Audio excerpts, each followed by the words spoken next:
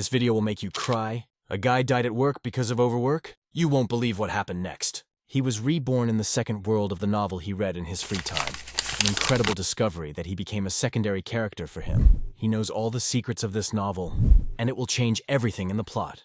10 things you didn't know are about to happen in front of you. Brew your kettles, like it because I tried, and let's go, my dude! The story begins unexpectedly. A glass with a drink falls on the boy's clothes, forcing him to stop in the crowd. The culprit of this mess was a girl who accidentally spilled a drink while trying to pass by. All this happened at an official reception, filled with noise and formal conversations. But the worst thing is that the water ruined the book that the boy was holding in his hands. Quickly heading to the restroom, he wondered on the way why these welcome parties for newbies were so exhausting. Entering the restroom, he only thought about one thing: how to escape from here as soon as possible. This evening was not a pleasant one, because 10 years in Noryanjin left him only despair before he could become a civil servant. Comparing his life with those around him, he felt its meagerness and emptiness. That is why, even at the party, he read a book to distract himself for a little while. And now, after cleaning his clothes, he went back. The night was already coming to an end, and the fatigue from the long day made itself felt. Descending the stairs, the boy held onto the wall, dreaming of escaping as quickly as possible and enjoying ramen with a martial arts book. On the first floor, he was met only by empty beer bottles and a few forgotten full ones. The others went to the second round of celebration, and he, without thinking, went home. In the cozy atmosphere of his own home, when he opened the ramen, he felt at home. Lying comfortably on the bed, the boy happily immersed himself in reading his book. The story in the book fascinated him so much that he turned the pages incessantly, not restraining his curiosity as to what would happen next. But suddenly, a surprise. The next page was completely blank. Where did the text go? With indignation, he began to shake the book, hoping to find at least one line. Didn't they seal it? So, negligence! How was this even possible? Muttered the boy, flipping through the book indignantly. In a fit of irritation, he threw the book on the floor, unable to contain his annoyance. After all, right now he had to find out whether the main character would survive or die. The hour was late, and he decided not to start a new book, but simply to go to bed. But the thought of why the story ended so suddenly did not give him peace. Having only closed his eyes, he suddenly woke up from a bright light that hit him right in the face. From what pores does the sun shine so burningly into my room? Thought the boy, shielding himself with his hand. He was surprised not only by the noise around him, but also by the fact that his hands were lying flat on the ground. When he got up, he noticed that he was dressed in completely different clothes and was in an unfamiliar area, where strange voices could be heard nearby. Before he could understand what was happening, he suddenly received a strong blow in the face from the boy who was standing above him. The pain from the blow spread across his cheek, making him wake up even more. What a strange thing! He had long hair. His clothes had changed completely, and the world around him seemed completely different. The powerful blow sent the boy flying back, smashing the wooden boxes behind him. The pain in his chin was excruciating, and blood gushed from his mouth, making him wince in shock. Who the hell is this? How could he sneak in so unnoticed? He thought angrily, still not fully understanding what was happening. The boy was in complete confusion. But when he opened his eyes wider, he saw legs and a vague silhouette of a man in front of him. Realization began to come. He is not at home. At first it seemed like a dream, so strange and unusual, but the pain of the impact was too real for it to be a delusion. Gritting his teeth, he decided to ask, "What the hell is going on here?" At that moment, it seemed that the head was about to explode. Strange memories flashed before my eyes. A little boy spills water, scatters food from the table. Children's laughter is heard. But what does it all mean? His consciousness was clouded even more if incomprehensible images appeared before his eyes. Sitting in the middle of the broken wooden crates, he began to realize that these memories were not his own. Everything became clearer. They belonged to a haughty and depraved guy named Yahello Mu Yang from Shandong province. Now this guy seemed to be about to enter the battle, and it was clear that he was going to be defeated by Baekri Jin. Then the main character began to understand that in front of him was the hero of the book he had read the day before. But why Mu Yang's memories were imprinted in his mind, he couldn't understand. The situation became even clearer. Baekri Jin was standing in front of him, and in his hands was a shining sword that radiated menace. In the glare of this sword, Yahello Mu Yang saw his reflection, and his heart began to beat faster. "Just don't tell me I've moved in with a martial artist," he thought as he felt panic wash over him. Recalling the text from the book, He remembered that it was at this moment that Yahello Mu Yang was supposed to die. But as it turned out, the hero survived, albeit with a crippled leg. Baekri Jin didn't seem to care at all. He just swung his razor-sharp sword in preparation for a decisive strike. It is logical that if he was inside the plot of the novel, then the story had to develop according to his canon. It is especially interesting that this is exactly the part of the book that he read at the official reception. What will happen next? Yahello Mu Yang, disregarding all the rules, boldly challenged Baekri Jin, an orphan who bears the surname of the Baekri family, although he is not its heir. For Jin, his honor was more important than any laws. But even Jin could not fully accept his situation.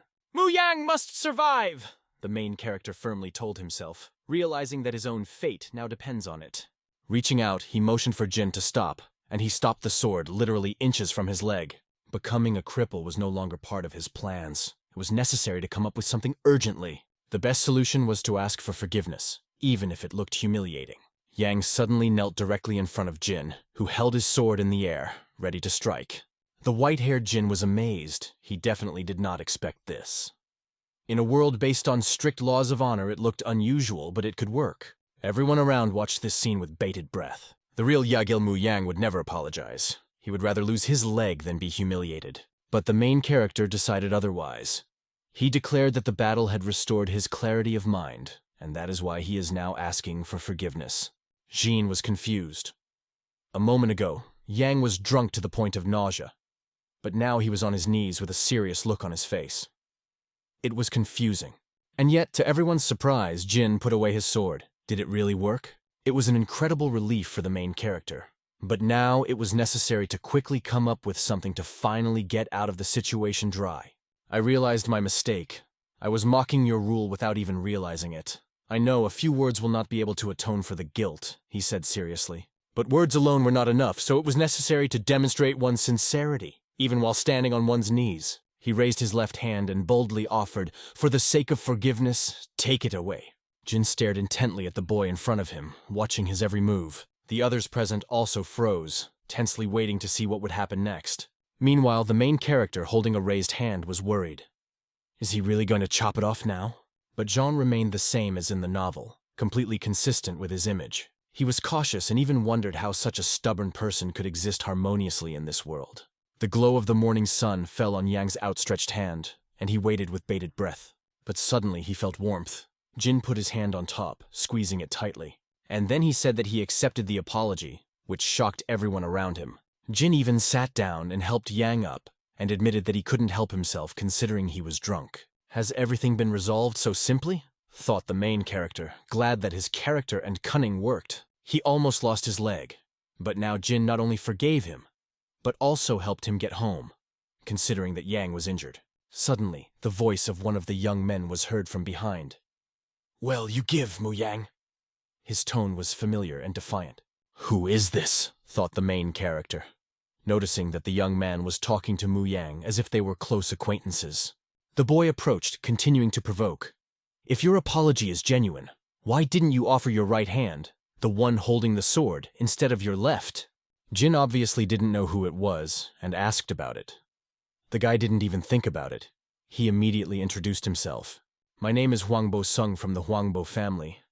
You must have heard of her influence in Shandong province, he added confidently. The main character immediately recognized this character. According to the novel, this is the one who only pretended to support Yang, but actually incited others. And even now, Sung did not stop his incitement. He seemed to flirt, which greatly annoyed the main character, although in the novel he behaved like a mouse before a cat. But still he continued to insist. It was necessary to get rid of the right hand. Although the main character knew that the truth was on his side, the situation was becoming tense. That scum has cornered me, he thought. But quickly gathering himself, he said, "It is more important for me how the person to whom I am asking for forgiveness sees me." With that, he glanced at Jin, sure of his reaction, and thought, "Well, take a bite, you idiot!" Sung, surprised, suddenly asked himself, when did he learn to talk like that? It is surprising because there was no such moment in the novel. Sung only observed and never intervened in the events. Has history changed? But at that moment, Jin stopped the argument, saying that he had received a sincere apology and did not intend to continue the quarrel any further. The main character understood that he had to get out of here as soon as possible. He began to squirm, clutching his heart as if he felt a sudden pain. Jin immediately picked him up, holding him tighter until Sung offered, "Let me walk him home." In the novel, the situation was slightly different, but the general dynamics of events did not change. Sung turned around and called Yunho Myun, a stocky boy with a scar on his face, for help. He responded without hesitation. The protagonist couldn't help but be happy to see Yunho Myung. After all, this is the same character who in the novel was a warrior with 1,000 flaming swords, who raided the Central Plains with Baek Ri-jin. For a hero who knew the context of the book, this situation seemed surprisingly ironic and even funny. As he left, Jin wished him a speedy recovery, adding, "Don't worry, we'll see each other again." When Jin left, the main character got into the carriage with Sung. Even now, he couldn't quite believe that he really found himself in the world of the novel as one of its characters. There was no choice. We had to come to terms with the new reality. From now on, he will have to live as Yagal Muyang. However, he was determined that he was not going to die as a victim of intrigue, and even more so, he did not want to remain a secondary character. For this, he needed to learn to survive at any cost. In the carriage, he realized that he was not traveling alone. Sung, looking at him, asked how he met Baek Ri-jin. Since Jin seems to have already forgotten about him, the main character decided to adjust to the situation, telling his version of this meeting. In reality, the real Yang abused his power by rudely insulting Jin, causing him to watch him with hatred. But the hero decided to tell the story from Yang's point of view. When he finished, Sung surmised, "Jin must be furious!" "You were just having fun, a little carried away, and this brazen boy brought you, the son of a noble family, to your knees," Sung exclaimed emotionally. The main character followed and supported everything Sung said, even if it contradicted the truth. Also, he remembered that in the novel, Sung tried to poison Jin, but ended up suffocating himself and dying, choking on his own poison. Although the main character knew that his actions could change the course of history, he wondered if he should interfere in the development of events. In his conversation with Sung, he gradually got to the point of asking him to provide security for extra security. When asked who exactly he wanted as a bodyguard, the main character replied that he already had a suitable person in mind. In the future, this person would be known as Yunho Myung, the 1,000 flaming swords. It was this guy that the hero called a good guy, and Sung agreed to fulfill his request without hesitation. The carriage ride ended, and Yang stepped out in front of the huge gate. He was scratched all over and his clothes were soiled from the adventures that had happened to him up to this point. Above the gate hung a sign with the inscription, "House of the Yagels." This was Yagal Muyang's house. Opening the gate, he entered and began to look around, looking at the familiar surroundings from the descriptions in the book. But he immediately noticed that he had a discrepancy with his own expectations. The house looked much more modest than he had imagined. Memories flashed in his head. His relatives had left him, each looking for meaning in his life. Someone gave him martial arts instruction. Someone left things. Someone gave this place as a gift, and someone left him. Only a cow. But there was a serious problem. He did not know where to look for his room, but suddenly he felt how his legs stopped obeying him. His eyes began to close, and the ground in front of him became closer and closer. After a while, he began to regain consciousness and opened his eyes. He jumped up sharply, noticing that his body was already bandaged, but he woke up for a reason. Glancing at his hand, he was relieved to see that it remained intact. Before that, he fainted because his body could not withstand the great stress. After regaining consciousness, he began to look around, examining his room with curiosity. Judging by the things around, it seemed that Young was a drunkard and a kleptomaniac. His body was bandaged, and he wondered, who brought him here after he lost consciousness? Maybe it was his parents, or so he assumed. To his right was a mirror into which he looked.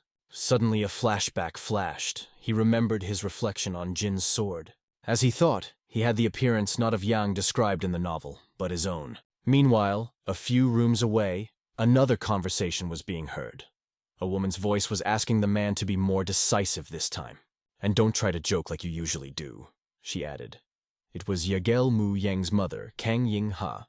She spoke to her husband, Yang's father named Zhong To, who excused himself as only trying to instill discipline in his son, taking care of him like the apple of his eye. However, he said that today he will express everything with all rigor. "Someone. But you will need determination," he jokingly replied to his wife. Both agreed that they needed to be strict with their son so that he would become a worthy man. He asked her not to worry and started towards Yang's room. At this moment, Yang was sitting in his room, deep in thought. He needed to remember and consider the content of the novel. Suddenly, there was a loud sound of an open door behind. He instantly jumped up, turned around and widened his eyes in surprise. A man stood in front of him and a woman behind him. They were still unknown to him. The man began to get angry and angrily turned to him. According to the book, after 10 years, something terrible was about to happen. Followers of the Blood Demon cult, hidden from this world, will unite. The cold and merciless North Sea Palace will be their base. The Potala Palace, where severe warriors who are not afraid of blood are gathered, will also join this conspiracy. Even the Primarch Palace, isolated by the nomads, will become their part. Their goal will be the Central Plains. But that's not all. Some of their forces are moving from East Muramu to carry out their grand plan to destroy Muramu. Their first goal will be the destruction of all sects and noble families. Among these families is the Yahello family. Now that he was in this world, the main character wanted only one thing: to live peacefully. Otherwise, he risked being the first to die here. Meanwhile, his enraged father looked at him as if he was ready to explode with anger, calling his son a viper. But Yang misunderstood. In fact, his father only wanted to hug him tightly, but he hugged so hard that Yang could hardly breathe. Meanwhile, a tear rolled down the mother's cheek. Yang finally realized that these people were his real parents. Raising their son was important to them, but they could not imagine seriously punishing him. His parents immediately put him on the bed, putting a cold towel to his head to beat a possible fever. It was strange for the main character to feel himself in such a situation, but at the same time he could not help but notice their sincere concern. The parents' reaction was explained by the fact that they considered him their real son and were worried about him. Revealing the truth meant taking a risk. They could either disbelieve or accept the truth, but their hearts would be broken. He realized that the best decision would be to remain their son, which was beneficial both for them and for his future. Gathering all his courage, he decided to tell his parents something important. He jerked up so fast that the towel flew off his forehead. "Mom, Dad, I'm embarrassed to tell you this," he began. Kneeling on the bed, he paused for a few seconds before continuing, "But I will stop my aimless ramblings." At first, the father could not believe what he had just heard from his son. Thoughts began to appear in my head that maybe Yang had suffered a head injury. Through their reactions, the hero realized what impression the real Yang left about himself. But he was quick to assure them that his words were not a preparation for admitting some serious mistake. He explained that he just suddenly realized the importance of changes in his life. Standing up and regaining his confidence, he announced in a sterner voice that it was time to reflect on his sins and start living with a clean slate. It doesn't matter what Jagal was like before. Now I have decided to live differently, he said, as if defying both himself and his parents. After this emotional conversation, after some time, he went to his father's room for further conversation. At that moment, the father, sitting in the background of an incredibly beautiful painting, asked Yang, "Are you going to meet that man who calls himself Young Warrior Beck?" Yang answered in the affirmative. He reflected on his guilt in what had happened, and decided that he should be compensated accordingly. His words made the father think and finally answer that he agrees to pay. At the same time, the father expressed doubt that Young would be able to manage everything himself. His skepticism was understandable. He even thought ironically, "Will the crayfish whistle on the mountain tomorrow?" Young couldn't help but be surprised. The father kept his cool even after all the antics of his stupid son. But Yang guessed that behind that smile was hidden not only the bravest of fighters, but also a person who bears a huge responsibility. Although Yagal Muyang died as an obscure minor character in the book, his family played a key role throughout the story. Young then asked his father for permission to ask another important question. He expressed his desire to access the heaven-level archives hidden in the family's vault. His father was even more surprised by his request than the previous ones. The heavenly-level archives were the true pride of the Yahello family, a treasure trove of ancient knowledge on astronomy, geography, and battle strategies. This is what made their family so powerful. Yang wanted to find the wish there, something the book mentioned as an accidental but very important find. Father warned that the vault was not a place where everyone could enter. He also asked if he correctly understood that Yang was expressing his claims to the position of head of the family in this way. With all due respect, Yang replied that it was not at all, assuring him that he had other intentions. Despite all Yang's arguments, his father refused him, explaining that his son does not have such high aspirations yet. Predictably, this complicated the situation. But Yang decided that he had to come up with something and convince his father. He explained that he can't give a clear answer about his intentions right now, but that doesn't mean he doesn't realize the value of the repository.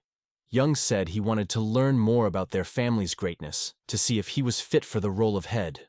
In fact, it was an outright lie, and even with exaggerations. Father insisted once again that there was no need to enter the vault for such purposes. But I can't find the records of our ancestors anywhere else, Yang insisted, adding that he would like to read them again. In fact, he was so eager to get to the archives because they might contain information about whose life he was currently living in this body. After the conversation, Yang went outside, thoughtful and a little disappointed. He understood that the father was amazed at the changes that had taken place in his son, but still remained cautious and doubtful. However, Yang had said all he wanted to, and now he could move on, leaving nothing but waiting. Some time passed and Yang's father was sitting with a cup of tea. He folded his arms and looked intently at the person sitting in front of him. It was Seo Do-han, the head of the Heavenly Level Archives security squad. His father summoned him to discuss a very important matter. He asked Do-han to determine if anyone who wanted to send Mu Young to the vault had bad intentions. The fundamental essence is the basis of many martial arts. Just touch it, and you will be able to emit and control any martial art. Taking a bite of his food, Yang still didn't believe this information, even though this was exactly the system described in the book he was reading. As he chewed, he reasoned that each character in the novel had their own way of developing and harnessing their inner energy, an important concept that runs throughout the story. Meanwhile, there were still a few morsels of food left in front of him that needed to be finished. The problem was that the cult leader knew about the fundamental essence. The book didn't say exactly when he learned about her, but one thing was clear. After that, he became very dangerous. This is why Yang realized that he needed to learn about this entity as soon as possible, in order to keep himself safe. There is a legend that one of the branches of the Yahello family, which belonged to the Danzang sect and the already extinct Quanzhen school, has a Heavenly Mysteries diary that explains the fundamental essence. To find out where this diary is, you need to get into the vault and read the memoirs of the second head of the Yahello family, Yahello Bina. Even cursing his fate, Yang still decided not to give up and went to the training room that was next to the house. Before him were gathered all kinds of weapons that he could possibly need. Amidst all this, he picked out an interesting stick that caught his attention. It was the same staff that Yahello Muyang had once used. He now understood the importance of training, from the basics that his relatives taught him to third-level techniques, as well as martial arts. Yang went to the training arena, remembering the words of the head of the family that the level could be raised to 6. He swung his sword, performing precise and masterful movements that became more and more perfect with each stroke. However, these were all just Yahello Muyang's memories that floated up in his mind from time to time. Yang sat in a meditative position, closed his eyes, and began to smoothly control his breathing. He could feel the internal energy circulating in his lower abdomen, but he couldn't call it his own until he truly mastered it. To do this, he decided to start with the basics, training the mind according to the Eastern Star method. Concentration was the key element, so he tried to concentrate even more. At the same time, it was necessary to focus on the internal energy, gradually purifying it in order to kindle a small flame inside yourself. This light blue flame had incredible power. His energy could awaken enormous power in the body, and the main character managed to start this process. Completely immersed in this feeling, he felt as if he had been practicing this for a long time. Next, Yang decided to go through the second and third levels of training, and the glow around his body began to grow. The blue flame turned into a bright fire, in the center of which was his body. That evening, under the moonlight, his heart literally burst into flames. After a while, when it was over, he was lying on his back, clutching his chest, dazed by what he had just experienced. He realized that this body had extremely powerful internal energy that the book didn't even mention. "What a fool I am," he thought, waving his hand. The previous owner of the body neglected his uniqueness and wasted his time on nonsense, not even knowing that he had the best body in the world of the hero. It really was a win tonight.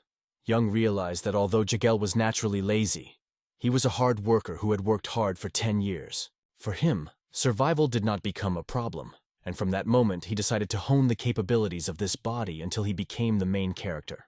With this determination, he fell asleep right on the spot, feeling satisfied with his decision. But in the morning, he was woken up by a voice that firmly said that you can't sleep here and it's time to get up. Yang was exhausted to death and thought irritably, who else did it get? A little girl stood in front of him, who warned him that if he continued to sleep in this place, he would simply catch a cold. It was Baek Ah. Upon hearing her name, Yang asked, to which she proudly replied, "Yes, it's me." Oops, it was Yagelmu Young's younger sister, a girl who did not want to share her parents' love with anyone and even pretended that her brother did not exist. But now, there was a real little cutie in front of him. Soon a man came up looking for a girl. Judging by his headdress, he was a cook. He took care of her that day, because she was still very young. Yang asked him what happened and why she was wandering around alone in the morning. The man was scared to death when he heard such a question from the young owner, and immediately began to apologize. With words of apology, he explained that he turned away to the kitchen, and she ran away. "Kill me for my carelessness," he exclaimed as he bowed to Yang. The reaction was quite surprising, and Yang thought that the real hero of the novel must have been an even more despicable character than the book described. Yang approached the girl, patted her on the head, and gently asked her not to walk alone like that again. The girl explained in a gentle voice that she just wanted to go for a walk. Then Yang took her on his shoulder and suggested that they go to the market, where they would buy anything she liked. He even promised to buy anything if she promised to obey him. The cook looked surprised at this because Yang did not look like such a good person at all. After a while, Yang talked to his father, asking permission to go to the market with Baek Ah. Father froze in surprise when he heard this request, but no, he didn't hear. Yang stood in front of him and continued to explain that he was also going to meet the young warrior Baek on the way, and Baek Ah, he wanted to take a walk. The father replied that there was no need to ask permission. You could go any time. In response, he heard from his son, "Thank you, father." However, the father decided, just in case, to send security with them. He was about to add so that Yang wouldn't argue, but before he could finish, his son immediately agreed. "I don't mind security," Yang explained calmly, surprising his father even more. The security guard was due to arrive soon, and here he was, standing in front of the gate, ready to accompany Yang. It was the same man with a scar on his cheek, and a look that radiated strength that did not at all suggest that he was weak. Some time passed, and they were already sitting in the carriage, heading to their destination. The little girl nestled comfortably in her brother's arms. Yang couldn't help but notice how quickly Sung had sent them an escort. Yunho Myung will of course be watching over him, just like the novel said.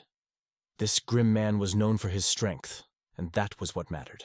In the book, Yunho was fascinated by Baek Ri-jin's character. Because of this, he even regretted serving Sung. Yunho eventually becomes stronger and joins Baek Ri-jin on their long journeys. Yunho was sitting in silence when suddenly a bag flew in his direction. With a great reaction, he caught it right in the air before it even landed, but he never understood what it was. It turned out that Baek Ah's belongings were in the bag: spare clothes in case of cold, personal cutlery, and other small things. And why do I need it, Yunho thought, not understanding why he was now holding this bag in his hands. Yang explained it, but not immediately. At first, he simply asked Yunho to turn on his head faster. "You're not a guard today," Young said. "Today you are a nanny." Baek Ah just smiled sweetly with her charming eyes, and Yunho was literally speechless at that moment. Soon they arrived at the White Cloud Hotel. Young was sitting on his lap with his hands on the little girl's shoulders, while the healthy and stocky Yunho stood right at the entrance. Young had one important business that he asked Baek Ah to go out with this uncle for a while. One had only to look at this uncle, how creepy it was. As soon as Yunho turned around, Baek Ah instantly hid behind her brother. Young came closer and softly whispered to Yunho to change his expression a little because there was a small child in front of him. He raised his hand and, looking rather awkward, began to wave it. And Young, looking no better, began to explain to his sister that this uncle wanted to play with her and buy any sweets. Baek Ah listened with interest, hearing that she would be able to visit the store with him. She finally calmed down a bit and nodded in agreement. Yang then took out a small bag of money. He explained to Yunho that it was money for sweets and asked him to go to the bookstore with Baek Ah. "You can take what's left," Young added. At this point, they waved each other goodbye. Now Yang moved on, for it was time for a more important meeting. His goal was to see the main character of the novel. It was Baek Ri-jin, the legendary personality Young was looking for. Baek was a protector and a hero destined to stop the blood demon cult. But no less important was the history of its formation, because it had one of the fundamental essences. Yang was not naive enough to take on a mission to save the world or become an expert in martial arts. Instead, he decided to be the person to guide Baek down that path. Young chose to follow the plot of the novel, only slightly changing the parts that directly related to him. That is why he decided to get close to Baek Ri-jin. Knocking on the door, he saw a white-haired boy who turned out to be Jin himself. Beck was surprised to see Yang at his door. Opening the door, Yang said, "We've met before, young warrior Beck. I want to tell you something important. Do you mind if I come in?" Beck, although a little confused, did not refuse, and Yang entered the room. It was immediately noticeable that the room was filled with books. Everything was exactly as described in the novel. Beck is alone here and spends all his time reading. Although everything fit the description, Beck still didn't understand why Yang had come or how he even found him. Yang threw a bag of money on the table, which spilled out a few coins, and began to explain that he had come to give the money as a sign of forgiveness for what had happened earlier. Jin listened to him in silence, realizing that Yang had come a long way to this end and accepted the apology. However, he refused to take the money, asking Yang to take it with him. Yang was ready for it. He knew that Jin would refuse, so he planned a different approach in advance, following the plot of the novel. "Then, let's do this," Yang suggested. "I heard you paid a hefty sum for compensation for the hotel room I destroyed. If you're not busy right now, why don't you come over to my house?" These words were part of his plan B. He wanted to keep the money and win Beck over to his side at the same time. However, Beck politely replied that he had no intention of bothering Yang. "Damn it, there's one last chance," Yang thought. He decided to ask Bayek to help his younger sister, Beck Ah, with literature in her spare time. Yang knew that Beck definitely missed his younger sister, who was the same age as Beck Ah when she was in the dance-on sect. Jin thought, thinking out loud that it wasn't going to be easy. How can you live under the same roof with a warrior like Beck, he pondered. After thinking for a few minutes, Beck replied that he needed to think it over. This is progress, Yang thought. He agreed aloud, saying that Beck could think as much as he wanted. He also continued to express his desire to have a good relationship with him. Meanwhile, the full moon was shining outside, and the sky was full of stars. Under this starry sky stood Sung, who was approached by a familiar boy. Sung turned and said, "Oh, you came. I was really waiting for you." This guy was Yunho Myung, whom Sung summoned to hear how Yahello Yang was doing. Yunho Myung immediately began the report by announcing that Young had met with Baekri Jin today. Sung realized that he didn't even have to force Yang to do this. He decided to go to the meeting himself. "And what happened afterwards?" Sung asked, and the question caught Yunho off guard. "I didn't notice anything remarkable after that, sorry." Yunho replied, feeling tense. Sung, exasperated, snapped at him to put his report away. "I've been waiting all day for you to hear this nonsense, and I paid you. For what?" He was indignant, but Yunho explained that the circumstances were unusual. What other unusual circumstances? Sung did not understand. Yunho began to remember how he took care of little Beck Ah all day. She dragged him from one shop to another, and it took up all his time. He couldn't explain it clearly, but Sung, after thinking about it, agreed to give him another chance. He ordered Yunho to talk to Jagelmu Young to get revenge on Baekri Jin for the humiliation of being forced to kneel. Yunho questioned why Sung was so fixated on Jin. "I didn't like his look. He made me want to crush him no matter the cost," Sung replied coldly. "But why do it yourself? Isn't it more interesting to do it with Yang's hands?" he added smugly. This explanation annoyed Yunho Myung. He felt indignant because he understood that Sung was using him and making him a laughing stock for such a small thing. Yunho Myung was well aware that there was nothing he could do about the situation at this moment. The reason was simple. He needed money, and a lot of it. The next morning, Yunho Myung and Yang were holding wooden swords while training in the fresh air. It was the beginning of the day, and they needed to warm up and remember the basics of swordsmanship techniques. Yang was surprisingly skilled and quick with his sword. So much so that Yunho even had to dodge his blows. However, Yunho's reaction was perfect, his keen eye noticing things that a normal warrior couldn't. He managed to dodge Yang's flying uppercut, sidestep him, and go behind him. With a light stroke of the wooden sword, Yunho touched Yang's head, showing his superiority. Afterward, he called Yang pathetic, and proceeded to explain that Yang was opening up with every punch. He also emphasized the importance of synchronizing breathing with movements. "That's the only way you'll get faster and stronger," he concluded as he continued training. Baek Ah watched all this from the side with her mouth open, fascinated by their skill. Training went on again and again. The blows with the wooden swords were precise, skillful, and incredibly beautiful. But in the end, Young was again knocked to the ground, where he remained lying, no longer having the strength to rise. At the same time, Yunho didn't even use his full strength and didn't make any concessions. However, no one could take away the pain in the hand with words. Yang could still feel him and was holding onto his arm, which was hurting badly. At that moment, Yang asked Yunho to train with him the next morning. Yunho was surprised and asked if it was really necessary, to which Yang replied, "If you don't want to, you can go back to Huangbo Sung." Hearing this, Yunho reached out and helped Yang up from the ground, adding at the same time, "Tomorrow will be even more difficult." But Yang wasn't going to back down, realizing that it would only make him stronger and better. Holding Yang's side, Yunho took another look at him and noticed his heavily pumped chest. He concluded that Yang's body was much stronger than he expected. Given Yang's basic physical strength, agility, and muscle mass, it was hard to tell that he was just a womanizer and drinker. His skill, worthy of a young master of a noble family, became clear. But even with that, Yunho still didn't understand why Yang had such a strong desire to train. Wouldn't it be more fun to hang out with Master Sung? Yunho thought, and decided to ask Yang that. Yang replied that he was also wondering why things had suddenly changed so much. Such was their conversation when they reached the house of the Jagels. Waiting for Yang, there was his father, who had already heard about his training over the past few days and was curious if there was any reason for it. Yang didn't know what to answer, so he said that there was no reason. Everything happened spontaneously. He also added that he regrets the time he spent as a rich snob. "Is it because of what happened at the hotel?" thought the father. To this, Yang replied that nothing else would have pushed him to change like this. He also noted that, like a silkworm emerging from its cocoon, it needs time to find answers to many questions. And he added that now, he's trying to make better choices and look for optimal ways to find his true path. After hearing his son's words, the father also decided to be frank. He said he appreciates it very much, but has no intention of handing over the most important family heirloom to him just yet. The reason was that he had trusted Yang for a long time and invested a lot in him, but he did not bring the expected results. However, now he began to think about changing his mind. These words were of great importance. Yang froze in anticipation, listening with trepidation to what came next. And so it happened. The father gave his son permission to visit the secret storage. Yang thanked him sincerely from the bottom of his heart. He bowed low to his father, standing behind him, and promised that he would not disappoint him again. "I really hope so," answered Jagal Chong, putting his faith in his son.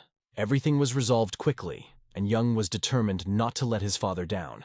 He was sure that he would live up to his expectations, although he did not plan to claim the role of the head of the family because he did not see any sense in it for himself. Some time passed, and the head of the secret intelligence unit in charge of the heaven-level archives, Seo Dai-han, was sitting in front of Jung. He explained that the young master, despite his close relationship with him, showed no interest in the secret vault. However, there was something important that Seo decided to tell Jung, but he agreed to reveal this detail only after observing the young master a little longer. The head convinced that if it is so important, then it is better to tell everything now. Jung himself, the more he thought about it, the more he wondered, who could have imagined that his son would change so much? The main question that troubled him, does his son really want to pay him back for years of false trust and love? Han later found himself on the street and walked beside Yang, instructing him to watch over him. When he came closer, he didn't even say hello. However, this was expected, because Yang understood that his father was standing over him. When recalling the plot of the novel, he remembered that Seo's head did not appear at the beginning of the story, making him seem like a minor character. But in the second part, he began to perform various tasks as a henchman of his father, that is, the head. Also, Seo was the head of the secret intelligence unit that protects the Sky Archives, so he was the one who allowed Yang access to the vault. Did you manage to gain even a little of his trust? Although Yang was still not interested in the position of the head of the family. As he continued walking, Seo turned to the young master. Seo turned to Yang with a warning that if he wanted to look at the records of the previous family heads, he must remain in the vault under the supervision of his unit, and refrain from any records. Hearing this, Yang immediately threw away all the leaves and the brush he was holding. With a stern look, Seo continued to explain. The vault has 2 underground floors and 2 above-ground floors. Weapons handed down to the family are stored on the first underground level. On the second underground, valuable elixirs, access to which is strictly limited. The first ground floor is dedicated to the main office of their division and also contains a library with books of various disciplines. Continuing up the stairs to the second floor, Seo began to talk about him as well. On the second ground level is the most secret vault, access to which is carefully guarded.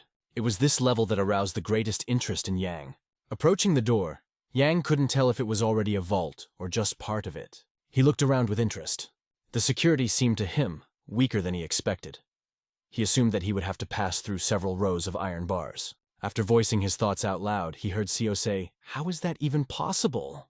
At that moment, Seo uttered only one word. Bizo. It was the name of the girl who immediately appeared as if teleported through the door. Yang was surprised by her sudden appearance. He just thought, what the hell? She just walked out the door? A slim girl with a sword strapped to her belt appeared in front of Yang. Her graceful figure could make anyone lose their head. She dropped to one knee in front of her master, silently waiting for his further orders. Seo turned to Yang as he said, "At our will, the vault can turn into a sky fortress." Seeing no point in explaining the details, he took out the keys to open the giant door. As the door began to slowly open, Seo added, "You'll find what you're looking for here." Now it became obvious why this place is called a secret storage. All Yang could say as he looked around was, "Wow!" No one could have thought that there would be something like this on the second floor. No wonder the family was considered noble. Perhaps this is why they are still called the Hidden Dragon family, even though they are no longer among the top 3 families in Shandong province. As soon as Yang touched one of the doors, Bizo appeared out of nowhere and said that you can't come in here. She asked him to go to another room.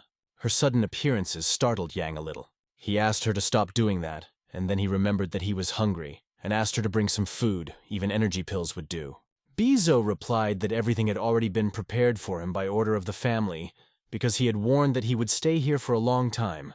However, Yang himself was not going to spend too much time here. His goal was specific: to obtain the memoirs of the second head of the family, Yahello Bina.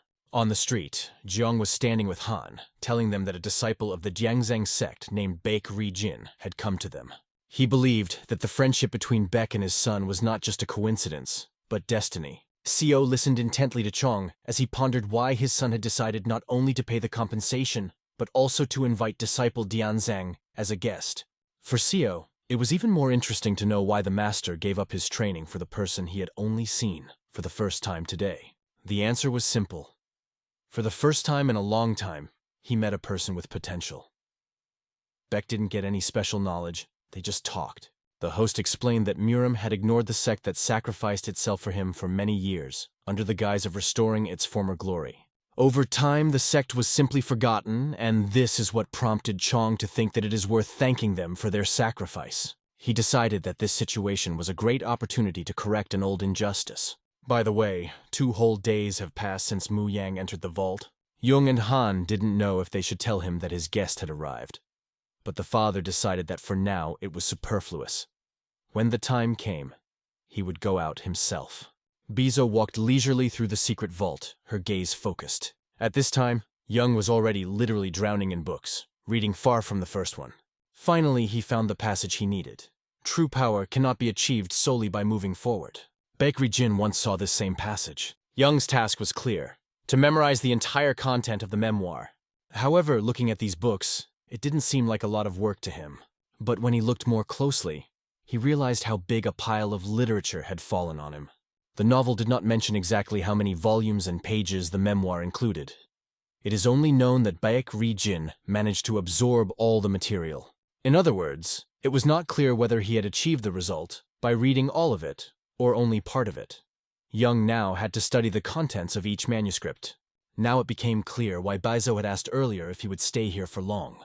At this time, Bizo was standing under the door, hearing Yang say behind them, "Get together!" He said these words to himself, trying to convince himself that he would be able to remember everything.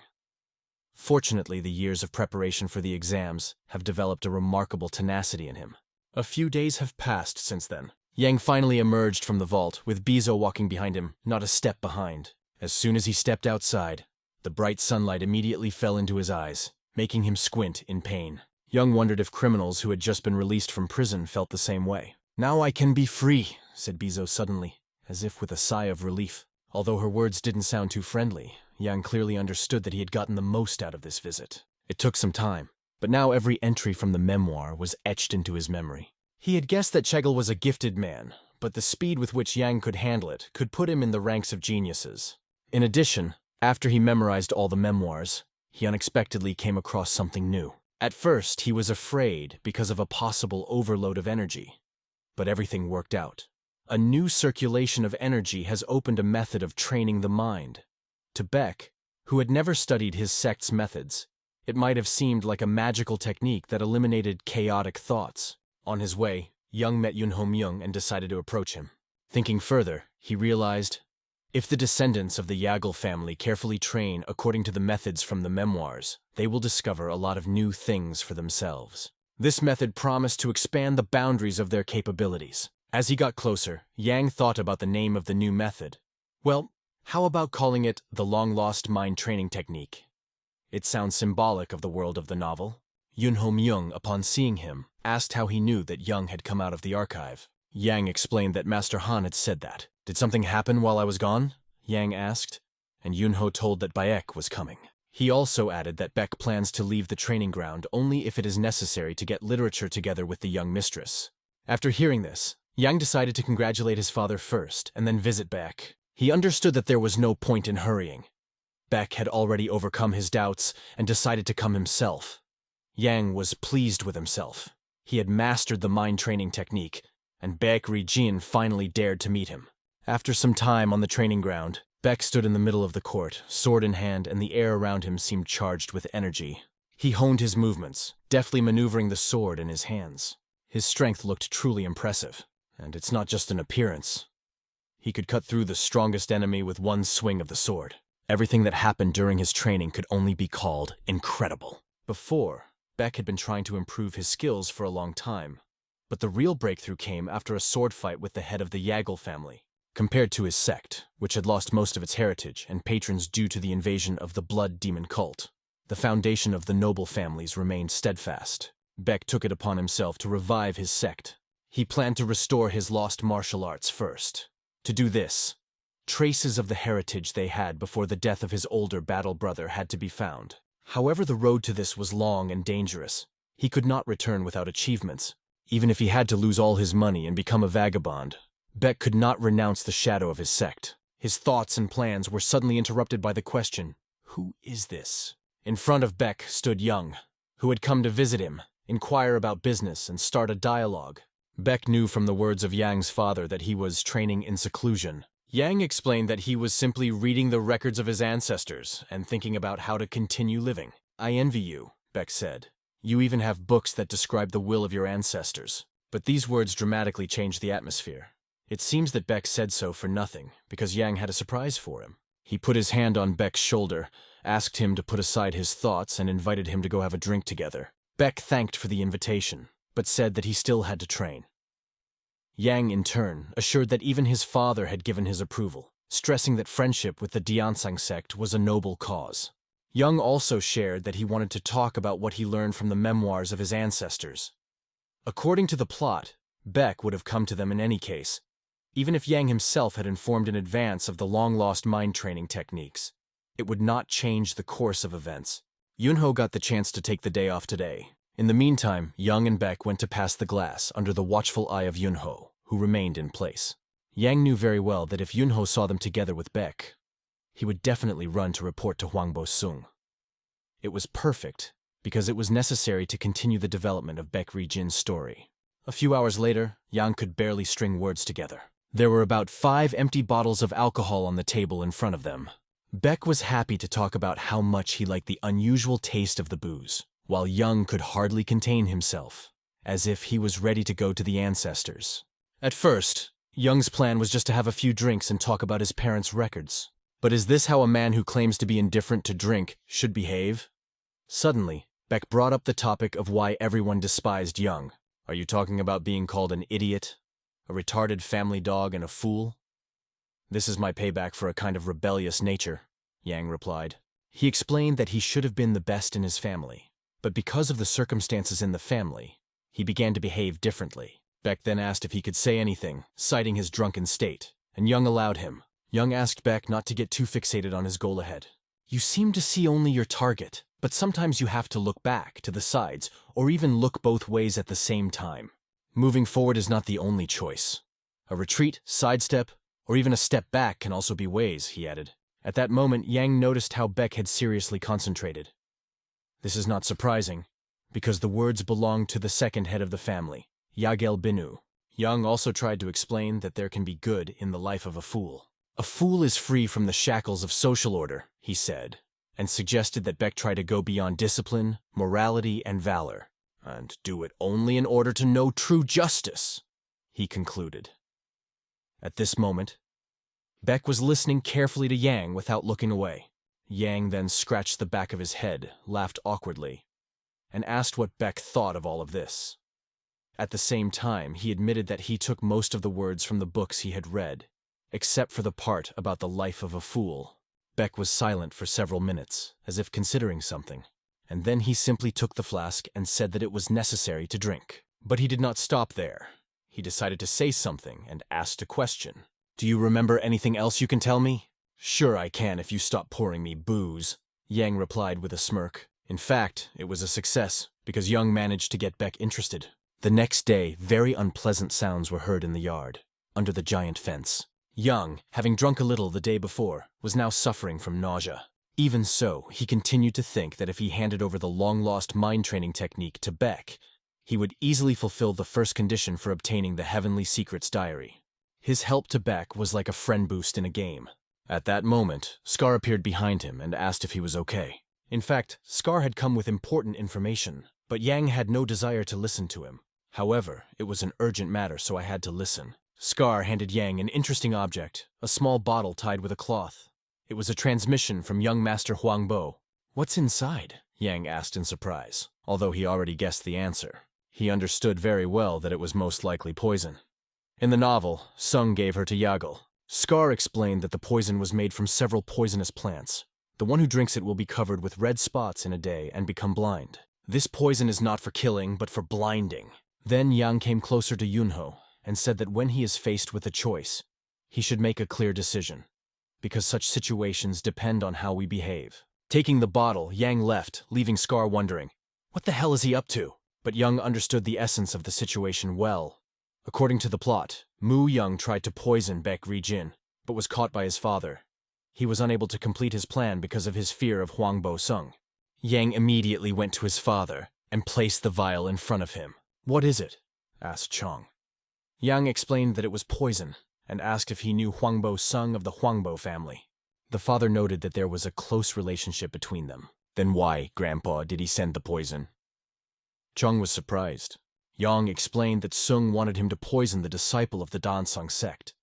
This infuriated the father, and he asked why it was necessary. Young explained that this was due to Sung's initial dislike of Bayak. Zhang, enraged, only asked his son to leave, saying that he would deal with it himself. However, Yang disagreed. He said that children's quarrels should not affect the relationship between families. Then he added that he had an idea that his father seemed to already want to hear. Hero Mu Young was severely punished by family rules after his attempt to poison Bayek Rijin. In the end, the father found out where the poison came from.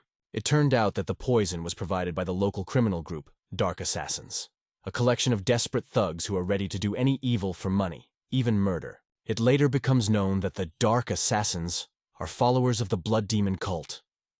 But no matter how hard they tried, no traces of their activities could be found. Instead, they discovered client lists that included the names of noble families, including Huangbo Sung.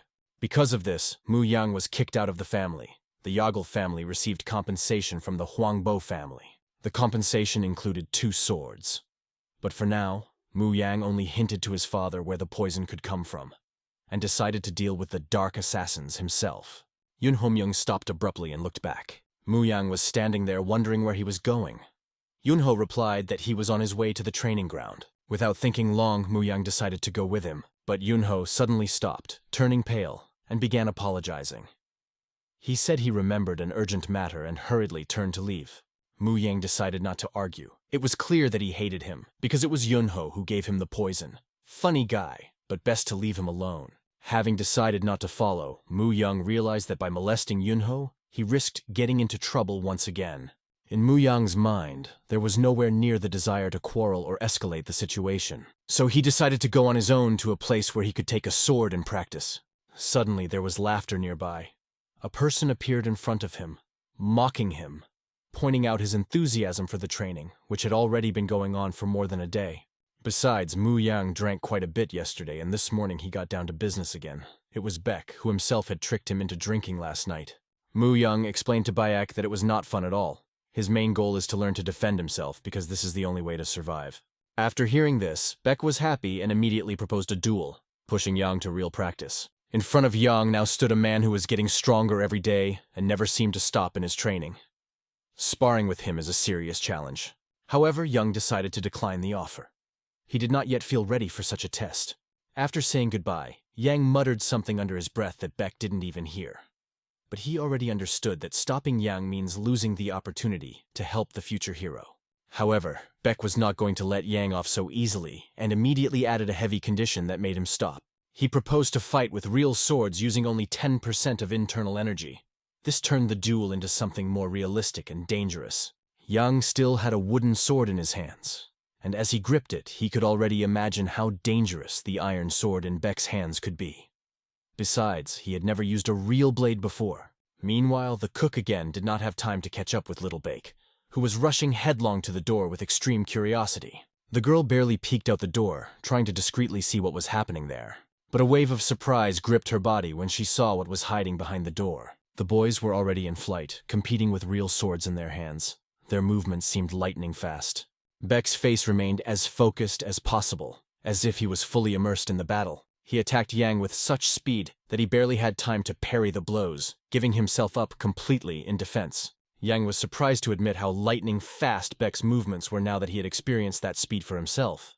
Yang tried to increase the distance by backing away, but Beck did not let him rest, unceasingly swinging his sword. In a moment, the sharp blade of Beck's sword was literally a few centimeters from Yang's nose. Yang miraculously managed to take a step back, trying to bounce away, even though it seemed impossible. Maybe Beck just decided to give Yang a chance to continue the fight by holding his jab. Yang managed to increase the distance between them, although each step back was given to him with great effort. But the more he retreated, the faster Beck attacked, forcing him to look for a new plan of action. Realizing that he needed to act differently, Yang focused on analyzing how to stop this formidable opponent. He weighed all the options and decided to take a risk. To get closer, using the first stage of a technique he had been learning for a long time. Gaining courage, Yang went on the offensive, deciding to act boldly and decisively. Meanwhile, the cook and Little Bake watched this exciting battle with admiration. However, it was difficult to call it observation. The speed of the opponents was so crazy that their movements could hardly be seen. The cook even asked Beck if it was really the same person she knew before, because Yang seemed completely different. Their swords were like two angry beasts charging at each other with all their fury. A smile lit up Yang's face, even with the frantic speed and tension of the battle.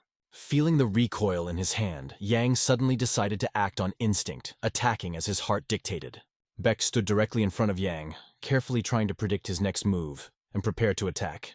But suddenly, Yang felt a strong blow to his legs, which made him lose his balance and stagger. He fell to the ground, and his sword flew senselessly into the air and, hitting the tile, fell out of his hands.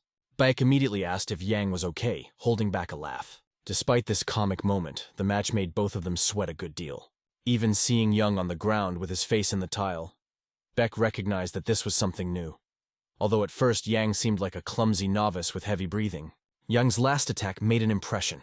If he perfected it and used all of his inner energy, it could be a decisive blow. Raising his head, Yang apologized and immediately asked to be helped up, not hiding his defeat. However, the more Beck talked to Yang, the more this guy confused him. Yang created a lot of problems, but at the same time remained calm.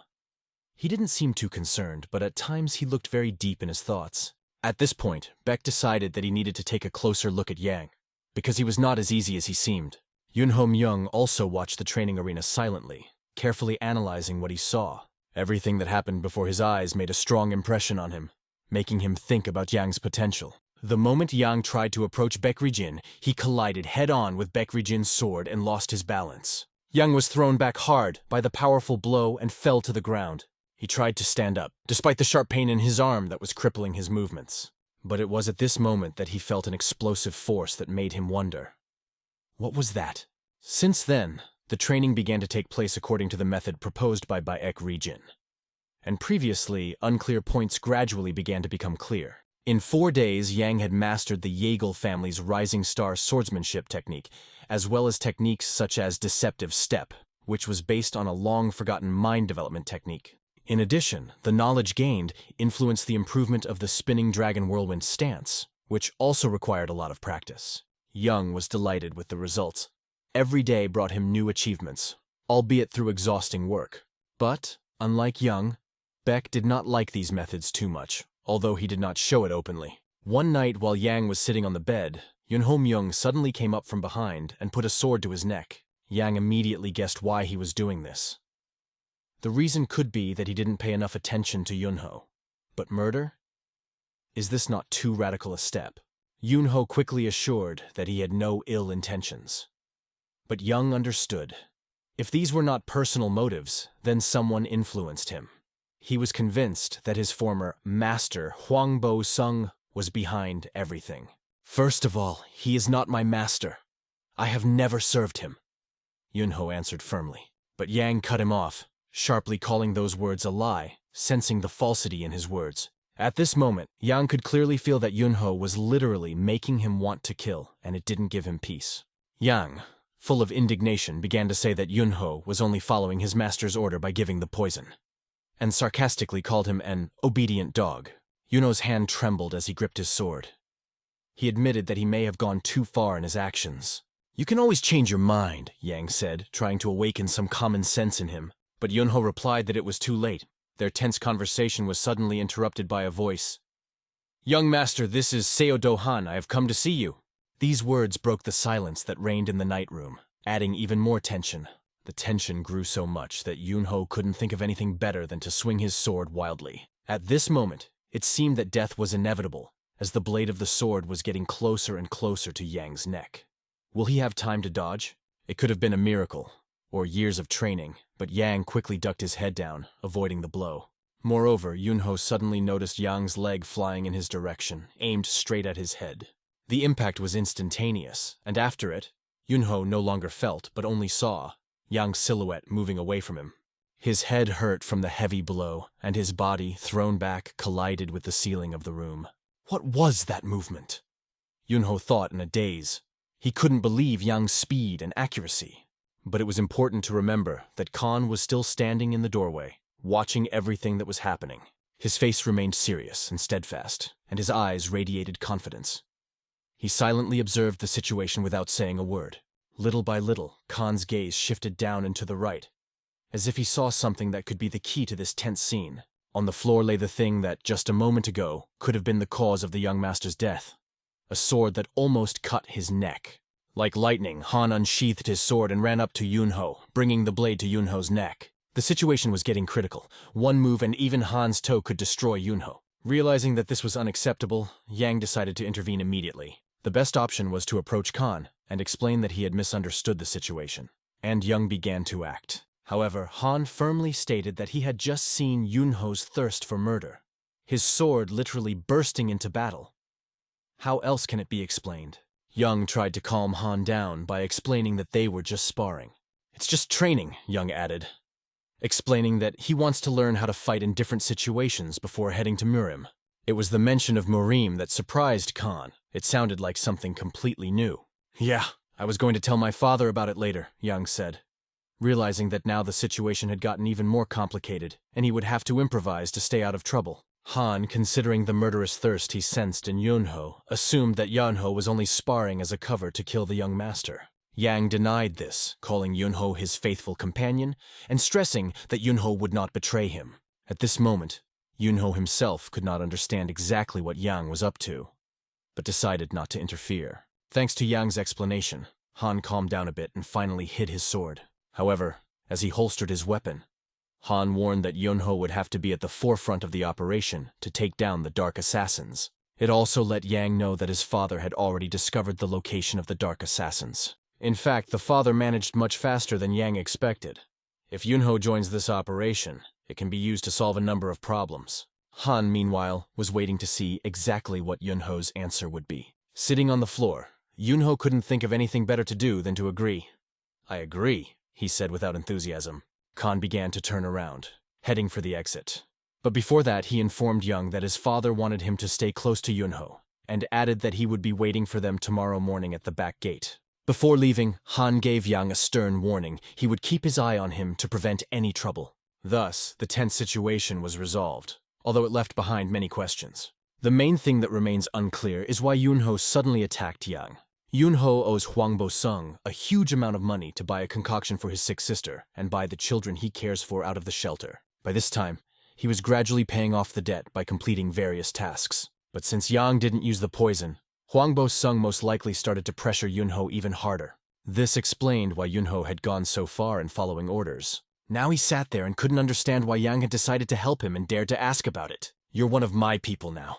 I can't stand by and watch Huang Bo move you around in silence," Yang replied firmly. "If you agree, you will go to the front, and I will deal with your debt to him." That was Yang's condition. Yunho had no idea that Yang already knew about his situation and fought for him in advance. Yang explained his position clearly, laying out everything on the shelves and proving that the reason for all this was Yunho's debt. However, Yunho didn't believe that Yang would be able to help him because the situation seemed hopeless. He understood that even the cheapest concoctions cost at least 30 silver yams, which was a huge amount. For comparison, an ordinary person earns about 10 yams per year. Despite everything, Yang gave Yunho a choice, offering to decide whether he wanted to break free from Huang Bo-sung. After that, Yang turned around and started walking, warning that it was all up to Yunho to decide. The situation in which Yunho found himself was difficult to the limit. A real struggle for survival. After finishing the conversation, Yunho followed Yang and unexpectedly met Baek Ri-jin while walking along the road. Baek stood under the pillar as if he had been waiting for Yunho for a long time, leaning on him thoughtfully. As soon as Yunho got closer, Baek said, "If Yang hadn't forgiven you, I would have killed you." He added that the kindness Yang had shown to Yunho deserved devotion and unquestionable gratitude. However, Yunho just continued walking in the other direction in silence, avoiding a reply. Meanwhile, a group of people in dark suits gathered together. Their leader explained that the next goal was the east, the mountain of the 1,000 Buddhas. It is there, at the top, that they will attack the base of the Dark Assassins. Khan clearly dictated the rules, reminding us that the mountain can appear invisible. However, there is a magic field there, an absolute mirage created by the Dark Assassins, which hides the stairs leading to the cave. Yang was also standing in the crowd of those in dark suits. He stealthily looked around, trying to find Yunho, but he did not appear. Khan continued his explanation, stating that their main goal was to destroy the magic field before sunset and finish off the Dark Assassins. Yunho was assigned to lead the front ranks, who was supposed to lead the soldiers into battle. And finally, he appeared. Dressed in black, with a scar on his face from a hard battle and a sword hanging from his back. However, Yunho did not come alone. Khan was ready to introduce another ally. A disciple of the Diansang sect is Baek Ri-jin, who also joined them. He stood next to Yang, ready to work together. With the appearance of Baek Ri-jin, everything began to follow the plot of the novel, exactly as planned. Of course, if the main character's memory does not fail, everything happens as it should. Finally, Khan ordered the squad to head to the top of 1,000 Buddha Mountain, where a decisive battle awaited them. Pushing off the ground, not afraid of the coming battle, each of them bravely went forward. Their main trump cards in this battle were Yunho and Baek Ri-jin. Both were incredibly strong fighters, capable of reversing any course of events. They set out for a distant peak that had yet to be reached given the height of the mountain. However, it was not a problem for them. They moved so fast that they disappeared from sight almost instantly. Yang remained standing still. The problem was, Yang couldn't use Qinggong, and realized he would have to ask Jin to bring it up.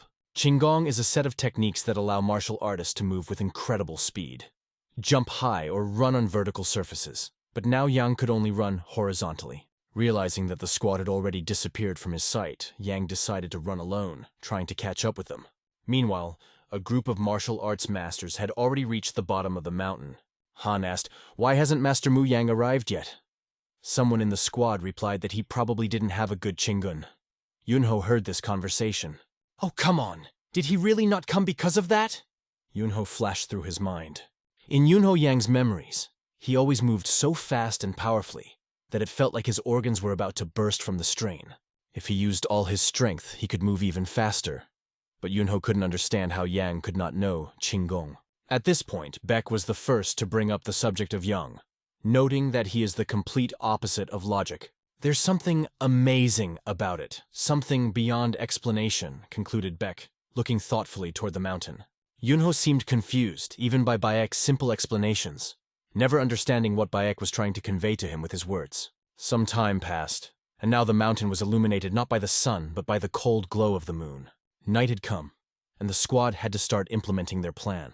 But Yunho still couldn't understand why Yang was acting so chaotically, because soon they were about to break into the enemy's base. Meanwhile, Yang continued to catch up with the squad, moving as fast as he could. However, he was aware that he needed to hurry even more, because if everything went according to the plot of the novel, Baek Ri-jin would surely destroy the base of the Dark Assassins, but leave their leader alive. It was important to consider that the cave inside resembled a tangled labyrinth. Unlike the others, Yang wasn't just an ordinary squad member, and not even like Baek Ri-jin. His main advantage was that he knew exactly where to look for the Dark Assassin chapter. So Yang had to act quickly to block the chief's escape route and capture him. After running another few hundred meters, Yang suddenly stopped in front of the water that appeared in his path. But it only confirmed that he had reached the place where he planned to go. He had found the right direction. In front of Yang, a boat was moored on the water with a pair of oars waiting for its time, tied firmly to the shore. According to the plot of the novel, he knew that the head of the Dark Assassins was planning to escape through the cave, using this very boat. But if the boat is gone, the head will have no way to escape. Realizing this, Yang knocked out the stake to which the boat was tied. Yang's next task was to find a way out of the cave. He set out on his quest, confident that this would not be a problem for him. In the novel, it was noted that the exit would be down the slope, among the nameless graves that Yang was now walking through. After walking a certain distance and climbing a mountain, he finally reached a place from where he could clearly see the desired location. A cave could be seen just a few meters above. The entrance to it was almost walled up, but Yang understood that somehow it was necessary to get there. Having reached the cave, he knew that he had to take one important thing from there. Meanwhile, the people in the cave heard a noise that attracted their attention. There were 3 men inside. One of them was a big guy with an eye patch, looking like a pirate. His companion stood in front of him, and a third came in with the news that the magic field at the entrance had been destroyed. The bald big man, who was the head of the Dark Assassins, immediately ordered to prepare for a retreat. He was asked what to do with the sword that had just arrived. He cold-bloodedly ordered to get rid of everything that has no special value. In addition, the head ordered to kill everyone who saw their faces or was involved in the auction. His subordinates were tasked with going out and destroying all the witnesses in this area. The bald head couldn't even guess who had managed to destroy the magic field, but he was filled with a bad foreboding that something was bound to happen. While his subordinates were already fighting, he stood still, clutching a strange vial in his hand. He didn't care about all other things. Keeping the vial was his main task.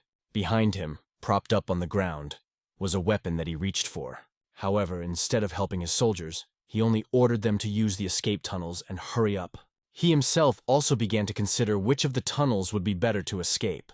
He did not have to think for a long time. He immediately ran away. At this time, the squad brought by Khan had already entered the cave. After seeing inside the bodies of the victims, Khan realized that these scoundrels killed everyone who participated in the auction and fled deeper into the cave. Luckily, Beck found the records of the deals that were left here and gave them to Khan. Meanwhile, other members of the detachment had already discovered where the enemies had fled. The problem was that the path was blocked by a complex granite mechanism. The thickness of the wall made it almost impenetrable. Even Yunho and Beck admitted that it would be very difficult to break through. But Khan categorically stated that this was not the end, and ordered to find a way to make a way for himself. He only asked everyone to hurry, because time was running out. The squad had already started discussing Mu Yang's absence. Did he get scared and run away? Was the question that cast doubt on his reputation as a genius capable of leading the family to greatness. At this moment, Yang was standing in a cave in front of a box filled with jewels that shone like the sun crumbling at his feet. However, what he was looking for is not here. There were only silver yams in the box. There were many of them, but Yang was looking for something completely different. In the future, the Huangbo family will find 2 ancient swords, which they will give to the Joggle family to keep and hide what happened. These were not just ancient swords. They had to be obtained as soon as possible. Standing in the cave, Yang tried to recall the description from the novel. He clearly remembered that the swords had been found in the foxhole of this cave. But what has changed here? Suddenly, he was overcome with the feeling that someone wanted him dead. In the same place, at the same moment, who was behind him? Turning around, Yang saw a bald man. The glow from the torch reflected off his head, creating an eerie atmosphere. Looking at the stranger, Yang assumed it must be the head of the Dark Assassins, Wang Chong. The book didn't tell much about his power, as he never appeared again after escaping on the boat, but he looked powerful enough. Since he is here, the raid has already entered the cave. In such a situation, Yang had to buy time until Chief Han reached the place. However, Wang Chong's men immediately began attacking Yang, forcing him to dodge and defend himself. But suddenly Yang, stopping sharply, shouted, "Stop!"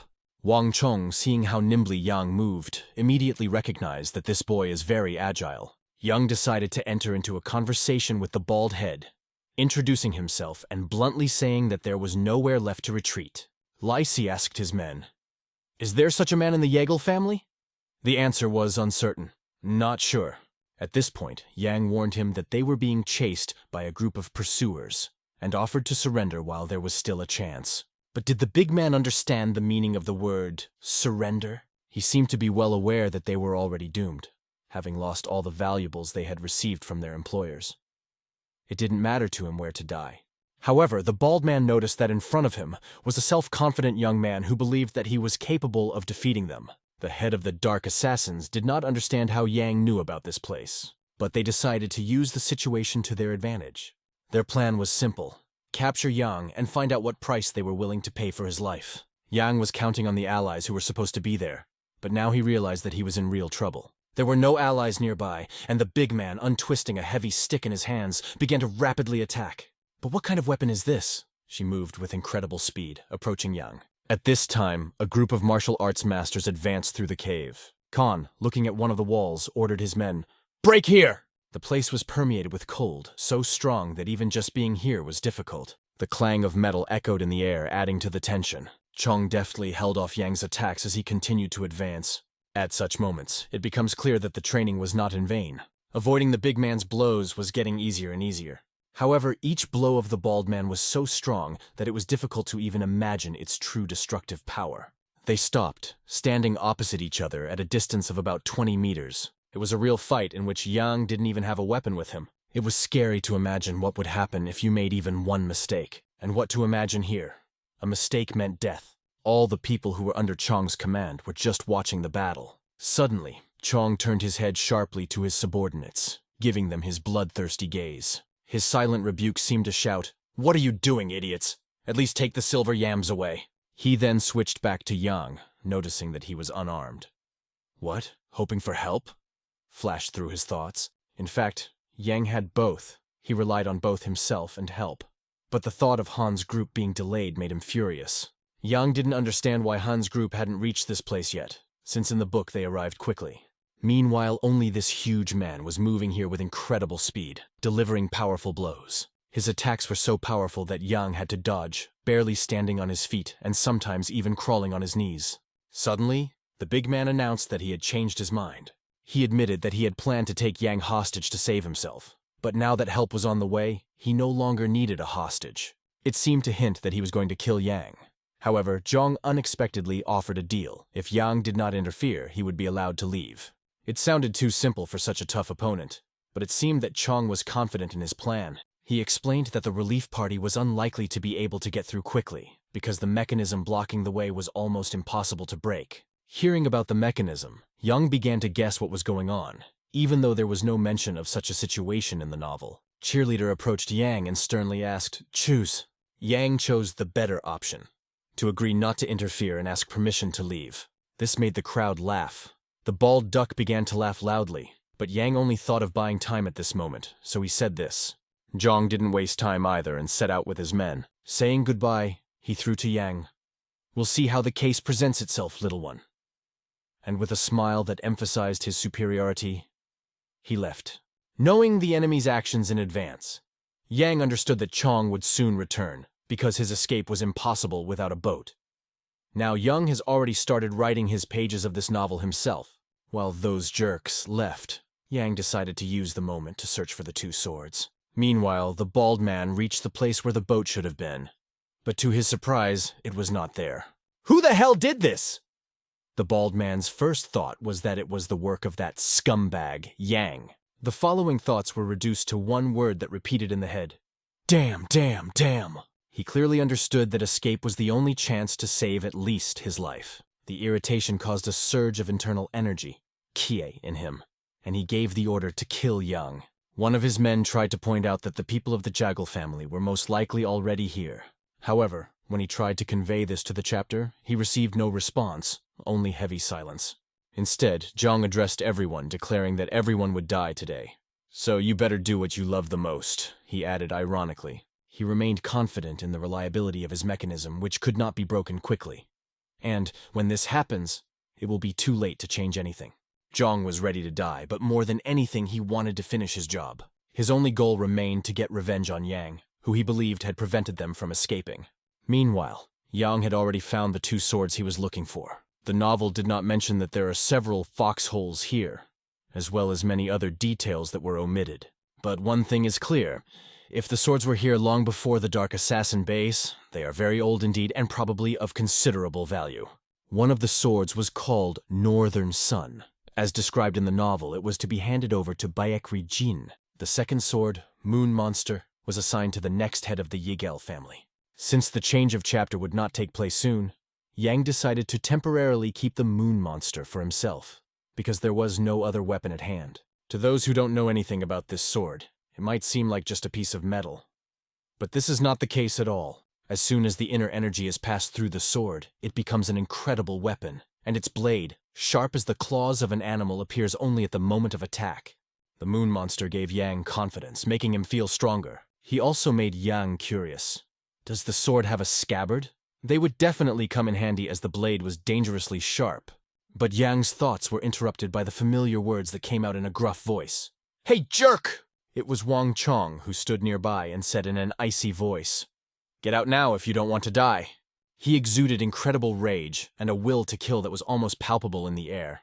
With Yang holding the Moon Monster in his hands, he will have to engage in battle with Wang Chong and his subordinates, the Dark Assassins. The ominous silence before the storm was broken by an explosion of action. Bald sneered at Yang, asking, "Which is better, killing you now or waiting for those bastards from your family to come?" At this point, Yang defended himself in every possible way. He displayed his sword in various positions, trying to block the attacks.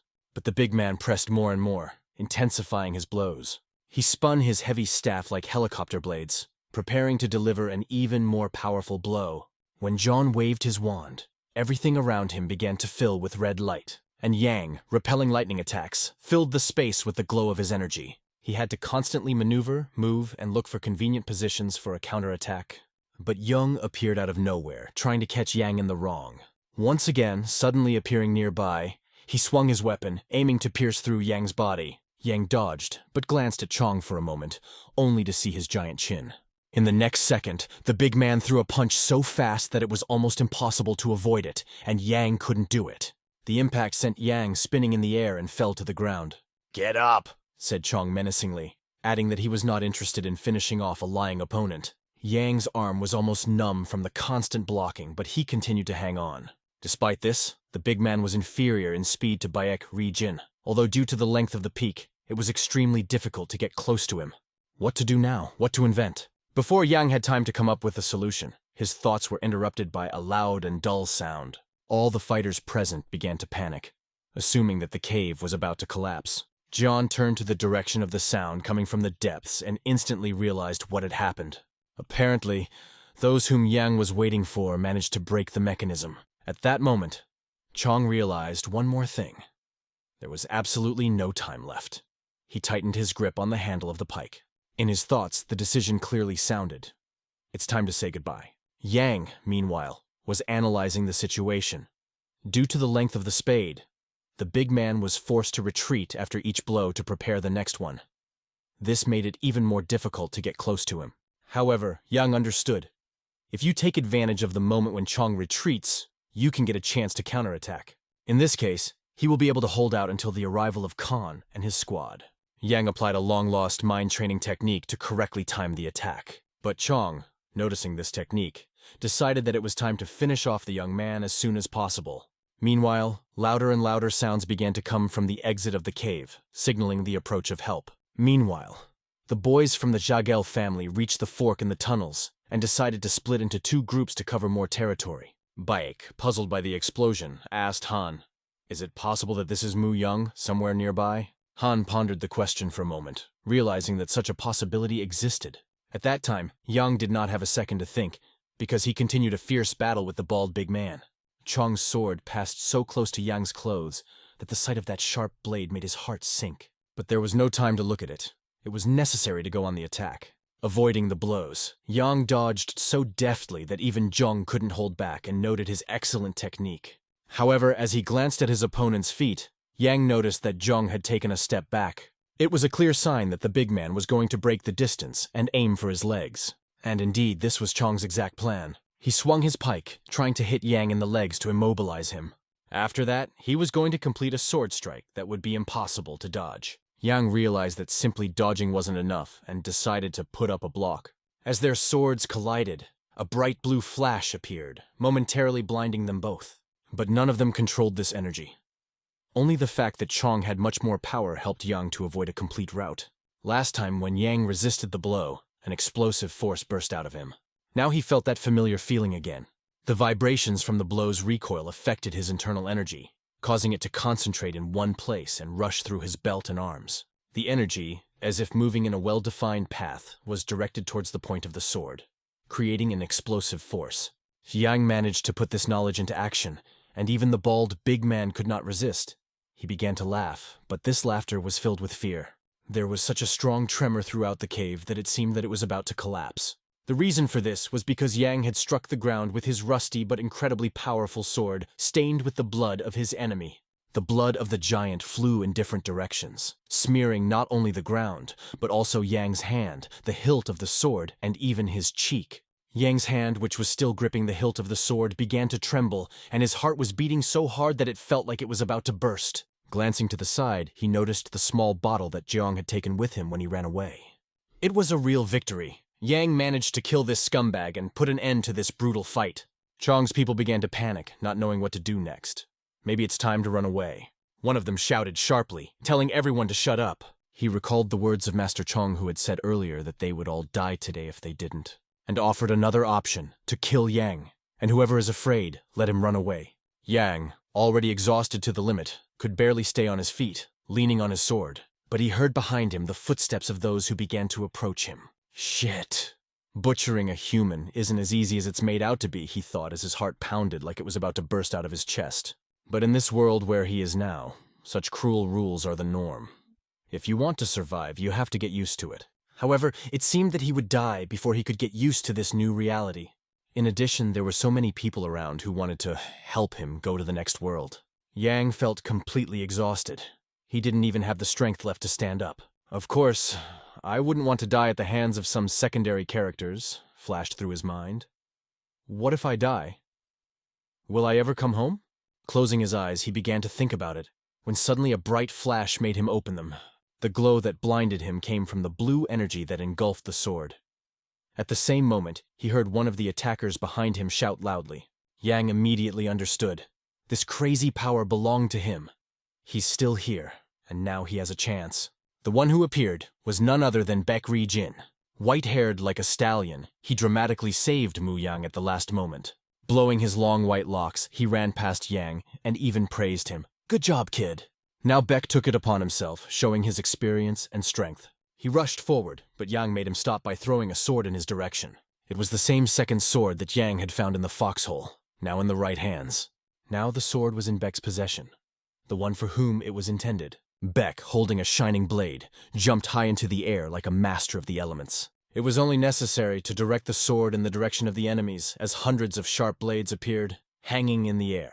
These blades, like enraged beasts, rushed at the enemies. The sky shuddered with the sounds of battle as it happened. Yang watched the sight in awe, shocked to the core. What else can you expect from Baek? Yang thought, sure that he would finish off all the enemies. Having created real chaos, the walls of the cave became red with blood, and the painter this time was Baek. It was so impressive that even Yang couldn't help but smile. That was cool, ha ha ha! But suddenly one of the enemies, who did survive, sneaked up on Yang while his attention was on Baek. The attacker did not have time to complete his blow, when suddenly another hero appeared in time. What are you doing here? You can't even fight, said Yunho, who had arrived with a support group. The appearance of his friends was a real relief, especially Yunho, who just recently held the sword at his neck, now became a savior.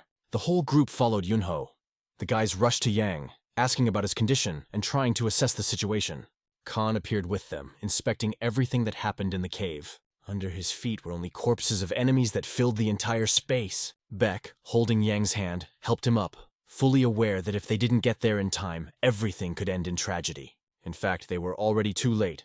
Yang was one step away from death. Exhausted after all the adventures, Yang just closed his eyes, feeling the complete collapse of his strength. With his head down, he thought that he never expected how happy he would be to see Yunho and Bayek. But as soon as he closed his eyes, Zhang's image began to appear in front of him. This made Yang snap them open sharply, startled as if he was close again.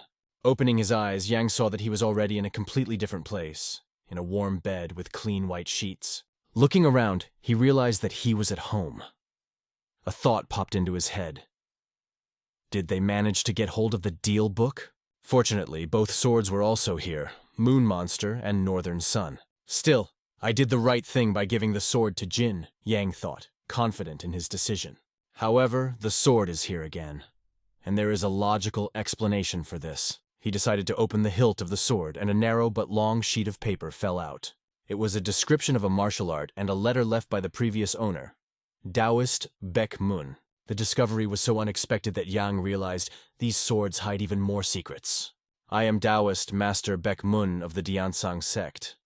For many years I searched for the basic principles of our teaching, but even if I saw the right path, I could not follow it.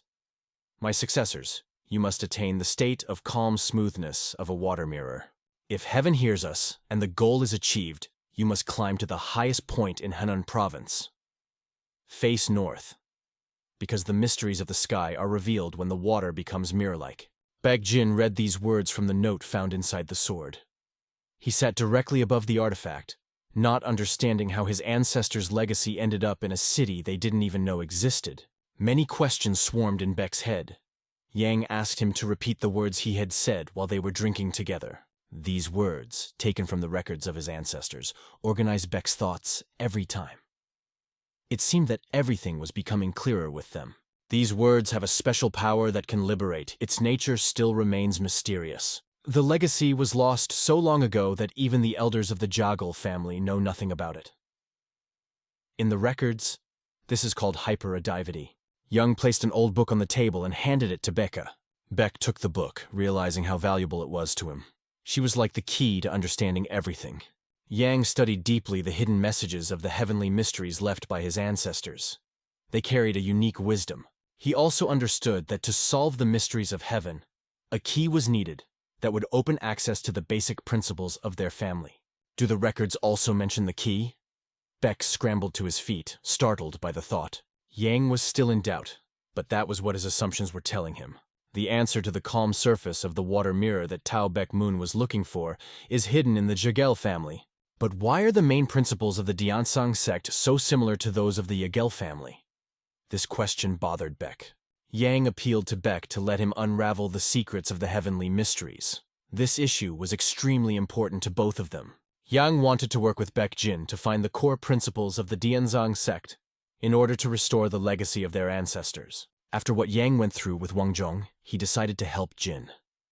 He will give him a lost mind training technique that will help him achieve peace, find the diary of heavenly secrets, and together gain the strength to survive. Time has passed. Yang discussed everything with Jin, but there was one important matter that needed to be completed, the cause for which Yang took up the sword. Behind him stood an old man, silently watching. It was necessary to put an end to the fight against the Huangbo family by using the records of the deals of the Dark Assassins. Fortunately, Yang received his father's permission to come to this place to resolve the situation. He met the eldest son of the Huangbo family, Huangbo Lim, who was already waiting for him. Lim, a big man with a severe appearance, drank without even eating. His posture radiated brute strength. A deep scar on his face gave Lim a menacing look. They sat down at the table across from each other. Lim already knew that Young was offering to avoid publicizing the incident, understanding the risks involved. But Lim had no desire to waste his precious time on unnecessary chatter. He wanted to get straight to the point. Yang didn't mind and took out the book. It was the original recording. Young asked Lim to take a look, as Huangbo Sung's name was mentioned there. Asshole, if I burn this book, it's over. You showed up here unofficially, opened your cards, and didn't even say what you wanted in return, Lim snapped, smirking. However, Yang was sure that Lim would not act so imprudently because he saw hidden prudence in him. Yang justified his confidence by saying that Huangbo Sung is his half-brother, and it is he who poisons part of their own family. In other words, this incident could be an excuse for Lim to cover up Sung's actions if it would benefit Lim himself. At the same time, just one look at Lim's smile made it clear that he did not respect Sung at all. Lim believed that he was not worthy to represent the proud and noble Huangbo family. In anger, Lim grabbed the notebook and threw it to the ground with all his might, breaking the tension. He then proceeded to passionately explain that Sung was part of their family, accompanying his words with loud banging of his hands on the table. From his blows on the table, an incredible force was felt, which was literally transmitted into the air. The drink in the cup almost spilled, and the wind from the blows was so strong that the pages of the records began to turn themselves. The atmosphere was so tense that even breathing seemed difficult. At this point, Yang, raising his voice, began to explain that Sung had almost betrayed his family. He tried to resolve the conflict between the disciple of the Diansang sect and Lim by asking him to be poisoned. Yang emphasized that in such a situation the Lim family feels disrespected and this cannot be allowed. But these words were not said to appease Lim. Yang knew that he wouldn't be able to kill him because the Yahello family still had a great reputation, even if it wasn't as strong as it once was. This informal meeting was arranged at the behest of Yang's father. He knew that the heir and eldest son of a noble family would not act recklessly. This is what Yang was counting on when he spoke his words openly and confidently. However, Lim could not understand exactly what Yang wanted, and already began to assume that he was looking for a conflict between their families. I trust in your reputation and honor. You will accept my offer, for it is in accordance with your principles, said Yang, addressing him. Lim eventually agreed to listen to the offer. This time, Yang managed to adapt and convince him. There was something important that Yang wanted to ask Lim about. However, Lim stated that he would not listen to Yang without one condition. He handed him a flask of alcohol. Joravan said briefly, just drink. But there was a trick. You had to drink to the bottom. Otherwise, Yang's request would remain unanswered. Yang asked in surprise if it really needed to be done. Lim replied firmly, yes, of course. Yang could get drunk even from half a jar of soju. But here you had to drink it all at once. He wanted to prolong this test at least a little, but the condition was strict, to drink everything at once. Time passed, and Yunho, who had been following Yang, found him on the floor. Yang looked exhausted and mumbled something unintelligible as if repeating, last sip left. No. At that time, loud female screams were heard in the luxurious house on the second floor. It was Sung who got angry and chased the girls away, shouting loudly at them and telling them to go away. His anger was caused by the fact that there was still no news. It had been a long time since he had administered the poison, but there were still no results. At that moment, while he was sitting on the sofa seething with anger, the door suddenly opened and Yang entered the room. Long time no see, bro, Yang said, his voice calm but with a hint of irony. During the meeting, Sung fondly referred to Yang as his only friend and asked how he was doing. But this only friend together with Yunho entered the house not too peacefully, scattering all the guards on their way. Yang entered the room while Yunho stayed in the hallway, as Yang ordered to wait. A moment later, a document on the dark assassin deals that Yang had brought appeared on the table. Sung, seeing the recordings, realized what he was in, but he couldn't find the words to say anything. He just sat there, trying to dictate his rules, reminding Yang that he should not forget what he had done. Sung warned that if this became known, the reputation of the Huangbo extended family could be ruined. While listening to these rules, Sung clearly disagreed and became increasingly angry and began to shout indignantly. He made excuses that he could not do such a thing. But Young had only one question, after which he was ready to hand over the records. He wondered if Huangbo Sung was somehow related to the person who represented the Dark Assassins. Sung told how he learned about the Dark Assassins and his connections with them. Yang clarified whether the traitor was wearing a mask, trying to get more information. As a result of the interrogation, it became clear that Sung is a complete idiot who knows almost nothing. Yang stood up and began to say goodbye, realizing that nothing useful would come out of this conversation. The one who remained seated begged Yang to at least leave the records. I didn't say I'd give them to you, Yang replied coldly as he left the room. There was someone waiting outside the door, and Yang asked that person to come in. It was an old man, the assistant of the Huangbo family, Doc Hui, who had great authority in the family. Yang handed the notebook into his hands, which immediately changed the atmosphere in the room. Sung realized what was coming, and it filled him with great fear. All that remained for Yang was to say goodbye. His last request to Lim was for permission to meet Huangbo Sung in person. After that, Yang went out into the corridor and lightly tapped Yunho on the shoulder. He fulfilled his promise to Yunho, resolved all the issues, and even agreed with his father on an orphanage that would take care of Yunho. Yunho can now live a free life as he has completed his job as an escort. In the end, Yang wondered if he should have told Yunho that he still needed his help. But it's okay. Everything happened as it should have happened. Most importantly, Yang did a good job. The next morning, he went to talk to his father. Father was proud of Yang because he was getting better and stronger every day. He even allowed his son to go to Murim. Han told Yang about this, and he was grateful to his father for his trust and support. In addition, his father wanted to pass on one thing to him. It turns out that something special was found in the cave where Yang killed the man. Father mentioned the elixir of primordial stalactite dew, which was talked about in legends. This elixir has the ability to significantly strengthen internal energy. What's more, even physical metamorphoses can be corrected with just 10 drops. It is one of the most effective artifacts among the 200 gems. Chong couldn't understand how this elixir ended up in such a place. But he was now holding it in his hands and passing it to his son. Yang would have liked to reveal that the blood demon cult was behind the dark assassins, but now was not the best time. The elixir was not at all what he expected. For him, this elixir was practically useless. His body is already saturated with the herbs and elixirs that the Yahello family has persistently fed him all these years. In addition, Yang considered himself a secondary character and had no idea how strong he could become. An idea occurred to him. He asked his father, "If this precious elixir now belongs to me, can I give it to another person?" Asked by his father if he was going to drink it himself, Young answered honestly. He revealed the plan to give the elixir to Beck. "A talented martial artist will need this valuable item more than I do," he explained. This position of the son made the father think. He realized that Yang was thinking much more broadly than he appeared.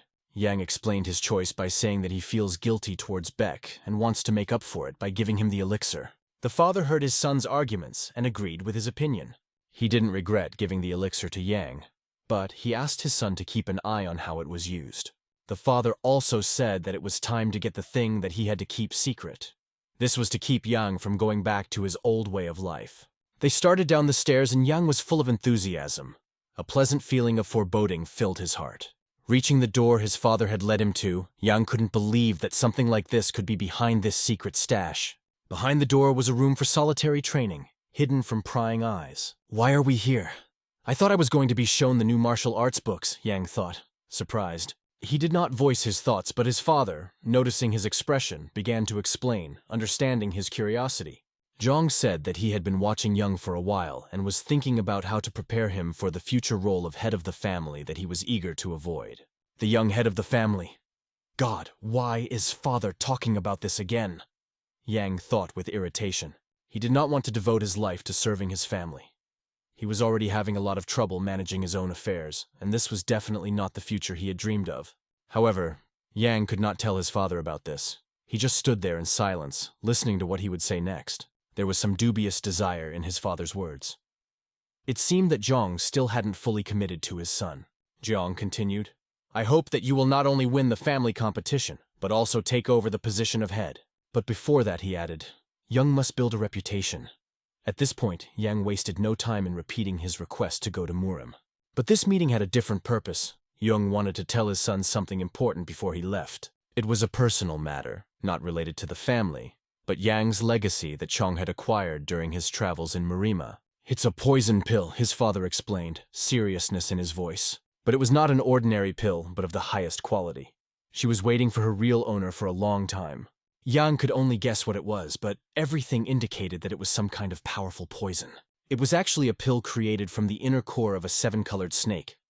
Its purpose is to help control poisons. This snake is large, intelligent, and has scales with colors of all 7 shades. She hides in the dense jungle among the treetops. If you take the pill correctly, you can get immunity to 70 types of poisons. This number was incredible. Being immune to that amount of poison is a huge advantage. Father believed that it would be useful in Marima because poisons are used there. However, he warned that the pill does not make one invulnerable to all poisons. This is important to remember. After that, Jung asked Yang to come into the room to explain things further. Yang entered and saw 2 caskets in front of him.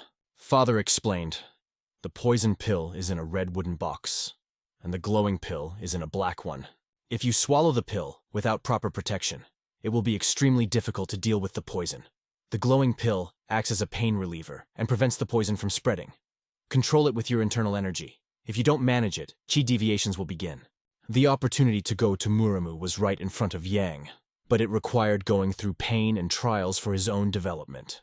Yang knew he had to endure it, but he still felt a sense of excitement. Father waited outside the door for Yang to finish his task. Behind the father was Khan, who asked if he was worried about his son. Hearing a response that fit the nature of a caring father, Jung asked Han not to worry. Jung skillfully reassured Han before handing him a small flask and asking him to pass it to Baek Jin. Khan took the flask of stalactite primordial dew, realizing its value, but it was not the end. He turned to Chong with important words. Han reported that young Master Yang had changed a lot in many aspects. Father noticed this himself, but hearing confirmation from others was extremely pleasant for him. Jung wondered if he could rely on his son now, or if it might be too early for that. Time passed and Dew stood on the table in front of Jin. He was looking at her, but he couldn't make out what it was. Khan explained to him that it was a primordial dew stalactite, an artifact that was in the hands of the head of the Dark Assassins. Young Master Mu Yang handed her over to Jin after a personal conversation with his father. "Why did he give me such a valuable thing?" thought Jin, holding the flask and looking into it. Could someone do that without asking for anything in return? This convinced Han once again that the words he had said to Chong earlier were not just an empty delusion.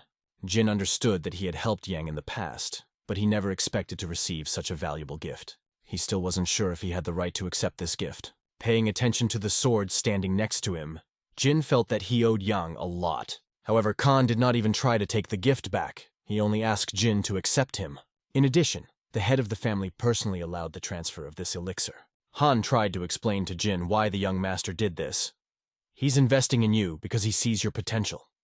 Isn't your potential worth more than a bottle of primordial dew?" These words and this question made Jin think. Han didn't add anything else, just walked out the door, leaving Jin with his thoughts. The primordial dew now belonged to Jin. He understood that it would be a lie to say that he did not want to receive this elixir. All the more, knowing that training techniques and martial arts requires enormous inner energy, which he lacks. If Yang believes in him and wants to help, then Jin decided to prove that he was not wrong in his choice. Yang was in excruciating pain, but knew the ordeal was almost over. The energy of the mind training technique, combined with the lunar power of the poison pill, pushed out the poison that spread throughout his meridians. However, the flow of energy through the body accelerated to such an extent that something clearly went wrong. This made Yang sit up and scream in pain, his voice filling the room. The father, who was standing under the door, heard these cries and could not remain indifferent. When Yang stepped out in front of him, his appearance made Zhang even more surprised. He looked as if he had walked 1,000 kilometers. Exhausted, he barely uttered the word, "Father!" He immediately rushed to hug him, feeling with all his heart concern for his son. However, Zhang had always believed that Yang would make it, so he didn't really doubt him. The hug seemed endless, as if the father had been waiting for this moment for a very long time. Zhang was indeed an extremely warm person. He was especially warm to his son. Yang was in perfect order. Items from the training room and a glowing pill helped him. What's more, all the toxins accumulated over the years came out with the poison, and the Gen and Du meridians, which had been closed since childhood, opened up. The effect turned out to be even more powerful than the father expected. He believed that it was the ancestors who helped Yang from heaven. Telling about this, the father held his nose with 2 fingers, clearly trying to hide his emotions. Yang noticed his father pinching his nose and decided to sniff his body, suspecting something. The father, a little embarrassed, said that he would go to the funeral tablets of his ancestors to pray for such mercy, and advised his son to go and rest. But that was not the end. He then remembered that Yunho Myung had turned back. When Yang entered the room where Yunho was, he saw several things wrapped in a cloth on the table. Yunho explained that he picked these things up on the street. Oh, another lie, Yang thought. It was obvious that these items were made with great skill. Yunho is clearly a reserve type. Among the things brought was a book with the inscription 6 Paths. Yunho clarified that he brought it for Mrs. Beck. Wow, look at him. He must have gotten close to cute Beck. Yang thought wryly. Young decided that it would be better to visit Baek-ah together, so Yunho could give her the gift in peace. After that, Young asked Yunho to duel him. Upon hearing this, a cocky smile appeared on Yunho's face. Yang just wanted to repay Yunho for all the trouble he had caused him. However, even the self-confident Yunho, looking at Yang, sarcastically remarked that he must have poked his pants before this meeting. After exchanging barbed jokes, they headed to the cook's place to find Baek-ah, who was supposed to be working there. When they got to the cook, they found out that Baek-ah had been given a lot of homework and was completely busy. She was sitting at the table concentrating on a book, and did not even notice them. The cook added that the lady has a sharp mind and excellent concentration. Yang knew from the novel that when this girl grew up, she would become the youngest soldier in the history of Shandong province and serve under the general. Her path was already developing as in the novel, where she became a wonderful mistress. It was embarrassing to distract her, but Yang saw no other choice. The cook asked Yang to stay with her for a while, because she missed him very much. Although she acted like an adult, she was actually only a 6-year-old child. Like all children, she needed love, especially her brother, whom she missed so much. Just as Yang took a few steps into her room, the girl finally noticed him. "Learning isn't your whole life," Young explained to her. If she missed that much, he was ready to distract her from books and assignments. A little girl rushed to him to hug her brother, but suddenly she stopped, as if something was wrong. She covered her little nose with her hands, trying to protect herself from the smell. Complaining, she stated that he smelled like... well, you can guess what. After a while, Yang was already training with Yunho, holding a wooden sword in his hands. Yang, seeing his curiosity, suggested, "If you want to hear the answers, you must first duel me." Yunho sighed, closed his eyes, concentrated, and finally agreed to his offer. The blows that generated explosive force displayed a murderous sword technique, a truly formidable style. However, Yang was not willing to wait long for one powerful blow. If only this technique could be used from the start of the fight. Unfortunately, there was no such opportunity, and this forced him to work even harder. He continued to train fiercely with Yunho, honing his skills. They swung their swords at each other, adding heat to each blow. But suddenly, Yang made a swing so strong that it made them both stop. The reason for the stoppage was that Yang chopped Yunho's sword with his strike, and a wooden fragment flew into the air. Meanwhile, in the underground prison of the Huangbo family home, Lim's eldest son stood among the bodies of the slain guards. The bald man explained that, considering the abilities of the young master, the guard should be enough. Lim expected an explanation, and Doc suggested that a mistake had been made somewhere. Perhaps the influence of the pill or another factor was not taken into account. Doc also suggested that Yang had probably used a temporary power boost. He admitted that he deserved to be punished for this miscalculation, but Lim saw the blame for their deaths on himself. He should have uprooted the rotten root in the family a long time ago, but showed mercy by allowing him to live. And now this root raised his hand against the people of his family. Lim asked Doc not to call him young master anymore. He then ordered to find Sung, and gave Doc the right to decide for himself whether to keep him alive or not. "The will be done," said Doc, and bowed deeply to Lim. The entrance to the house of the Yagels was illuminated by beautiful sunlight. The rays twinkled, adding a special mood to this day. In Yang's hands at that moment was an item handed down to him by his father. It came from the Huangbo family, and the father insisted that Yang read it. Did something happen again? Was the first thing Yang thought, opening the document. He began to read carefully and got to the point where the Huangbo family let Sung go. Moreover, they suspect that he took the fire dragon pill. This pill temporarily awakens a person's hidden potential, but is also one of the seeds of evil scattered by the blood demon cult. The potential in question is the energy that sustains life in a person. However, the body is unlikely to be able to work for a long time in such a state. Has Sung decided to abdicate just for revenge? Yang thought. The father reassured his son, telling him not to worry. He had already decided to send disciples to support the squad chasing Sung. But Young was convinced that this would not be necessary. He knew that Sung would come to them himself as he wanted revenge. The father also understood that their family had weaknesses, but he remained full of strength.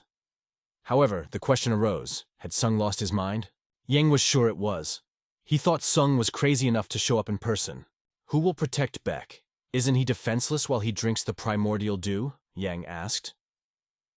The father replied that there was nothing to worry about, as he had already asked Chief Seo to watch over him. And there's nothing to worry about. Han is one of the strongest people out there, and he can't be defeated that easily. Yang thought with relief. It was already night outside. Yunho was talking to Young, noting that Sung knew exactly where his room was. He knows because he used to hang around here all the time. We were friends, Yunho said with a sigh. Their conversation was suddenly interrupted by a rumble and a crash that came from outside. This caused both of them to grab their swords and rise to defend themselves. They quickly realized what was happening, and the kunai that flew straight into the room confirmed their guesses. Yang and Yunho jumped in sync, deflecting the blade-sharp kunai that flew straight at them. Standing in the center of the room, they held their swords ready to attack. They tried to figure out where the enemy would come from, but it took very little time. At the moment when their eyes were directed towards the window, Sung entered through it. His body was impressively pumped up, covered in veins bulging from under the skin, especially on his chest, abdomen, and neck. His breath was cold and unsettling, and his aura filled the room with tension. Sung changed beyond recognition. He became much more powerful and full of revenge. It was hard to believe that this terrifying figure in front of them was the same Sung. "How dare you deceive me? I will kill you all here!" His cold words filled with hatred sounded, but he did not come alone. Sung ordered his men to attack Yang and Yunho. At this tense moment, Yang's father appeared, ready to fight. He came out with the same desire to defeat the scoundrel who had brought so much trouble. One sweep of his hand caused a powerful gust of wind, displaying his incredible strength. He got the nickname Heavenly Hurricane for a reason. Father now realized that Yang was right about Sung. Given their former friendly past, Young was willing to give Sung another chance. He asked him to stop running and finally stop. But Sung believed that the family he came to was weak. When the father heard these words, he was surprised to ask if he really thought so. Young confirmed that this scoundrel was not going to give up and was unlikely to change his mind. He even advised not to waste time exchanging words with Sung, as it was useless. Father agreed that it was best to leave it to Young. He approached Sung and asked, "How can you be so stupid? Can't you see? Even if our house looks worn from the outside, Father and the elders are in great shape," Yang added. He asked Sung what he thought about their family, but the words only made Sung more angry. Sung still thought of Yang as the same boy who had once crawled under his feet. But that was no longer the case. Now Yang was capable of much more. For now, Father and Yunho decided to stay out of the way and not interfere. However, will they be able to stay away for long, given that Sung has brought his subordinates with him? Suddenly, Sung began to panic as he was distracted by the sounds outside the door, the same subordinates he had brought with him shouting. What are those sounds? Yang understood very well because he guessed what was happening behind the door, especially when a familiar color of hair appeared that he couldn't help but recognize. Sung's subordinates found themselves in a terrible situation, facing something they did not expect. The cause of their problems was none other than Beck.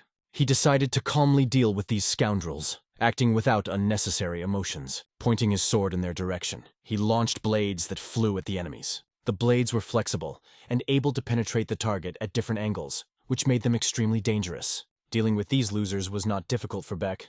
When Sung saw who the culprit of those sounds was, he didn't expect to see Jin in this situation. The technique that Beck used was the Sunfall Sword technique from the Diansang sect. She was much faster and more powerful than before. Sung, realizing the threat, ordered one of his subordinates to go outside and deal with what was happening there. Yang, realizing that Jin might be bored alone, asked Yunho to go with him, and Yang himself took full responsibility for stopping Sung. He decided to deal with this scoundrel who imagined himself too powerful. At first, Young tried to throw a punch, but it proved futile. Judging by the way Sung gripped the blade with his bare hand, it was obvious that his strength was immense. The color of his skin also changed, becoming creepier, as if under the influence of something sinister. With one wave of his hand, he threw the blade aside, showing off his power. All Sung wanted at that moment was to kill Yang, a representative of what he believed to be the withered Yahello family. But Yang himself did not share this opinion. He picked up his special sword, determined to end this fight. Meanwhile, Doc reported that Sung had brought all his subordinates and attacked their home. They were standing right in front of the Yahello family estate, and Lim was asking Doc to show him how to best organize a defense. At the same time, Yang continued his fierce battle with Sung. The fight progressed to the next stage. Igniting like fire with each strike, Sung began to attack, showing his strength. His fists alone were enough to create the impression of a real threat. He even punched Yang's sword away, making a sound like metal clashing. For a moment, Sung thought that everything was going according to his plan. At this moment, the head of the Yahello family was watching the battle, assessing the situation. He clearly recognized the Huangbo family's fist-fighting technique, which activates the user's hidden potential and combines true and false punches. This technique was perfectly honed for one-on-one battles. which made it extremely dangerous. Yang at this moment tried to fight back with his sword, realizing that his enemy was much stronger. Moreover, Yang himself trained for only 100 days, which significantly limited his capabilities. It was the effect of the fire dragon pill that awakened the hidden potential of the enemy. Feeling these attacks on himself, which were almost impossible to hold back, Yang clearly understood how powerful this technique was. But this did not mean at all that there was no chance of victory. While the enemy was snobbishly looking at Yang, he decided to use the maximum of his strength. Only by going all out, being more desperate than his opponent, could something change and achieve the desired victory. Meanwhile, Yunho fought his battle outside. 4 insane jerks gathered around him, ready to carry out Sung's order at any cost. Each of them saw only one goal: to attack as ordered. Other enemies were also present, but Beck had to deal with them. In Yunho's hands was his trusted friend, a sword that never failed him. This sword could perform a sunset attack, which was one of the strongest techniques. After a while, they stood with their backs to each other, and enemies were scattered around. At that moment, one could feel a little peace, as if the main danger had already passed. But as the dust began to settle, the silhouette of the elder brother of the Huangbo family appeared in the courtyard. A deep scar on his face resembled a mark, and his stern appearance spoke for itself. At this point, Young ended his match by putting Sung on the ground. He stood over the defeated enemy, listening to his delusions. Sung was still threatening, promising that he would definitely finish Yang off. But suddenly his speech was interrupted by a loud cough, and Sung began to cough up blood. Falling to his knees, he coughed so hard that blood flowed onto the ground. Yang clearly understood that Sung's blood spewing was the early symptoms of chi energy being cut off. He was coughing. His hand was smeared with blood, but even in this state he continued to rave. "You're funny, right?" Yang wasn't amused at all, and he didn't feel any joy at all watching what was happening. He just wanted to get it over with as soon as possible. But at his words, Sung only replied defiantly to shut Yang up. "Who are you to talk about the end anyway?" He tried to talk to the end, but suddenly his words were cut off abruptly. This was due to the appearance of older brother Lim, who quickly calmed him down with one precise backhand that sent Sung literally kissing the floor. Lim turned to the head of the Yahello family, Chan, and greeted him.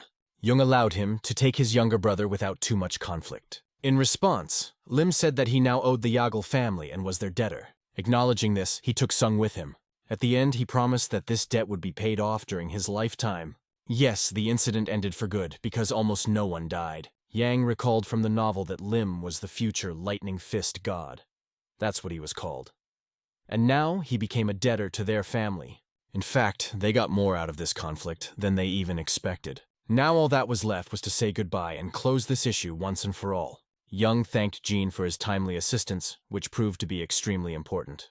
However, Jin felt that he had not yet paid even a small part of his debt to Yang and his family. But Yang saw in him something much more important than any elixir or debts. At this moment, Yunho stood in silence, not understanding what they were talking about. Yang and Jin decided to discuss some important things without Yunho hearing. But that didn't bother them, because he probably wouldn't have understood anyway. A night full of adventures has finally come to an end. In the morning, there was a bag on the table, which his father asked Young to take. It contained some of the silver coins obtained from the Vault of the Dark Assassins. This money was necessary for his first campaign in Murim. Father warned that these coins were not for gambling bets or other nonsense. He would gladly give everything. But the trip to Murim should teach modesty and responsibility in handling resources, which was very important to him. In addition, Murima newcomers do not like extravagance. The coins were quite enough, and Yang planned to set out on his journey at midnight tomorrow. Before that, he stopped by his younger sister to spend time with her. When she fell asleep, he sat by her bed, wondering how you could be so beautiful, even in your sleep. He was sad to leave her, although he did not expect to feel such sadness. While stroking her sister's head, Yang softly whispered, "I don't know when, but I'll be back." After putting the baby to bed, he went outside to do another training session with his father. He wanted to show the results of his training and understand what needs to be improved. For this, he and his father took wooden swords. Father, as the pillar of the family, was a great mentor, and Young knew that he would give him all the advice he needed. Young himself was determined to give his all during this training session. During the training, many things seemed impossible because Father held a wooden sword in his hands, but struck such powerful blows with it. A wooden sword usually breaks easily, even when using little internal force. But in his father's hands, the sword seemed harder than the iron sword Yang held. The harder his father attacked, The tighter Yang gripped the hilt of his sword, concentrating his power. His upcoming rising star hit was supposed to be brilliant. Finally, it happened. Yang swung his sword with all his might, putting everything he could into the blow. Father accepted this attack and seemed pleased with its power. He was also happy with how his once unlucky son had grown up. At this point, Jung decided to teach Yang a real lesson and asked him to watch carefully. He began twirling the sword in his hand. Yang couldn't tell where the wind came from, but he could clearly feel it. Jian created a wind with his sword, taking control of the entire airflow around him. The flow became so strong that Yang couldn't hold his sword and it flew into the air. "What was that?" Yang asked, trying to understand how that was possible. Father began to explain everything. It was one of the 3 parts of the Galactic Harmony sword technique. If Shooting Star relies on speed, then this technique is based on smoothness of movements and flow management. Yang listened intently to his father's explanation, realizing that he still had a lot to master. "We can measure the depth of the ocean, but you have to go into it. How the waves can wash you away," his father said, teaching Yang a valuable lesson. At that moment, he showed his son the path he should follow to become stronger. Yang didn't say it out loud, but he promised himself that he would remember those words forever. After a while, Jung walked along with Han and asked if he had seen Yang's training. Khan replied that he expected more. However, he added that he would look forward to the day when Jung returned from his adventures. Jung just remarked that he didn't have a bad opinion of Han, and that was the end of their conversation. Soon, Yang was standing in front of the gate with Jin and Yunho. Each of them had backpacks on their shoulders, ready for the trip. The day Yang had been waiting for had arrived. The 3 of them bounced off the ground using the Qinggong technique and set off to meet the adventure. Ahead were boundless mountains and the wide world of Murimu. At some point, Yang noticed that Yunho wanted to tell him something. He just joked that Yang would crawl like a turtle. It was a challenge, and Yang understood that he had to catch up with his friend. With his training in Qinggong, one of his family's 3 maneuvering arts, Yang was ready for such a challenge. In addition, he attached weights to his legs, which made the task even more difficult, but made his movements stronger. They did not even have time to blink an eye as the evening came. That meant it was time to light the fire and roast some delicious meat. While the fire was burning, some decided to meditate. Some simply fell asleep, resting after a long day. And Yang had the thought that in 10 years the blood demon cult would wreak havoc, and that they will reach his family 5 years earlier than the rest of the world. There was little time left to prepare. The faster Jin becomes stronger, the better the chance to protect the family. Because of this, the heavenly sacrament was a necessity for them. At this point, Beck brought up the subject, noting how quickly Yang had improved his abilities, especially in the Qinggong technique. Yang had to explain it somehow, but aside from scratching the back of his head, he didn't know what to say. However, Beck himself continued, expressing his opinion that Yang achieved this through an endless thirst for learning martial arts and a natural curiosity.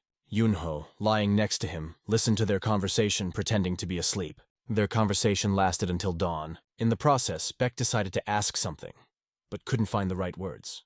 Finally, he said, "Will you?" Yang, before he could finish the question, already understood what Beck wanted to know. Interest in Yang's answer also filled Yunho, though he tried to hide it. Finally, after 2 weeks of sleeping in the open, they reached Dengzhuang. It was a small village in the center of Lianshan County. But no matter how much they looked, they did not meet any manager or protector who would guard this place. Jean had an interesting idea.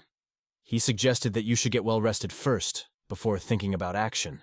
It was only yesterday that they had twinned, and Jin was already calling Yang his brother. Their journey brought them to the place where Hero's story begins. The streets of the city were full of the usual hustle and bustle, typical of this busy place. The beggars, as usual, took their usual places, trying to earn at least a few coins. The young master walked through the narrow streets, but he could not find the same girl. In this country, there was not even a shortage of workers. Most of the soldiers were sent to the border to fight against a foreign enemy who had no regard for the emperor's will. From generation to generation, the emperor relied on the people of Murima to govern themselves through their elected representatives, who expressed the will of the people. But sometimes the emperor personally helped the people. This is exactly what happened now. They went to a small establishment to refresh themselves after a long journey. They were served luxurious dishes on the table, which were simply impressive in their appearance. The boys couldn't even remember the last time they had eaten a normal meal after so many days of wandering. Although it was an ordinary inn in a small village, the young man had enough money so that his friends could enjoy the feast to their heart's content. Kim looked at his companions and, despite everything, gave them the hope that seemed so necessary. In front of him sat a poor boy from the asylum and another, a disciple from the Danshan sect. Kim felt like a benefactor, almost a philanthropist, supporting these young men. Suddenly there was a commotion at the next table. People were discussing something extremely disturbing. It was about the merchants who were recently killed. Everyone said that the dangerous White Cloud gang was behind it. The young master immediately paid attention to this name. His gaze sharpened, like that of a predator that has sensed its prey. If it's really them, then a maniac obsessed with robberies remains at large. People have been actively discussing that White Cloud is looking for a rare legendary creature, but aren't they planning to find Mr. Seo-hyun and kill him? It turned out that the administrator has not been conducting investigations for a long time. Maybe he just doesn't want to interfere in Muram's affairs because of the lack of people. However, everywhere in the city you can see the valiant warriors from the sects who have gathered to settle the situation. But it looks like they need a few more days to prepare. One of those present expressed a doubt. Why are there so many people here in a small village? After all, they should not care about its surroundings. One of the boys carefully placed his chopsticks on the table and turned to his brother. He said that among those present there may be people from unusual sects who have a different purpose. The young master realized that a hero was sitting in front of him, as if from a book he was reading. But the rumors around him annoyed him so much that he only pretended not to know anything. This is exactly the same gang he imagined. Coping with them will be incredibly difficult, almost impossible. Their leader, Odam, is known as a martial artist of the highest level. His assistants are also not ordinary soldiers, but first-class fighters. Even in the novel, the hero, chasing this gang, encountered them only when he found the diary of the heavenly mysteries. Until then, it is better to stay away from them as much as possible. The young master understood. It is necessary to divert the friend's attention from this topic as soon as possible. One of the boys, hearing the rumors, said he couldn't just leave it at that. He wanted to find a gang. Kim noticed that his friend was getting too carried away, not realizing the danger it could cause. Kim turned to his friend Yenko, reminding him that he does not like to interfere in other people's affairs. Isn't that right? However, Yenko was not at all opposed to starting something. For our hero, the situation seemed absurd and meaningless. But before getting involved in fights, at least you should finish the ordered food. Meanwhile, the master, focused on himself, carelessly picked at his ears with his long nails. It was Odam, the unconventional and extravagant leader of the White Cloud gang. His appearance seemed extremely frivolous. His soldiers approached him with bows. The first disciple, Odama, and the others received the master with great respect. The master was anxious to know what they had brought.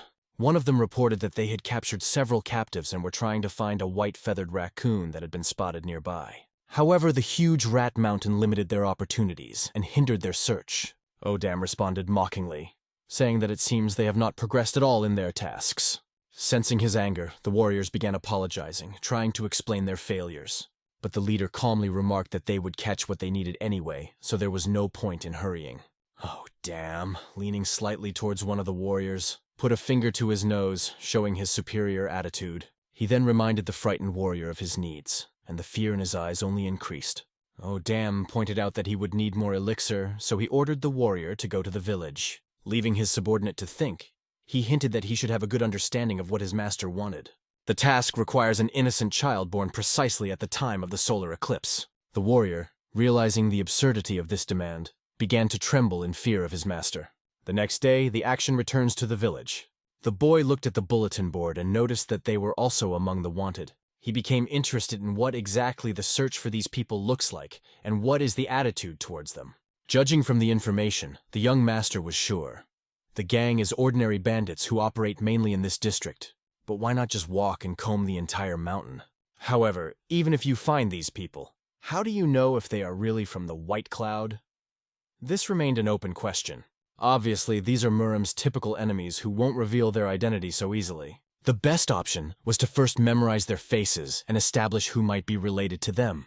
Looking at the bulletin board, one could see those who were actively wanted. It was here that the first clue could be found. But apparently, the young master had no desire to look for these clues. He knew it would be better to concentrate on protecting the Giga Boy and the white-feathered raccoon. After meeting with Hyuga, Baekrinjin will follow the trail of White Cloud anyway. However, it was impossible for 3 people to go around the entire mountain. It would be more logical to spread inquiries among local herbalists and hunters to ask them everything. It was a great idea that could save them energy. It was necessary to act immediately. The boy hoped to bypass all the scoundrels from the gang, but now he would definitely not be able to avoid participating in this whole story. He was sure that everything would go more or less smoothly. In the novel, Baek Rin-jin took a few drops of stalactite primordial dew, and if the fight is not alone this time, it will definitely be worth it. The boys began to collect information about the gang, hearing only one thing from different people. These bandits are extremely cruel and dangerous. They talked to eyewitnesses who saw the gang, and they all remembered some rare bird, a dove's head, white wings. People suggested that there was a hunter on the mountain range who knew more. The boys paid handsomely for each piece of information they received. They were asked to keep everything a secret so as not to attract too much attention. However, after receiving the money, the witnesses did not help much. The boys did not learn anything really useful. They spent all their money, but did not get results. There was no turning back. They had gone too far and had to meet that hunter. Suddenly, one of them felt danger, which seemed to creep up very close. Turning his head to the side, he realized that something was attacking them. Everyone quickly assessed the situation and immediately got into a combat stance. One of them frowned when he saw that. White figures began to fly rapidly around them, like arrows. They stood back to back, deftly deflecting arrows with their swords. It was clear that they were being followed and watched from the darkness. Suddenly, people came out of the darkness, apologizing with a smile, saying that because of the darkness, they had mistaken them for birds. But it was clear from their licking and mocking laughter in the dark, it was the same gang of thugs. One of them was licking his lips. The others were grinning wildly. Their intentions were obvious. Baek Ri-ji calmly remarked, "It is impossible to confuse them, because even at night they are clearly visible." His words were apt, and the hero confirmed it. Baek Ri-ji explained that the bow is a complex weapon that requires precise aiming, steely breathing, and the ability to gradually follow the movements to hit the target accurately. The hero suspected that these scumbags might be following them, and asked Yunho if he recognized any of them among the wanted people on the bulletin board. Yunho, seeing no point in whispering, suggested asking them directly. Without hesitation, he asked loudly, "Are you from the White Cloud Gang?" Everyone understood that this was far from the best tactic, but the question was asked. The robbers immediately tensed up, exchanged anxious glances, showing their excitement. Baek Ri-ji decided to provoke them further, stating that if it was really them, you wouldn't say they were great warriors. The hero also agreed. Their uncertainty only emphasized that this was a gang, not martial artists. And, as if confirming this, the robbers immediately went on the attack, drawing their swords. It was not necessary to kill them, but a fight was inevitable. Seeing that they were underestimated, the bandits became angry. Swinging their swords, they rushed forward. The boys immediately began to fight. A fierce fight broke out between them.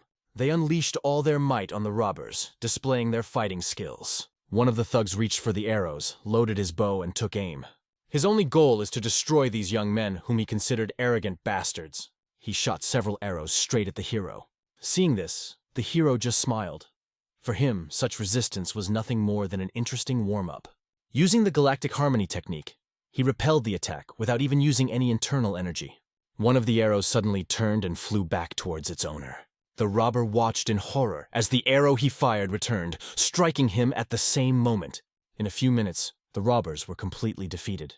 They fell to their knees before the victors and surrendered without a fight. The hero looked at them with satisfaction, his eyes shining with victory. The barbarians seemed to be in a desperate situation, only looking at each other in silence. One of them was holding a strange object in his hand, which he suddenly swallowed. The young master noticed this, but stopped worrying, deciding that it would not harm them. However, others also began to swallow the same pills, and this raised suspicion. Suddenly, something terrible began to happen to the bandits. In a matter of seconds, they all died, frozen in strange positions. Everyone just watched in shock at this terrifying sight. The hero assumed that their leader was not an ordinary person. Most likely, the bandits did this because of his order to avoid the conversation. The young master realized that the situation was getting more and more complicated, and that they had gone too far. Reflecting on what had happened, he decided that he needed to hurry to find Baek. They reached the forest on the ridge where the building stood. Going inside, they saw the body of a dead old man. Someone brutally dealt with the hunter, leaving bloody traces. Probably the same bandits did it. But this event was unfamiliar to the hero. The book did not mention anything about it. Everything that happened was beyond what he knew from his experience. And then suddenly he heard a voice. Turning around, the hero saw something unexpected. A little boy was standing by the door. He did not understand why these people killed his grandfather and looked very upset. With tears in his eyes, the boy turned to the robbers, asking why they did this. Hearing these words, the young master was shocked, because they had nothing to do with it.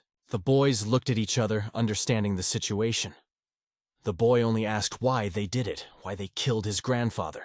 He emphasized that the grandfather had not done anything wrong to them, and they, scoundrels, took his life. It was obvious that the boy was in such despair that he suddenly rushed at the boys. One of them did not simply put up with this attack.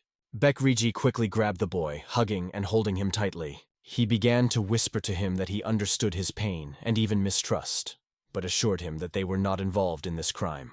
The boy, however, could not accept it and tried to understand who could actually do it, because he was sure that it was the White Cloud gang. Baekryji reiterated that he shared his sentiments, but asked for at least a moment to listen to them. The exhausted boy finally sobbed, burying his face in Baekryji's shoulder. Kim silently observed how the main character behaved, and he couldn't help but admit that it was impressive. He realized that Baekryji is really good at being empathetic and kind.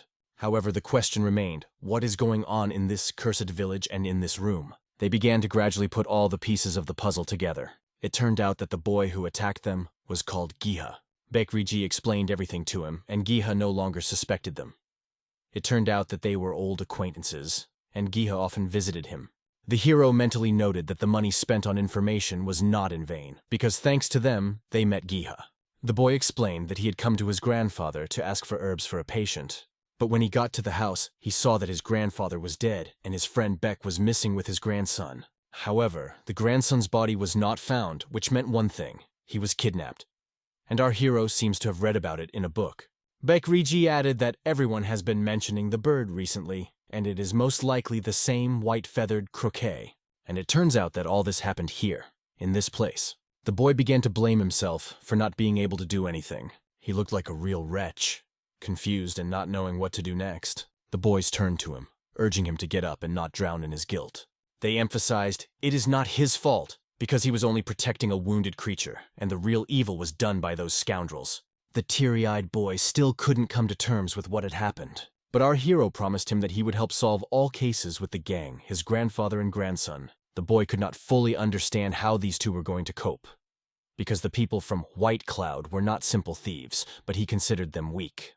The young master explained that he may be weak, but those two, Yunho and Baekryji, are quite strong. Although, he admitted, one of them is a little witless. These words inspired hope, and the boys asked the boy to lead them to the place where his grandfather had been attacked. The boy, without stopping crying, finally decided to act. After some time, the action is transferred to the place where the White Cloud squad was lying motionless on the ground.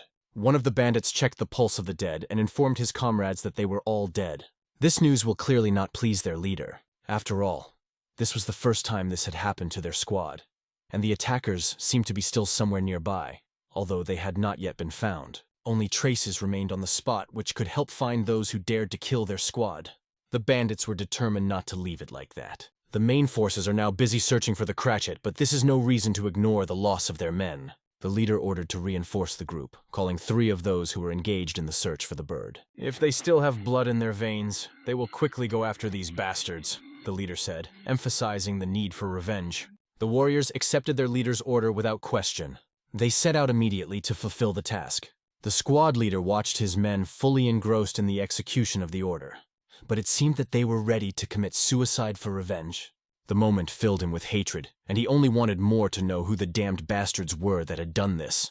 The next day, the boys buried Uncle Beck, a hunter from that house, and went to Gika's house. Because White Cloud hunts raccoons, their first priority is to protect this creature. They decided to definitely find her first. However, Baekryji asked why they were deviating from the original plan. Our hero calmly explained that White Cloud would find them himself, and assured that he had everything under control. "Don't worry and don't doubt," he said, making it clear that the strategy remained under his control. The boys reached the building where the boy had led them. In front of them they saw an old man who was in an extremely bad condition. The old man asked in a weak voice about the medicine, as if it could save him. The boy explained that he accompanied these people to the village because he saw that his uncle was in a very difficult condition. In response, The uncle said that it was all because of him and his actions. He admitted that he could not allow others to be in danger. For this he used all the methods and herbs he knew. However, it was obvious that the bird never recovered. It was obvious that the uncle was ready to take on all the responsibility. He did not hide that the situation was difficult, but he promised to tell the whole truth. He claimed to be from the Agile family, and the boy's grandfather knew about it. This news shocked everyone present. Our hero calmly said, "If they find out who exactly is standing in front of them, then they will not attack indiscriminately." He assured that everyone should calm down and trust them. Hearing these words, the old man was not jokingly worried. The young master reminded the old man that, as hard as it was to accept, the men from the gang would be here soon. Understanding all the possible consequences, the old man decided to keep his mouth shut and not reveal any information.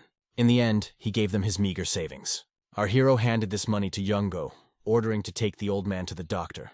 He emphasized that although money is scarce, it should be spent wisely. However, the question of money was secondary, because saving the old man was an urgent matter.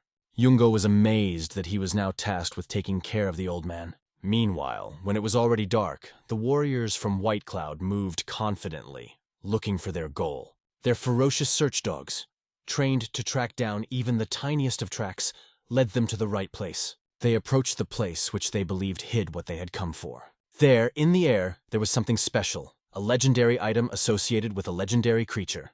Bekriji has been waiting for these bastards to appear for a long time. In the moments of silence, when the enemies were not yet visible, he thought of the young master and the family of Yagal Muyang. He understood that this person was far from ordinary. The young master was noble, ready to spend any resources to help even those whom he knew little. But, despite this, he behaved as if these were trifles. Bekriji couldn't help but wonder if he would ever be the same, able to develop his martial arts potential and make decisions that affect the future. This spoke of only one thing: the Yagal family had a great future ahead of them. However, it is time to act. The guests had already arrived, and they needed to be met. Bekriji stared into the gorge, waiting for one of the enemies to come out. Suddenly, there was a sound that made everyone alert. The young master, finally, also felt that the moment was approaching. A huge horde appeared on the horizon. They had come. The dogs, or rather the lions, which were under the control of the bandits, growled as if demanding meat.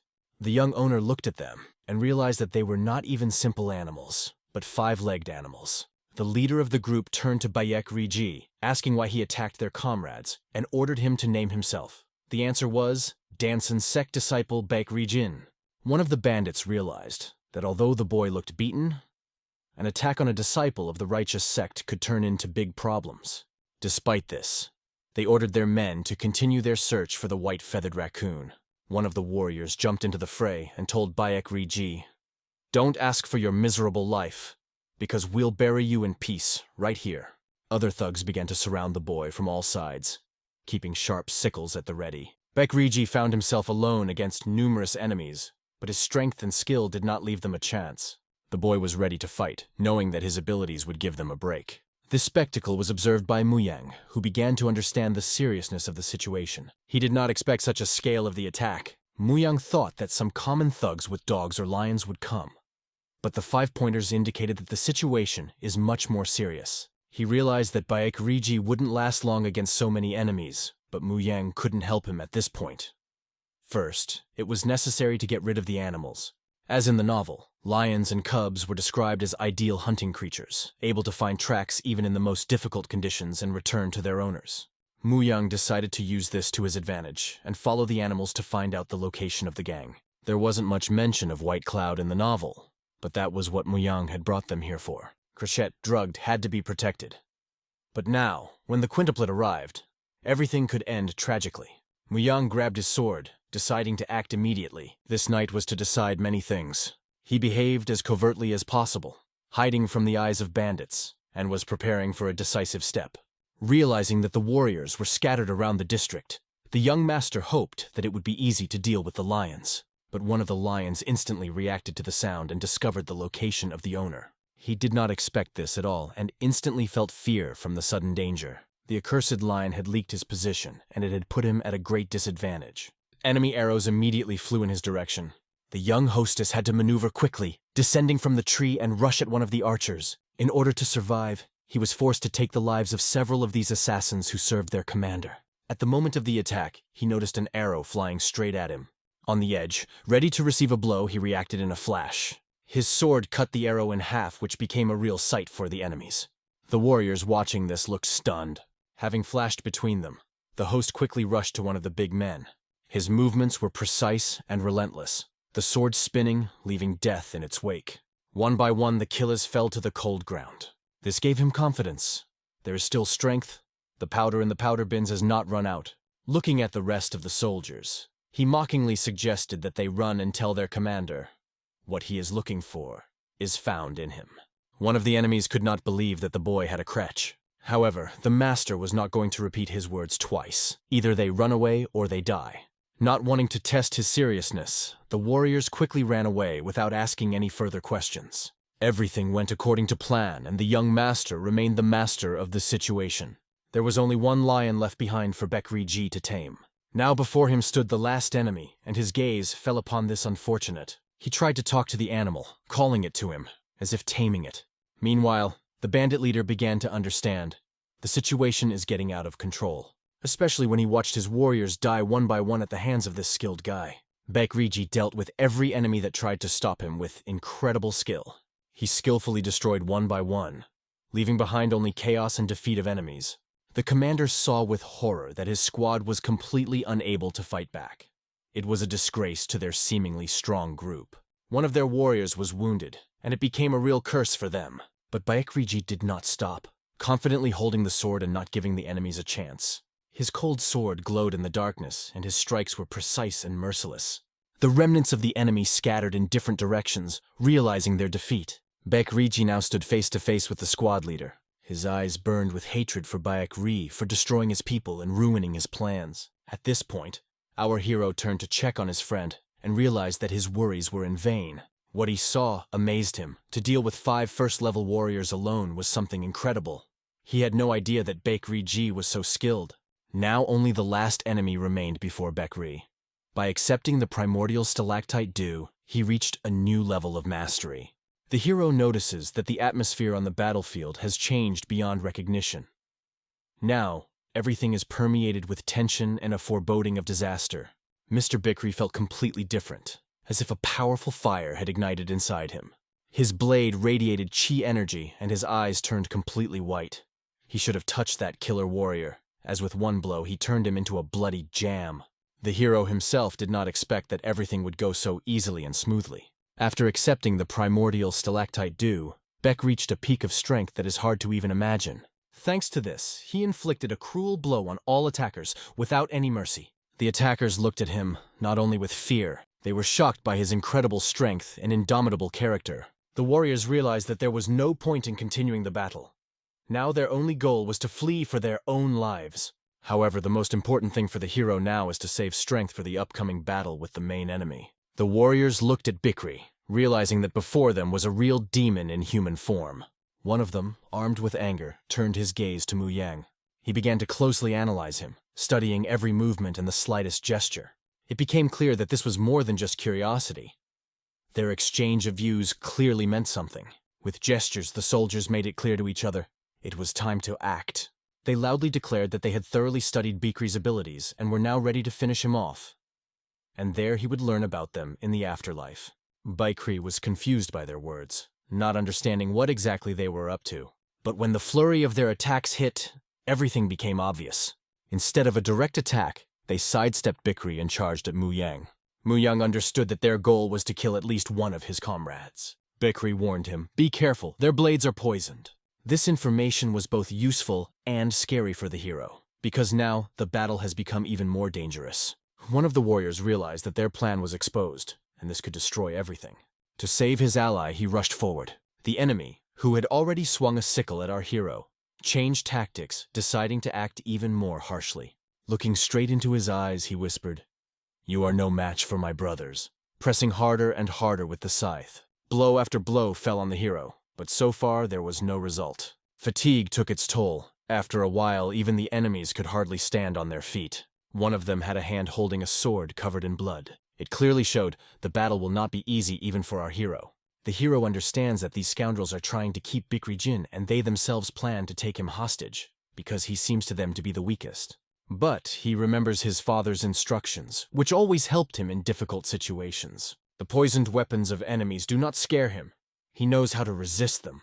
However, their speed and cunning make him stay tense, because it is simply impossible to track all the movements. At the moment when the blow flies straight into his back, one of the soldiers suddenly does not expect the unexpected jump of the hero. The young man, having shown a lightning reaction, rushes straight at the attacker. However, the blows of the enemies begin to penetrate his body, leaving bloody wounds. The hero is forced to retreat, dodging new attacks to avoid serious injuries. But the enemies are not going to stop, constantly looking for new opportunities to strike.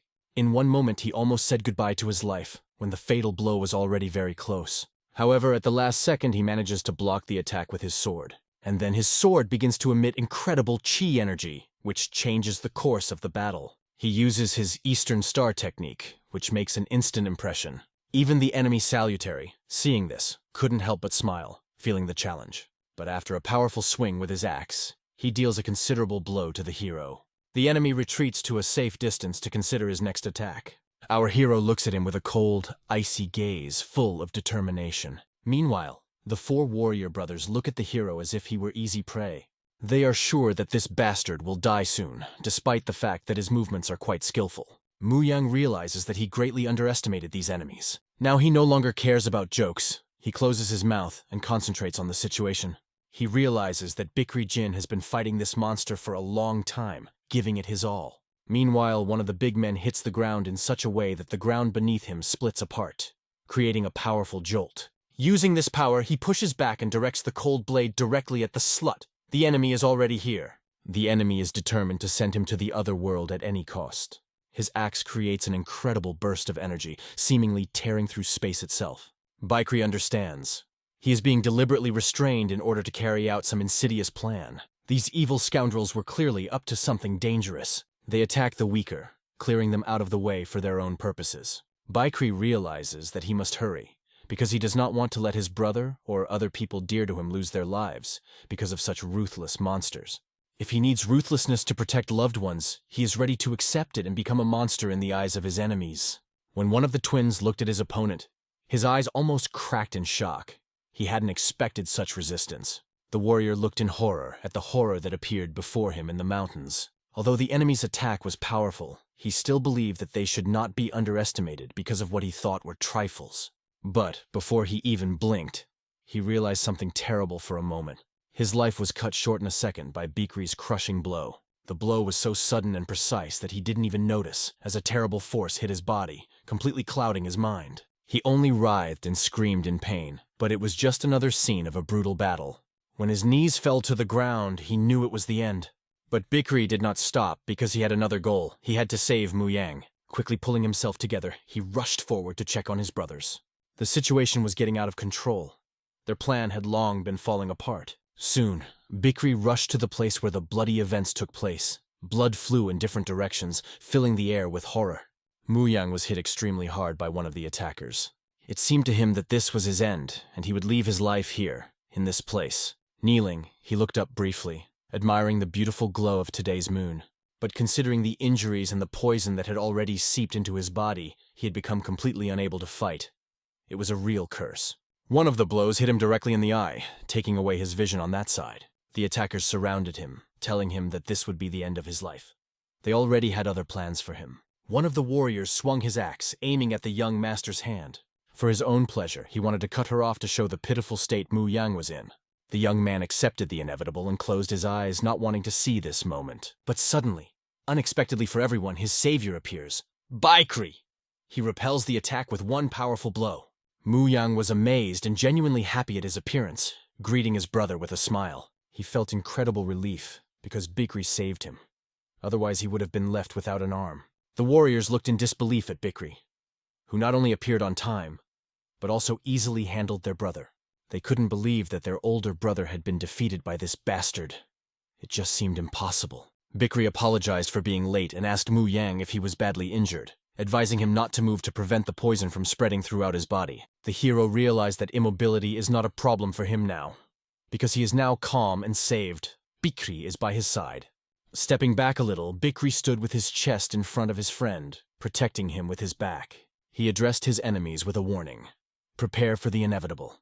In the name of the common good and to protect his loved ones, he was ready to bring his blade down on them all. Baikri was determined. He was ready to blow off the heads of all these scoundrels so that they no longer dared to stand in his way. The warriors were amazed at his strength, but decided that this boy was clearly capable, and they should not be afraid of him. Even if this robber died, one of the brothers swore that he would at least cut off his hand to avenge his fallen comrade.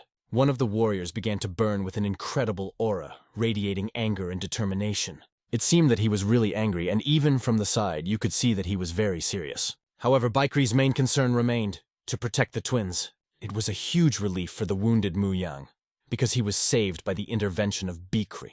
He realized that he was saved at the very moment when he was on the verge of destruction.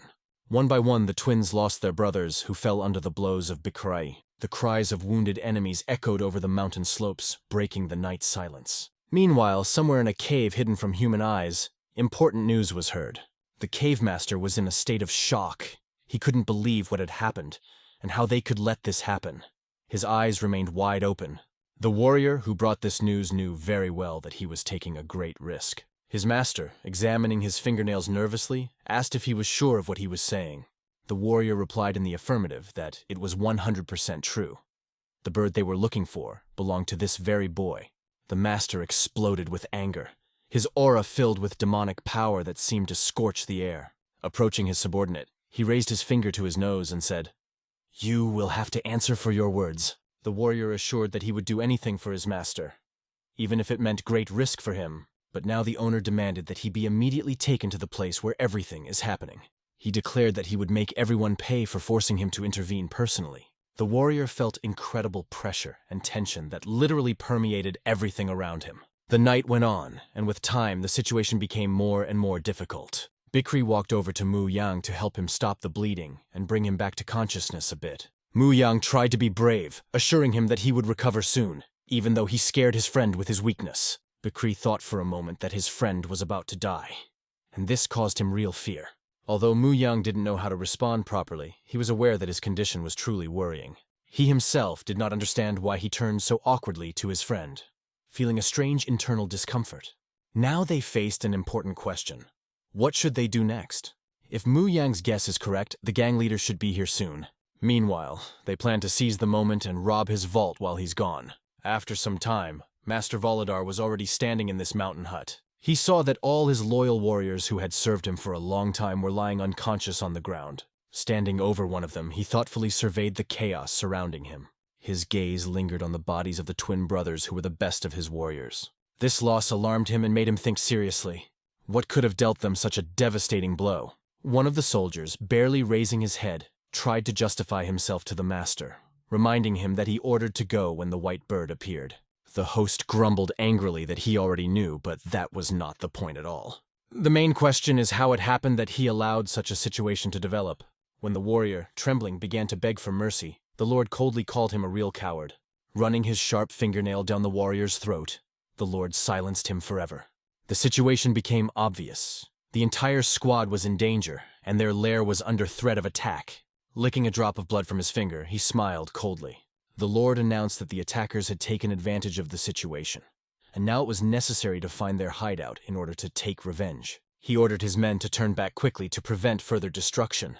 "We shall soon find out who these miserable bastards are," he said ominously.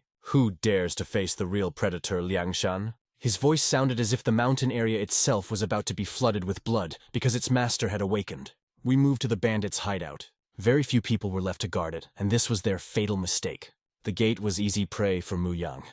The guards were too weak to put up any real resistance. As expected, only the weakest were left at the entrance, and this played into his hand. However, moving forward, they realized that everything is not as simple as it seemed at first. Baikrin's blade was completely covered in blood, which spoke of a fierce battle. Looking at his friend, Mu Yang wondered, why does Baikrin look like his every punch is an incredible dilemma? He was sure, even for a noble cause, killing people is always a difficult decision. But suddenly both felt that someone invisible was watching them. When Mu Yang turned around, he noticed a huge tree with a lion carved into its bark. Something about this tree gave him an unpleasant foreboding. He understood there was clearly some secret hidden here. Although they weren't sure when they looked at the tree, they both knew it had a meaning. It must be the same tree spirit that these robbers worshipped. Realizing this, They decided to take a short break before further action. Muyang offered to examine the cave, which looked unnatural, as if someone had dug it out on purpose. In addition, he was worried about the fate of Beck's grandson. The young master decided that Bikrin should stay to rest, and he himself would handle this matter. This approach raised a lot of questions for Bikrin, but he did not object. Muyang was sure that Bikrin should gather his strength, because the upcoming battle with the leader promises to be difficult. He knew he could only rely on him. Realizing the necessity of this decision, Bikrin sighed heavily, but resigned himself. However, his stubbornness did not allow him to stay away for long. To begin with, they decided to find the missing village children to learn more about the situation. Without a doubt, it was possible to assume that the children were somewhere nearby, because their tracks led right here. Running past the wide corridors of this cave, Muyang came across something unusual. A strange room hidden in the depths attracted his attention. Perhaps the children are there. When he got closer, he saw that the children were indeed locked in a metal cage. Muyang reassured them, saying that he had come for them, and that they should not be afraid anymore. He asked if Beck's grandson was among them, but his words made the children distrustful. The children were in no hurry to trust him, because they saw him as one of their enemy's henchmen. He explained that he had nothing to do with Odam and was sent here by Giha to save them. The tense silence of the children was broken by one boy who admitted that he was Beck's grandson. Muyang realized that this boy was the one he was looking for. He assured the children that he would definitely get them out of here, no matter how hard it was. Deciding to bend the metal of the cage with his inner energy, Muyang concentrated. Straining all his strength, he began to transmit energy through his hands. After a while, he managed to move the cage from its place, but it required great effort. It turned out that this task was more difficult than he initially assumed. The cage did not yield. He needed to improve his fist-fighting technique as soon as possible, otherwise nothing would work. The children looked at him suspiciously as if he were a waste of time. Muyang explained that he simply lacked the strength, but don't worry, he would definitely free them. Finally, straining all his will, he bent the metal of the cage, freeing the children. Now they were free, and once things were done, Muyang promised to bring them back home. One of the boys turned to his savior with a disturbing question. What should they do if, even after returning, they have nowhere else to go? He explained that their homes had been destroyed, and their families had been killed by people from White Cloud. Muyang understood the depth of their tragedy. Most of the children were left without any hope of returning home. There was no choice left for them. Their house was either burned or destroyed by enemies. So Muyang offered them a choice. He would send them to the shelter supported by the Yagello family if they wanted to. But first he has to meet one important person, his friend, so he asked the children not to be afraid. Now they could only count on him, and that gave them some hope. They began to move quickly after their young savior, feeling that they could trust him. Meanwhile, Muyang understood one thing, that Robber Odam would lose everything he had gained as soon as he returned to his land. After a while, Muyang encountered the same energy he felt in this place. She, as he assumed, was coming from here. It was an ice cave where various valuable things were kept. Wandering through its cold corridors, he felt like he was in a labyrinth. The scale of the cave was impressive, and Muyang wondered how difficult it was to bring so much ice here. Later, he decided to report this place to the servants. Although he would like to make money selling the treasure he found, he knew that his friend, Bikrin, was unlikely to allow it. Therefore, telling about the find and getting some fame seemed to him the best option. Suddenly, while passing by, he noticed something very important. It was the legendary snow lotus of the Heavenly Mountain. The snow lotus is a rare and valuable flower that is considered one of the 200 greatest treasures. It blooms only once every 30 years and can only be found on the peaks of the Heavenly Mountains. The healing properties of the flower are preserved only in a cold environment, so it must be eaten immediately after collection. After consumption, snow lotus significantly increases internal energy. Odam was probably holding it, waiting for the perfect moment to use it once he had mastered his technique. But Muyang isn't going to let him do that. He decides to get the flower and give it to Bikrin Jin. Sighing, Muyang notes that Bikrin is a lucky guy. Although he himself would like to eat the flower, he knows that he will not be able to cope with her excessive energy. Suddenly, the cloth from the bag falls to the ground, revealing its contents. In the sack lay a wounded, but still alive, white-feathered cricket. White-feathered cricket seemed to be coming to his senses. Our hero bent over to him, trying to find out what happened to him. Untying the bag, he felt a certain anxiety, because he did not know what this creature looked like. But as soon as he opened it, he tried to look inside. But suddenly, such a powerful force burst out of the bag that it threw him aside. He could not understand why Crichet was resisting so much. because he must have been wounded. Suddenly, a bird appeared in front of him, spreading its wings. He began to wave them with such force that a real wind rose in the cave. Although Crichet had not yet fully recovered, his strength was still considerable. After all, this is a mystical creature, somehow. If you look closely, you can see that it is quite well preserved. When our hero fell to the ground from a powerful gust, he felt a strange sensation, as if he can feel the emotions of this creature. There was sadness, anxiety, and wariness on the part of Crichet. Fear and mistrust were visible in his eyes. Muyang thought about what was happening. Suddenly, he felt as if possessed by a strange spirit. Crichet flew even closer to him. But why does the bird approach him? His internal energy, as if by its own will, passed through Crichet's body and returned back through the palm. An incredible aura began to swirl around them. A cold wind pierced the ice labyrinth of the cave, and we see Muyang start to tame this bird. She becomes calmer. Their emotions seem to merge. He feels curiosity, interest, and even sympathy from Crichet. Stepping back a little, he tries to make sense of everything that happened. Of course, he needed more time to figure it out, because the novel he was reading did not describe this particular part. Looking at his hand, he still hopes. Maybe there's something about that in the notes Yagen Beale left behind. Maybe it'll put his mind at ease. He thinks the long-lost mind training technique has a similar effect, but what he just experienced is different. It only lasted a moment, but he was able to see into the mind of the mystical creature. What was it? The mind training technique was probably much stronger than he imagined. But now it is necessary to somehow deal with it later, when there is time. And now they have to leave as soon as possible, because they have a lot to do.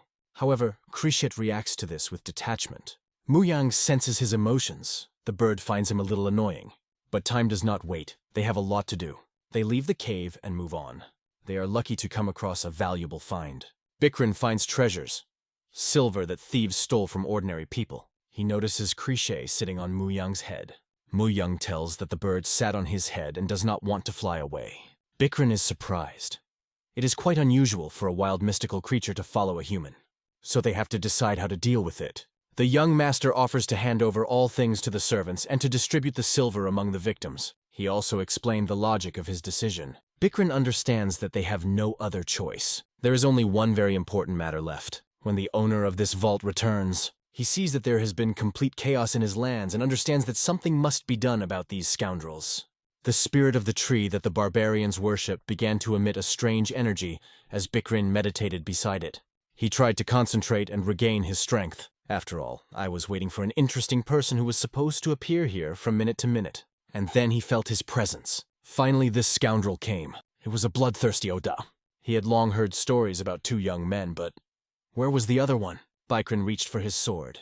He informed this man that the other boy, whom he calls a scoundrel, had gone away on business. Oda realized that these two were targeting his treasures. He licked himself as he realized that these rats had begun to chase him and asked the name of the one standing in front of him. The young man explained that he was Bikrin Jin, a follower of the Dansan sect.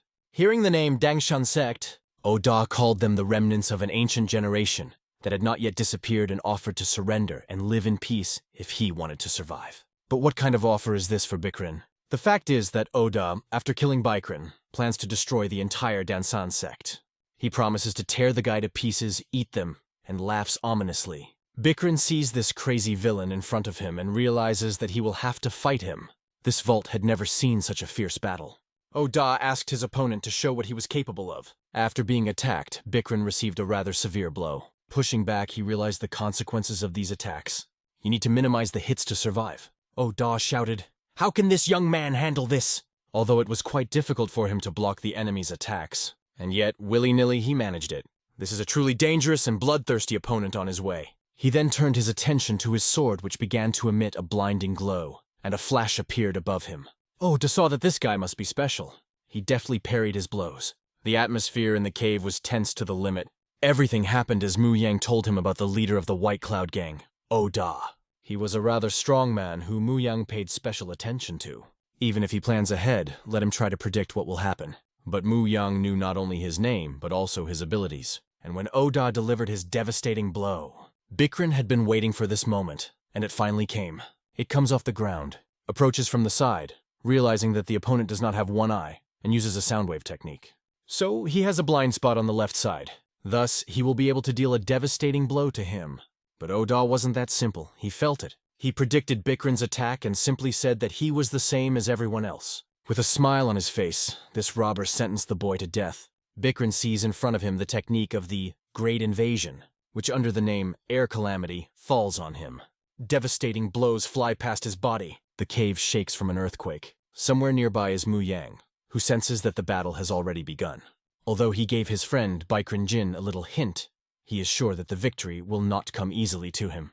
To begin with, he needs to find something, a large stone. Laying hands on him, he started looking for the same point to press. After that, the rock began to open. He found himself in a secret cave room. When he entered, it was very dark, and the sounds of beasts could be heard. Mu Yang could hardly see anything in this darkness, but he hoped that there was some important place here. As he got closer, he felt tension in his leg. A cold roar passed through the cave. He saw a huge, incredible creature in front of him. Right in front of him stood a lion, which, standing on its hind legs, reached 3 meters in height. It was an incredible sight to display his power, and the lion continued to roar. Without a doubt, this was the White City Tiger he was looking for. At that moment, opening that door will let him out. We return to the battlefield. Bikrin is fighting a powerful opponent. After his blow, Oda raised an incredible chaos and called Bikrin a boy. Although he has no eye, he can deal any blow. It's not just his unique hearing ability, but the fact that this place has heightened his 6th sense. He shouts at his opponent, "Let's end this once and for all!" When the chaos in the cave subsided and the dust began to settle, Oda saw Bikrin completely intact and unharmed. How did he survive such a blow? This did not give him peace, but the young man only smiled, rejoicing that he had managed to defeat death. The leader of the bandits could not believe that after his powerful blow, someone could remain alive. Bikrin stood confidently, without the slightest doubt, taking the blow easily. His opponent had only one question. How did he manage to withstand such a powerful blow? But he had nothing to answer. However, Beck remembered his friend's words in his mind. He advised him to pretend to be weaker, take advantage of the situation, and repel the enemy's sound equipment. It was a brilliant strategy, and he wondered how Mo Young had thought of it. Guidance told to take his sword. But why did he have to use someone else's sword? Normally, when you infuse inner energy into a sword, it immediately envelops it. But the young master's sword was special. His sword was called Moon Monster. Looks dumb, but it's worth putting energy into it as it sharpens. At this moment, the energy of the sword and the wielder merge, creating a powerful sound, similar to the howling of a ghost. If he wants the sword to make the loudest sound possible, in this way it will be able to neutralize the sound equipment of the enemy. And since a ghost's howl is also a sound, he managed to fend off the attack, and the boy turned out to be right. When the villain began to accumulate energy in the center of his mouth, Baek Rin, holding his sword, sought to block this attack and deal a devastating blow to this enemy. A blow that will deal massive damage. He whispered into the villain's ear that his sound technique was so beautiful that it paralyzed people's minds. But he emphasized that the equipment of this enemy is obviously an exception. After these words, the opponent fell into a rage and shouted for him to shut up. However, aggression is inappropriate here. We return to Mo Young. He discovered a 1,000-year-old white tiger. The tiger was injected with various paralyzing poisons to deliver him alive. But he still regained consciousness. When the tiger looked into the eyes of our hero and heard his voice, his blood froze in his veins. This tiger is weaker than the Grand Martial Master, but belongs to Muram's 200 treasures, its heart full of pure yang energy.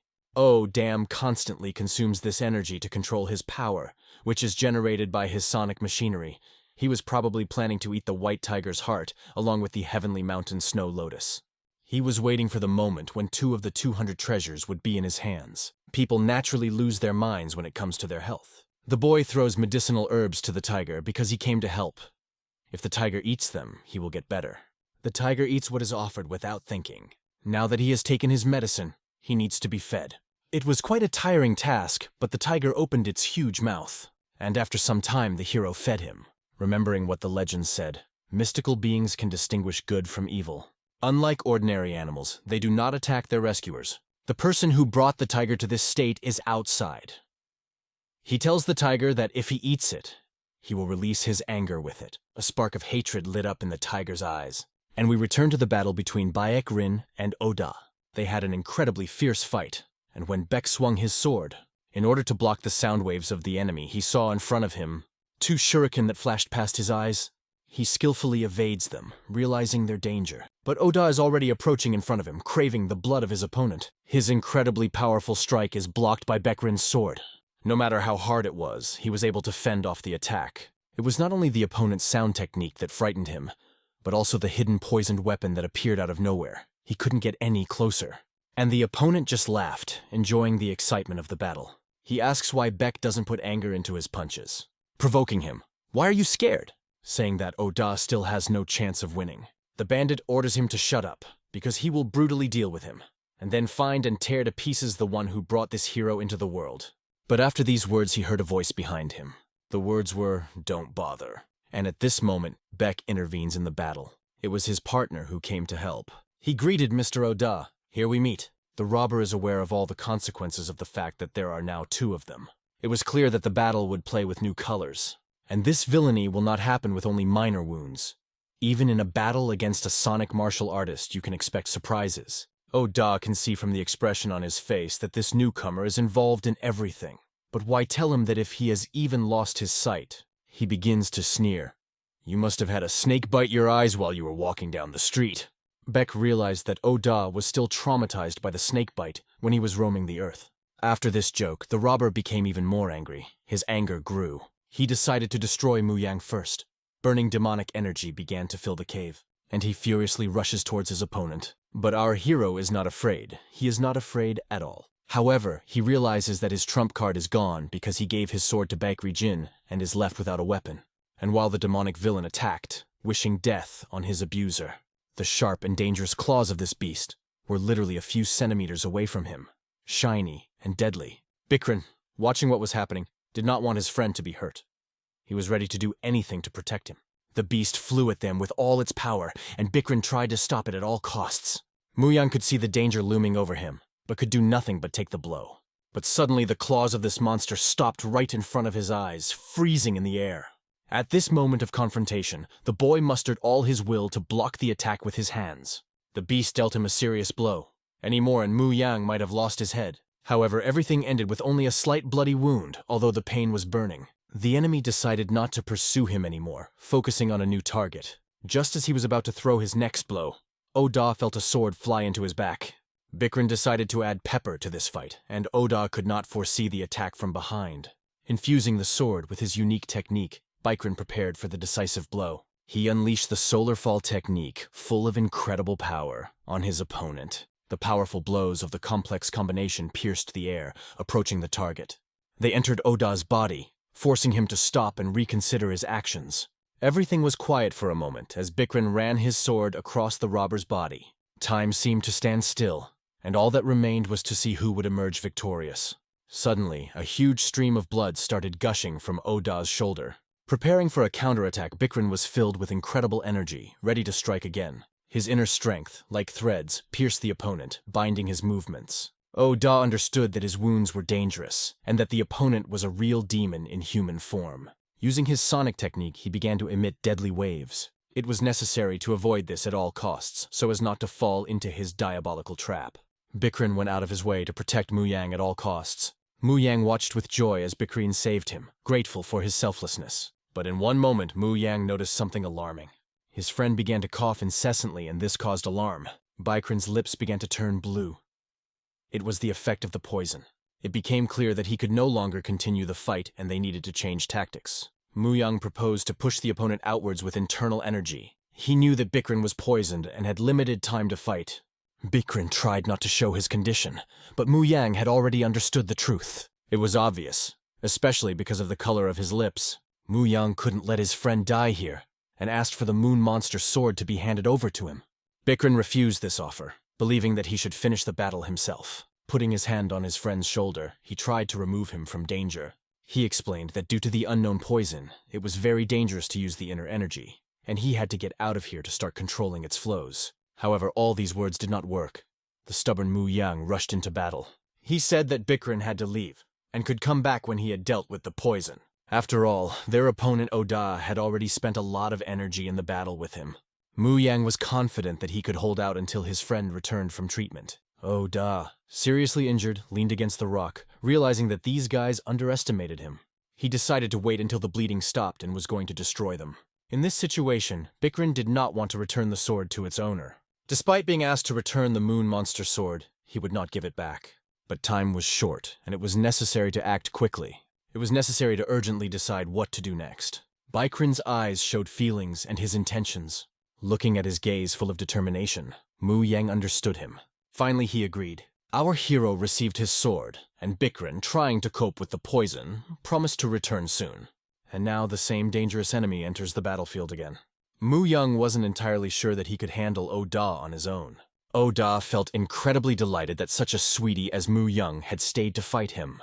He heard every word he said, and now he was going to finish him off.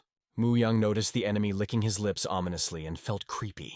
The attack did not make itself wait. Oda rushed at him. He was flying at Mu Yang, preparing his sonic attack. Opening his mouth wide, he began to form an energy sphere within himself. This blow fell on our hero, who could barely stay on his feet. Although he understood all this perfectly, he hoped that the provocation worked as it should. At that moment, Oda was clearly not in his right mind. Excitement clouded his mind and disturbed his peace. It is known that a restless mind cannot control the movements of the body. If Mu Yang pretended to be under attack and took advantage of the moment, he could buy some time for his ally to return. Baikrin, feeling the poison spreading through his body, tried his best to get rid of the insidious substance as quickly as possible. As he regained his breathing rhythm, he focused on cleansing his body of the poison, trying to regain control. The dark, poisonous energy was slowly draining his life force, making him unable to fight fully. He understood that he had to purify himself as soon as possible in order to return to the battlefield and support his comrades at a crucial moment. The rogue's claws glittered in the darkness, slicing through the air with deadly speed and posing a deadly threat. Considering Mong a weak opponent, he saw no point in prolonging the battle and sought to destroy him quickly. So he tried to deal a death blow to Moeng as quickly as possible, not wanting to waste his strength in a long fight. Moeng could tell that this enemy was holding up extremely well, more like a monster than a man, and the previous fight with Baikrin had not affected him at all. Laughing loudly throughout the cave, Odam relentlessly attacked his victim, reveling in her helplessness. Like a ghost in his element, he confidently dominated the cave, taking advantage of the terrain to attack. Moeng knew that prolonged evasion would not lead him to victory. If he does not go on the offensive, he will eventually be defeated. He made the decision to concentrate all of his inner strength and focus it into a single, powerful blow to change the course of the battle. As his strength was leaving him, and he was on the verge of exhaustion, this was the only chance he could take. He had to find a new strategy as soon as possible to outwit the enemy and change the course of the battle in his favor. In order to successfully confront this seemingly invincible beast, he had to change tactics and find a new solution. The enemy, like an unstoppable hailstorm, attacked him again and again, leaving no chance for rest or retreat. There was a huge difference in their strength. The enemy could fight him with ease, as if it was just fun for him. But suddenly a sharp pain shot through his arm. He realized that he had received a serious wound that could change the course of the battle. Before he could dodge, he received a powerful kick from the enemy right in the torso, feeling the air leave his lungs. Our hero, falling, hit the stone ground with force, raising a cloud of dust and debris around him. He forced his sword out of his hands as the severe wound caused a great loss of blood, weakening him with each passing second. Amidst the dust and chaos, he saw the approaching silhouette of the enemy, ready to strike the next blow. With fear and anxiety, he looked at the enemy, realizing that in front of him was not just a person, but a real monster, full of unlimited power. This monster only laughed mockingly, taking unhealthy pleasure in its victim's suffering and reveling in its helplessness. Moeng understood that he had only one last chance left, which he had to use to save himself. Although the surface of the sea looks calm, you should not tempt fate.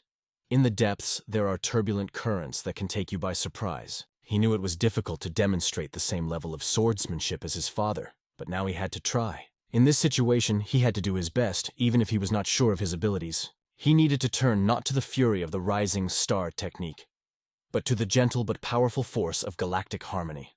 Although he wasn't sure he could master this technique, he only had one hope left, and he had to take it. He concentrated, realizing that if he didn't take the risk, sooner or later he would die in battle with this scoundrel. If he does not use a new technique when fighting this enemy, then his defeat is inevitable. The monster's cry echoed through the cave. He was surprised that this boy had come to his lair himself, as if looking for a place for his grave. For Moeng, these words sounded alarming. He realized that the monster saw him as easy prey. He could not forget his father's movements and realized that his training in galactic harmony had not been in vain for him. This technique usually covered a radius equal to the length of the sword, limiting its effect to close combat. His father perfected the technique, creating a force capable of controlling everything around and exerting incredible pressure on an opponent. During their sparring, Father demonstrated such a wide radius of technique that it completely stopped the movement of his sword. After deep reflection, he discovered many gaps in his abilities and decided to make an effort to eliminate them. And from the moment they fought, he decided he wanted to become stronger and better. He sought to surpass himself and reach the level of skill of his father. Only the galactic harmony technique could give him an incredible advantage, allowing him to gently bind the energies around him. Like a bolt from the blue, this technique struck his opponent's hand, dealing an unexpected blow. The powerful energy caused the enemy's hand to burn, causing him excruciating pain. Odam saw these actions as small tricks on Moeng's part, underestimating the true power of the technique. However, despite the pain from his wounds, Moeng immediately used his new strength to confront the enemy. Although the technique was not perfect, he decided to test it in action and managed to repel the enemy's attack. Odam, screaming in pain, could not understand how this young man could underestimate him and inflict such blows. After all, he considered himself an immortal deity who would never lose, and could not believe that a mere mortal would harm him. In these lands, he was the highest predator, a real dominator, and no one could stand in his way. How can this young man repel his attacks with a sword and energy that seemed invincible, making him back away from the blows as if avoiding the fire burning around him? The Rising Star technique is based on brutality, while the galactic harmony overwhelms everything around it, creating a gentle but powerful storm. Even soft flows of harmony energy can carry the brutal power of the Rising Star, inflicting devastating blows. The opponent still felt strong resistance from him, despite the softness of the technique. As he swung his sword, his movement made Odam horrified as he felt the true power of the technique. Odam felt the power of the harmony sphere crash into his body, paralyzing his movements. The monster's body began to tear into small pieces under the influence of the powerful energy. The energy was so strong that even the surrounding rocks began to crack and crumble. Moeng fell to the ground, dropping his sword. He had used up all his energy and was completely exhausted. He not only repelled the attack of the enemy, but also managed to finish him off, ending the battle in his favor. He couldn't believe that he had defeated Odam, but he understood how to combine the techniques of Rising Star and galactic harmony. Realizing that his father had taught him for a reason, he understood the value of the knowledge he had passed on. His friend Bayek Rin Jin will be shocked when he comes here and sees what happened. However, a huge new problem arose behind him that could change everything. The tiger, which had previously been under the influence of tranquilizers, regained consciousness and now felt very lively. Like a true predator, the tiger stood behind him. At that moment, the blood froze in his veins, realizing how much danger he was in. Moeng planned to buy some time, and when the beast attacked Odam, he and his friend Bayek Rin would have to escape. However, the tiger took a long time to recover from the effects of tranquilizers. His friend Bayek Rin was poisoned, and he could no longer use Qigong, and could not even walk normally. And the hungry beast looked at him as a prey, and our hero had the feeling that he was cursed. It was rumored that such beasts perfectly distinguish between good intentions and bad ones. But will this creature show mercy to man if he hates those who locked him in the dungeon?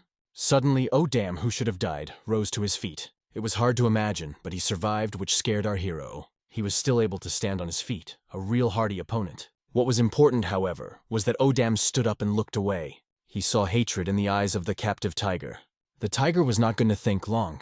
His hatred and roar could be felt throughout the cave. Odam laughed, glad that his treasure was still there.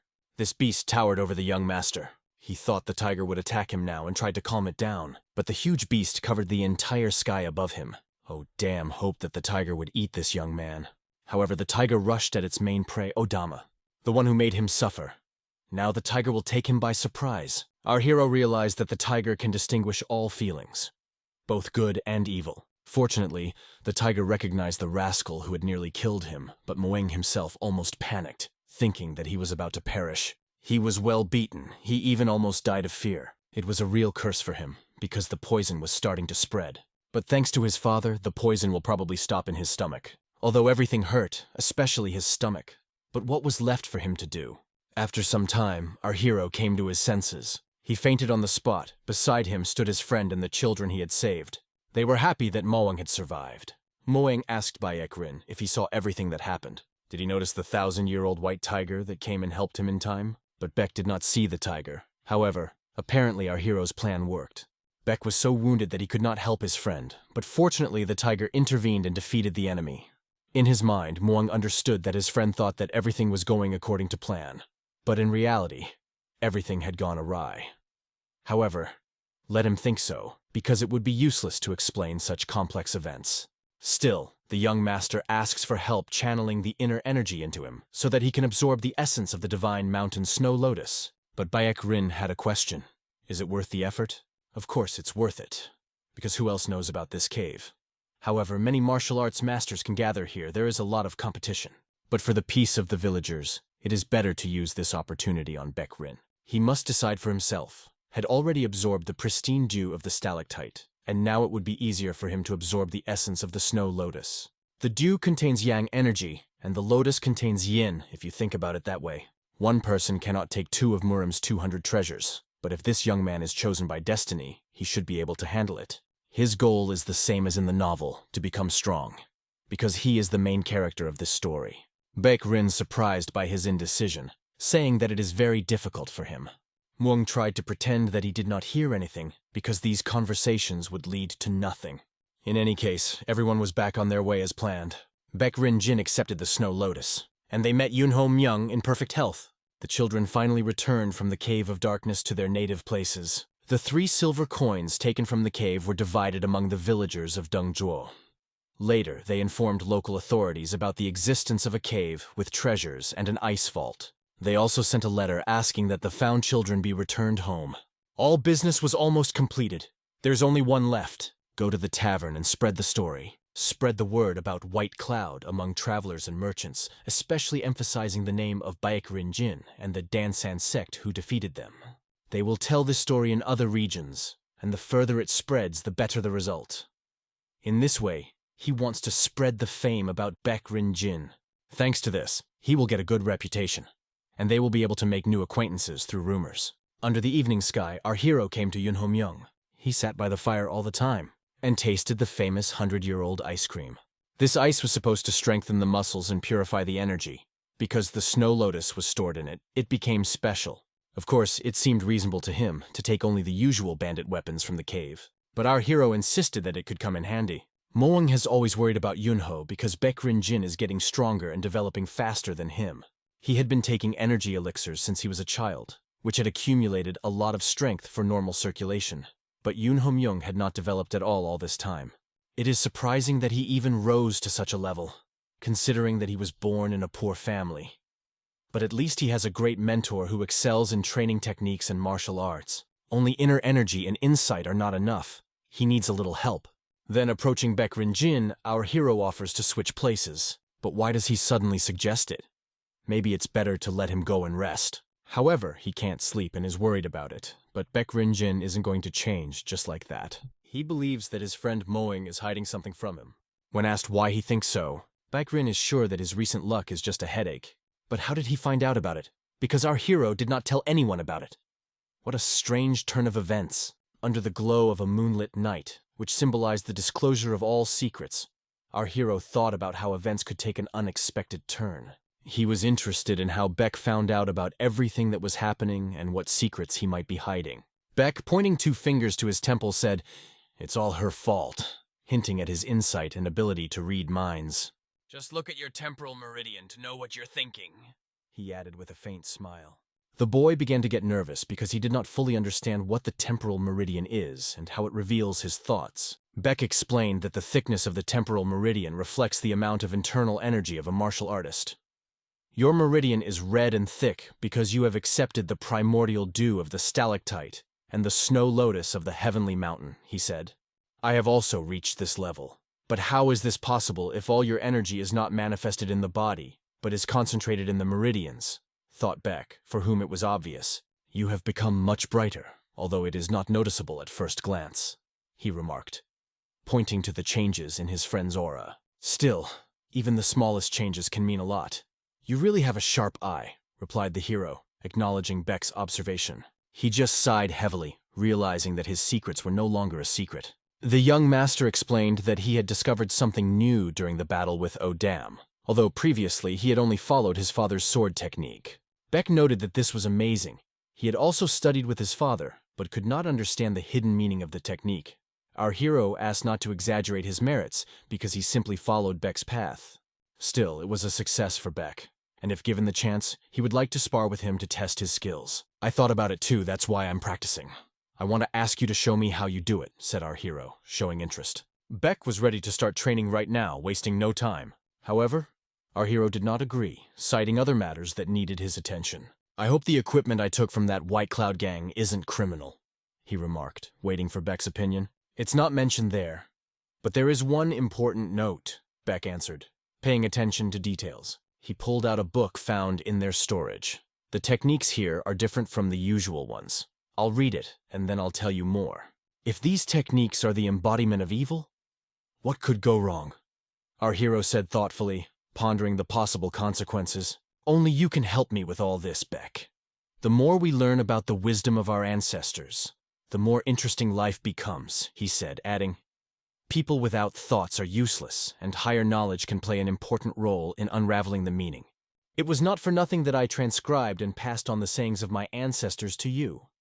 It seems that you have become interested in the long-lost techniques of the mind, remarked Beck, noticing his interest. Is it right to learn from our ancestors, even if we don't know everything? Asked Beck, hesitating about the correctness of such an approach. Realizing this, our hero replied, no one in their right mind tells strangers about family techniques if their conscience is bothering them. But I'm not betraying the family I'm in, so don't worry. The fact is that there is a mystical power hidden in these techniques. Everyone in the world should know that you belong to the Jaggle family, Beck insisted, emphasizing the importance of tradition. Our hero didn't understand why Beck could never just forget about it. I wonder what will happen if the heir of the family passes on the lessons of the ancestors to a stranger. But in any case, I need to convince you to accept them, he thought.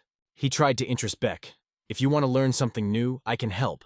But you can't be an old noble greedy for family glory, remarked Beck, pretending that he did not understand what was being said and could not accept it.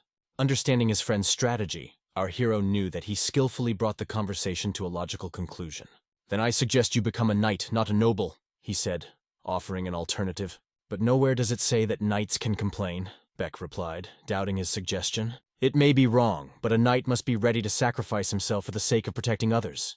And for this you can even cross yourself, insisted the hero. To Beck it seemed like a play on words.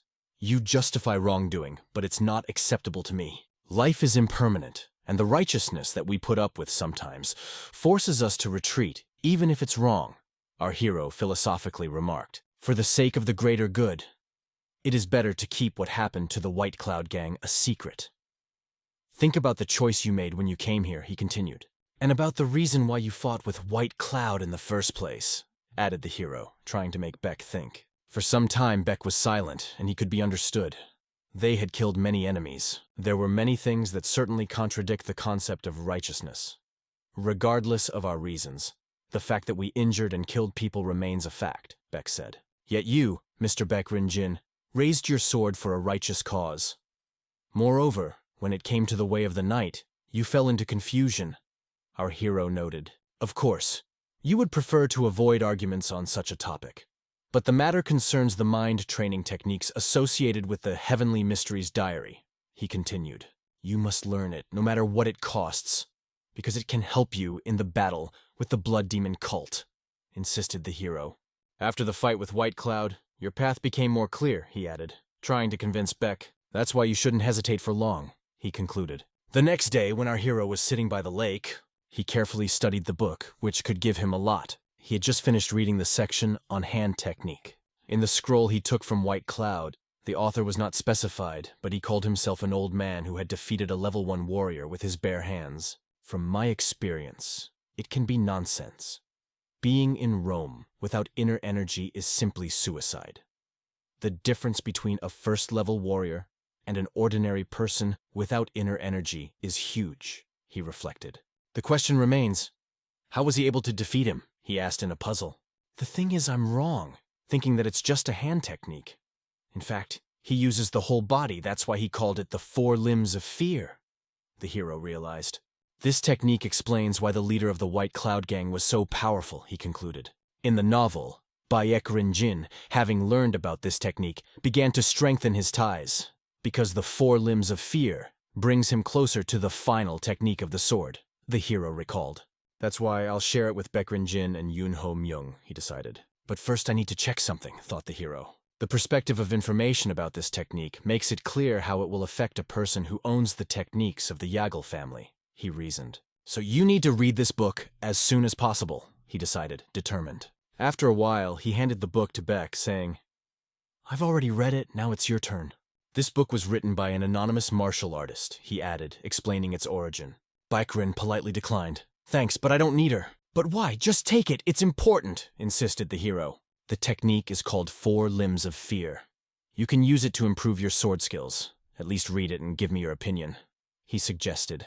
At this moment, Yoonho, while savoring the ice, continued to listen intently to the conversation between the two. They discussed yesterday's conversation, trying to come to an agreement. Our hero did not hear any answers from Beck that would satisfy him. I believe you, but I'm not sure if I'm noble enough to accept all of that, Beck finally admitted. Therefore I will answer when I decide for myself whether it is worth telling people about what happened, he added. In his mind, our hero decided to remain silent for the time being, because it seems that Beck can report on him if he thinks it's right.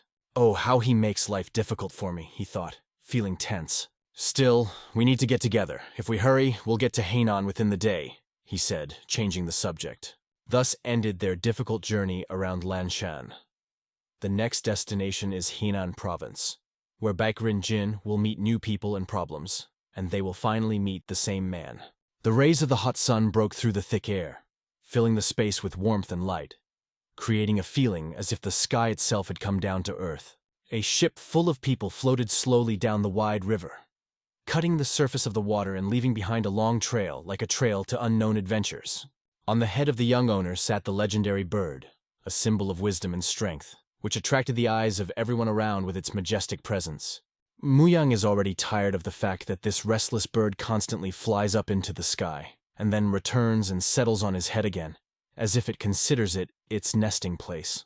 Baekrin noticed that the boy was calling the bird Suso, and, deciding that was his name, asked about it. However, our hero only confirmed that this is what he calls his feathered friend. Yuho suddenly exclaimed that he noticed something up ahead, drawing the attention of everyone on board to an unknown object in the distance. At that very moment, Susu flew up into the sky again, annoyingly circling above Mu Yang's head as if teasing him with his freedom. Surveying their surroundings, they realized with relief that they had finally arrived at the destination they had been looking for so long. They reached their next destination, ready for new adventures and challenges that awaited them ahead. In the novel, Henan Province, also known as the Central Plains, is where many nations established their capitals. It is here that Baekrin Jin will immerse himself in many adventures that will change his life forever. In part, these lands have undergone significant destruction due to constant wars and conflicts, which have left their mark on the history of the region. Suddenly, a detachment of cavalry began to form on their way. The riders quickly gathered together, creating the impression of a formidable force. The number of horsemen was so great that it caused concern among our heroes, forcing them to be on guard. They carried a flag with the image of a white bird fluttering in the wind, giving the unit even more mystery and grandeur. Considering that the blue flag with the eagle on it belongs to the Namgun family, it's probably them they're heading towards. Baekrin realized that he had just seen about 20 men emanating energy similar to an exquisite sword, and wondered where they were heading so rapidly. Looking at Baekrin's face, he realized that Baekrin was once again going to meddle in matters that did not concern him, and this did not make him happy at all. They had recently fought the White Cloud Gang, and the thought that trouble might arise again did not please them at all. The only question that remains is why Baekrin can't focus on the search for the Diary of Heavenly Secrets, but is constantly distracted by other things. So they finally arrived at the fortress that was to be the next stage of their journey. They had a considerable amount of money with them, but it was inconvenient and dangerous to carry it with them, so it was necessary to decide what to do with it. Moeng proposed the idea of investing these funds so that they would generate income instead of just lying idle. Our hero, having experienced a luxurious life, understood the value of money and knew how it can change a person's destiny. After all, the power of money is that it opens up many possibilities. From delicious food and drinks to hiring talented bodyguards. Money allows you to eat and drink whatever your heart desires and hire the best bodyguards. They can radically change your life. Thanks to these funds, he felt much more confident. knowing that he would be able to cope with any difficulties. Unexpectedly, Yuho intervened in their conversation, who, being from a poor family, fully agreed with the importance of money and its role in life. However, the main question was where exactly to invest these funds so that they would bring the most benefit and be safe. Our hero was not sure where exactly he should invest the money, but he believed that fate would lead him to the right person who would help him make the right choice. They understood that it is necessary to carefully consider where to invest funds, because there may not be a second chance, and it is not worth postponing this issue any longer. Maybe to begin with, it would be worth taking the money to the bank so that it is safe and can bring profit. Since they were located in Henan province, namely in its capital, Kaifeng, there were many banks where funds could be stored. Walking through the streets of the capital, they saw endless rows of shops and benches. Feeling delighted by the atmosphere of a big city, Yuho couldn't think about anything else but food. He was sure that the local dishes would be incredibly tasty. Muang asked Baek Rin if he knew anything about Kaifeng, especially local banks and investment opportunities. He asked if Baek Rin knew about Yulin and Jiangnan banks, which are the biggest competitors in the city. There are no other significant banks here, so you have to choose between them. Of course, it is better to choose a large bank. The larger the institution, the lower the risks and the higher the reliability. Such a bank in a big city inspires trust. This bank is ideal for storing funds. In fact, our hero only pretends to hesitate because he already knows exactly where he wants to invest. He planned to invest in Yinsui Bank, which would later be built by a man named Song Ye. The bank does not exist yet, but it will appear after Yulin's bankruptcy. He knew that it was a great idea to invest in Song Ye in advance, as the novel mentioned that those who supported him in the beginning had made significant profits. To begin with, they decided to take the money to the Jiangnan Bank for temporary safekeeping, and then they will go to the place where Baek Rin-jin first met the person who can help them with the investment. Having entered the bank, the cashier again asked if he was really from the Ajil family, to which the young owner replied that he had already confirmed this several times. How many more questions can you ask? A little embarrassed, the cashier apologized, explaining that the amount of silver was very large, and he should inform his superiors. Perhaps it is worth asking a few more clarifying questions. Mong was seriously irritated by these silly questions. He had a lot to do and didn't want to waste time on unnecessary conversations. However, Baek Rin decided to agree to answer more questions. Noticing that Mong was getting nervous and wanting to avoid conflict, the cashier asked if they were from Liangshan County by any chance, and if so, perhaps they were the same famous swordsman. Our young host paid special attention to these words, wondering where this conversation was going. The cashier assumed that they were the same famous Northern Dynasty swordsman who defeated the White Cloud Gang. Our hero smiled when he heard this. Rumors really spread fast because he was the first to use the phrase Northern Dynasty. Mong decided to admit that they were indeed the same swordsman, but added that they were busy and in a hurry. Baek Rin was quite surprised by these words, as he had not expected such directness from Moing. The cashier was happy to realize that he had a famous person in front of him, and apologized for not showing the proper respect from the beginning. However, Baek Rin assured that they didn't do anything special, and that the rumors are probably exaggerating their achievements. Moing realized that Baek Rin could spoil their image with his modest words, and thought that he should not belittle his own achievements. Suddenly, Baek Rin, not allowing the conversation to continue, grabbed Moing and said that they needed to leave urgently, interrupting the conversation. They decided to leave immediately, without wasting time on unnecessary conversations, and hurried to leave the bank. Afterwards, they went to one of the local restaurants to rest and think about their next steps. The waiter brought them a wonderful drink that was supposed to lift their spirits and relieve tension after a busy day. Moing suggested a toast to Baek Rin, getting a new nickname that highlights his merits. However, Baek Rin felt awkward. For him, such a celebration seemed excessive, and did not correspond to his character. Yuho noted that nicknames are given only to worthy people, and this indicates recognition of their achievements. However, he wondered why they had decided that. Our hero noticed that Baek Rin was staring at him again, and felt awkward.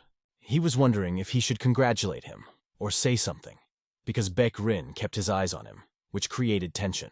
Suddenly, a man came to their table, brought dishes, and neatly placed them in front of them. After that, he began to look intently into their eyes, as if trying to say something without words. Noticing that these young men had great appetites and were perhaps celebrating something, he wished them bon appetit with a friendly smile. After his words, they had a strange feeling that something more than mere politeness was behind it. Our hero began to carefully observe this man, trying to understand his true intentions. It turned out that this person was quite strange, and their intuition told them to be careful. Walking through the streets of the capital, our hero was struck by the grandeur and beauty of the surrounding architecture, which acquired a special charm under the glow of night lanterns. A group of people gazed in wonder at the huge fair at such a late hour. Everywhere there was a buzz, and bright lights attracted passers-by from all corners of the city. Everything around glittered and shimmered, and it was not for nothing that this city was called the City of Trends. New fashions were born here, and life was raging day and night. But first, he needed to find an institution called Full Moon, because it was there that he would find what he was looking for. After all, it was in this place that you could find answers to your questions and find what you came for. Susu, a small mythical bird, pushed away from the head of our hero, spreading its wings in the night sky. Manga was already tired of this mischievous bird, which was completely unmanageable. But what can be expected from a mystical creature? After long walks, he finally found the Full Moon establishment, where he had been heading from the beginning. A completely different atmosphere prevailed inside the room. Soft melodies, dimmed lights, and a sense of peace enveloped everything around. The waiter poured a glass for one of the guests, offering to enjoy the drink in this cozy environment. Nearby was a charming girl who looked after the guest. She noticed our hero and noted that he looked quite happy. From her words and the beautiful appearance of the girl, the mood of the hero rose even more, and he felt himself a part of this magical place. After a while, a respectable musician arrived, and the only question left was whether he should be allowed into the room. Moang agreed without hesitation, because with the appearance of the musician, they will not have to be bored together. The door slowly opened, admitting a new guest into the room, and filling the space with anticipation of something unusual. And it was at this moment that Moang finally met the one he had been looking for all this time. It was the same person he had seen earlier at the inn. A familiar face left no doubt. His appearance resembled a monk who made a living by music, traveling from town to town. He picked up the instrument and began to play a melody that filled the room with magical sounds, mesmerizing everyone present. He mastered the instrument, and every note sounded harmonious and perfect, reflecting the depth of his soul.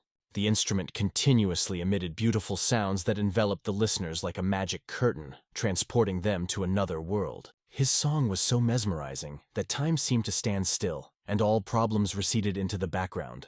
Moang decided to start a conversation with him, hoping to learn more about the mysterious musician.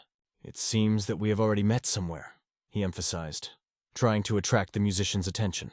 The musician replied that he was not sure, because he often plays for many guests and may not remember all the faces. He didn't pay much attention to this young man's talk, concentrating on his playing and the melody. "However, perhaps you are right. I could see you in the tavern," agreed the musician after a short pause. Moang remarked that he had thought so they could consider themselves acquaintances, even if their paths had only crossed for a moment. However, the monk is recognized by many because of his unusual appearance and manner of behavior, which distinguished him from others. "Why do you work as a musician in a tavern?" asked Moang, although the answer was obvious: to earn a living. "Being a musician is of course interesting, but maybe it will sound strange. I am interested in completely different things," said Moang, and offered the monk to drink together. It sounded rather suspicious, and the musician became wary, not understanding the true intentions of the young man. However, the musician was interested and agreed, on the condition that the young man compensates him for the time spent on the conversation. Moang agreed without hesitation. He was willing to pay any price for his time to satisfy his curiosity. Sitting nearby was a beautiful girl who was surprised when the young man asked her to leave them alone with the monk. She even thought it looked suspicious and suspected that there might be more going on between them than just a conversation. The young man's face lit up with embarrassment because it was really uncomfortable and a little embarrassing for him. The monk wondered who this Moang was, because no one in the Muramu world chooses the company of a musician over a beautiful lady. He wondered what had caught his attention. Our hero, looking into his eyes, remarked, "You have the eyes of a person who works day and night at 2 jobs to make ends meet. Usually such people don't have such a calm look," he added, hinting at something hidden behind the outward calmness. This told him that the life of a musician is not ordinary, and he hides something more than meets the eye. Of course that may be so. However, before I tell you about myself, I would like to know more about your life, traveler," said Moang. The musician saw no problem and was willing to share his story. feeling that this conversation could be interesting. They raised their glasses and lightly clinked them, sealing the beginning of the conversation with a friendly gesture. And, wasting no time, they drank down the wonderful drink, feeling the warmth that spread over the body and relaxed the soul. Moeng did this for a reason because he knew that this bald man would become the head of Insun Bank, known as Director Sun. Thanks to significant investments in various projects, he will become an influential figure in the banking sector. To get his attention and build a long-term relationship, Moeng must tell him the whole truth, including his mysterious past life and the moment of transformation that changed him forever. He decided to open up to him. It seemed interesting and even exciting because it is rare to get a chance to hear such an unusual story firsthand. The musician finally understood his interlocutor and why he called himself strange. Now everything was falling into place. This bald man, being from the Kim family, resembled an ugly duckling. After being granted the right to take the imperial exams, he decided to go out and explore the world instead. Our hero knew that he traveled the world, realizing that people need power, money and power, more than just knowledge from books. Therefore, he decided to become the one who has power and strength. The various jobs he took were to understand what money could do and see how it could corrupt people. This is the path he chose to learn how to use and control finances. After listening to his story, our hero realized that they definitely had common views. It all came down to the desire for freedom, the ability to make decisions independently without the interference of others. Apparently, he also felt it from his interlocutor. "And what do you plan to do next?" asked Moeng, inquiring about his future plans. The monk replied that he wanted to manage money, but he needed to think about exactly how to do it in order to achieve his goal. Moeng remarked, "If you plan to manage money, you probably want to get rich," emphasizing the logical connection between his words. He believed that the moment was right to act, and that there was no point in delaying any longer. Moeng took out an envelope from his pocket and handed it to the musician, asking him to take care of this money and use it wisely. The envelope contained considerable sums of money, and he asked the musician to see how much was in there to understand the seriousness of the offer. Our hero asked the musician as a future banker to dispose of these funds at his discretion. Spend or invest as he wishes, trusting him completely. The monk was confused, because he could not even imagine such a large sum. He began to doubt, what if this is a lie, and the young man wants to set him up? Moeng was sure that if the monk betrayed his trust, he would blame himself for not understanding people. But after their unusual conversation, he felt the desire to become his partner.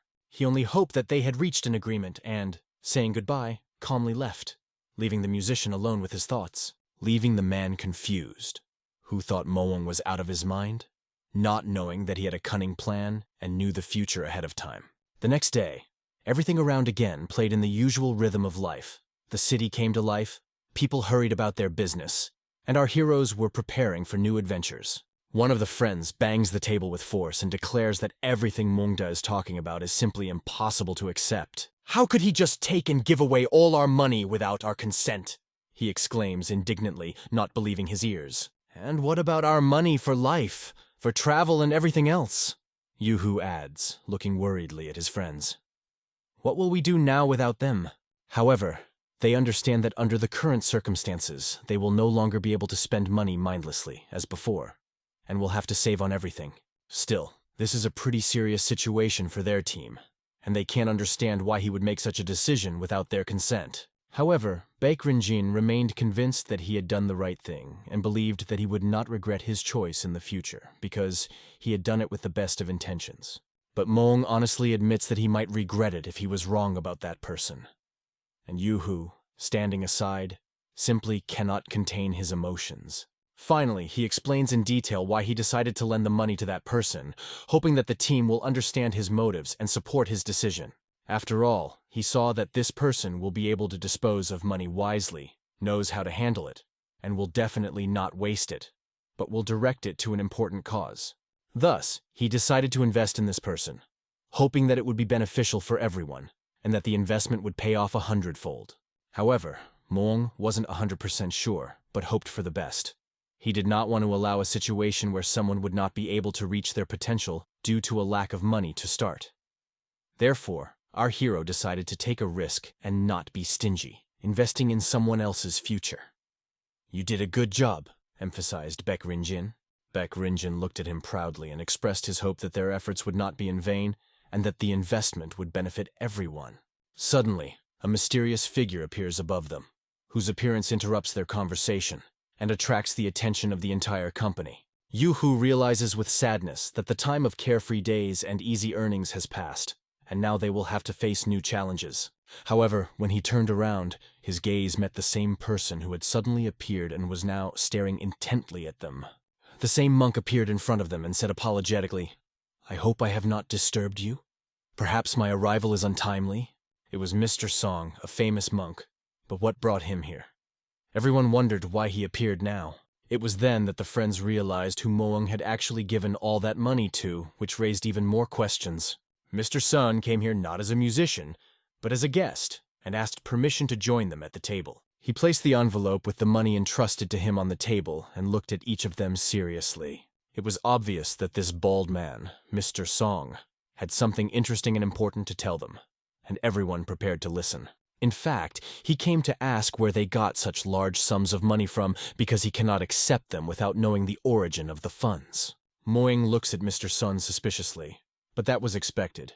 It would be surprising if the soon-to-be successful wasn't interested in an unexpected source of investment. In any case, everything should end well. He will introduce Mr. Sun to his friends and share the necessary information. So, he explained in detail what exactly their funds will be spent on and how it will help achieve common goals. After they explained where they got such a large amount of money, Mr. Song remarked that one of them was the same legendary warrior that was rumored.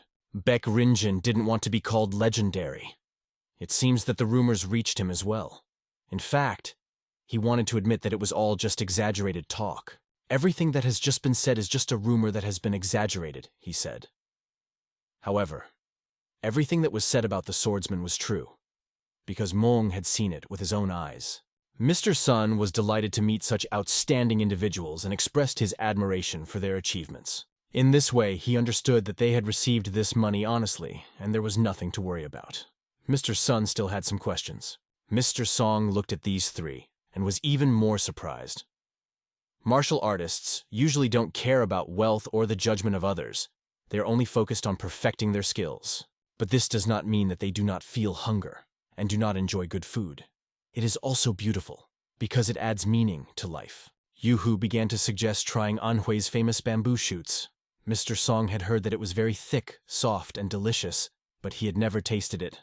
However, Yu-Hu recommended this dish so strongly that their conversation began to appear suspicious to Moong. He felt that something was wrong here. They soon became so fast friends that they already had a lot of common topics to talk about, which surprised Moong. Yoon Ho-myung knew many different little things, but he didn't expect that it would help him get closer to Mr. Song. Baek Rinjin, silently sipping his drink, watches the conversation unfolding between Yu-Hu and Mr. Sun intently. In the end, it all worked. It seems that the feeling and relationship in their team is strengthening, which was expected. Now, in order to move on, they needed a blacksmith who could provide them with the necessary equipment. They have already found out from the locals where the forge is because our hero wants to order the equipment needed for training. And another sword for his friend Myung-hung, who was delighted at such an offer. But Moong was sure. You never knew what situation you would find yourself in, and their friend needed a good sword. But will they have enough money for it? Moong thought everything through. He had already sold the crew, and there were still other things to sell. Our hero was dragging various junk from the White Cloud. Yu-Hu would be glad if it were enough to buy a sword. He would give up his former way of life. Moong felt like he had taken the bull by the horns, and now was the time to act, because he wasn't planning on letting Jungo stay the way he was. The thing is, Baek Rinjin has hellish training every day, while Yu-Hu lives like a master who has lost his purpose. At first he thought it was because of the solved problems with the shelter, but now things are different. Now it became obvious that everything goes completely differently. If nothing prompts action, then no one develops. In the novel, Baek Rinjin and Yoon Ho-myung lost to that scoundrel Odam. It was one of those things that pushed them to become stronger. However, due to the intervention of our hero, Yoon Ho-myung did not feel the bitterness of defeat, and this was because Moong surpassed him in strength. This is the main problem they have faced, and he needs a push, which he will organize soon. Soon they came to the forge. Looking inside, they saw lit fires, but they could not see a single person in this forge. Yu-Hu was sure, if this man is a talented blacksmith, wouldn't his weapons be worth a lot of money? but they won't know until they get inside. There were several blacksmiths in this place. They worked diligently and noticed that guests had come to them. They wondered what brought these people to their forge. Our hero explained that he had heard that wonderful weapons were made here and asked to call the master. The muscular man stood up and agreed to call his father, a young man with large, innocent eyes that did not match his huge muscles. His deaf-mute blacksmith father stood nearby. His son gestured that they had come to the right place. This place is called Master Du's Forge. The man, sweating from the hot stove, turned his attention to the guests. They immediately felt his piercing gaze. The young man informed them that his father was ready to receive them. They entered a cozy room, where there was no burning heat from the red-hot cousins. The blacksmith's hands were shaking for an unknown reason, betraying his inner excitement. He looked exhausted and clearly worried, as if something was bothering him. Moing knew why this blacksmith was so nervous.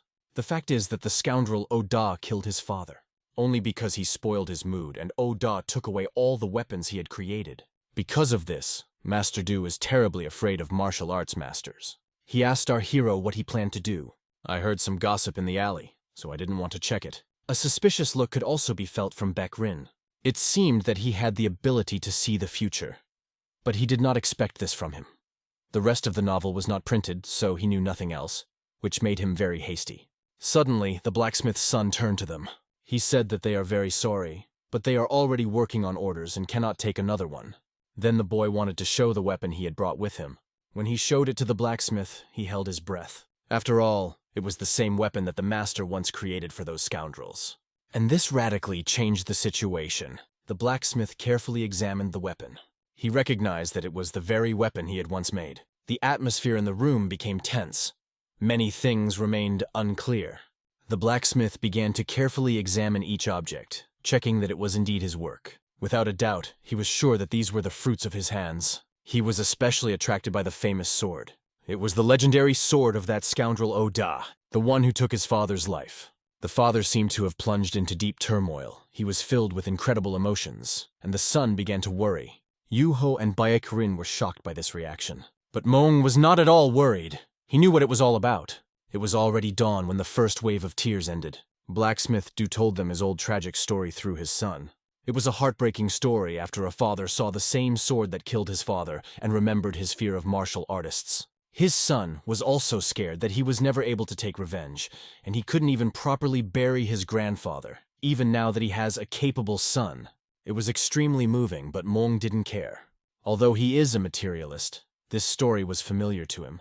Still, he couldn't talk about swords in this situation, because he had many other ways to make Yunho stronger. He, of course, did not plan this, but he decided that it was necessary to give and leave these weapons to these people. At first, he wanted to sell the weapon at a high price, so he talked about the sword. After all, I heard rumors that some people are looking for their ancestor's weapon, not knowing that they need it as a memory of him. And now, after hearing this story, his hand did not raise to sell this sword. Baek Rin placed a hand on our hero's shoulder, knowing that he would make the right decision, but the boy wished he wouldn't look at him like that. And yet our hero approached these people. I asked the boy to give something to his father before they left. They can help arrange a real proper funeral for his father because that bastard OD is dead. The son passed this information on to his father. The father said that he was grateful to them, but did not know why they expressed such gratitude. Yu Ho decided to interject and stated that they did what they were supposed to do, although our hero wasn't sure what he would say. And yet Yu Ho was going to continue his old lifestyle. But Moong realized that Yu Ho was talking like a fool, and it didn't matter now. They apologized and were about to leave. However, the boy stopped them, saying that his father would consider it an honor to at least test their swords.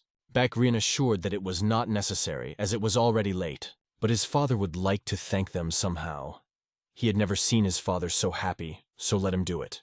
The blacksmith's emotions overwhelmed him. Still, Moing was sure that it was better for them to leave when they were not asked to stay, and yet they gave up their swords.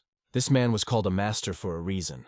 One glance was enough for the blacksmith to judge the characteristics of the swords. He said that in the center of Baek Rinjin's sword was an unknown material. Our hero knew about this sword that it would reveal its true power when there was an opportunity to act with the energy associated with the heavenly secret. However, nothing was said about this in the novel, and there is no such material. Unlike the Northern Sun and Moon Monster swords, which can be called precious, that sword was nothing special. It was dull and could not cut anything with it. Therefore, he offered to remelt this sword. Yu-Ho agreed because he didn't need him. The boy was happy because for Yu-Ho, they could melt down the old one and make a new sword if he didn't mind. Of course, they did not mind, even rejoiced at such a situation. This meant that Yun-Ho would have to get on the right path. Our hero definitely did not expect this. It was a rather fortunate circumstance. After all, a new sword is being prepared, which will become his personal weapon and the first step on the way to the glory of Yun-Ho Myung. After their swords were expertly sharpened and fully prepared, the young men decided to spar to test their new weapons and improve their fighting skills. Yun-Ho, full of determination and enthusiasm, rushed to meet the young master, wanting to cross swords with him and test his strength in a real duel. The sudden and lightning attack from Mueng caught Yun-Ho off guard, leaving him stunned by his opponent's skill and speed.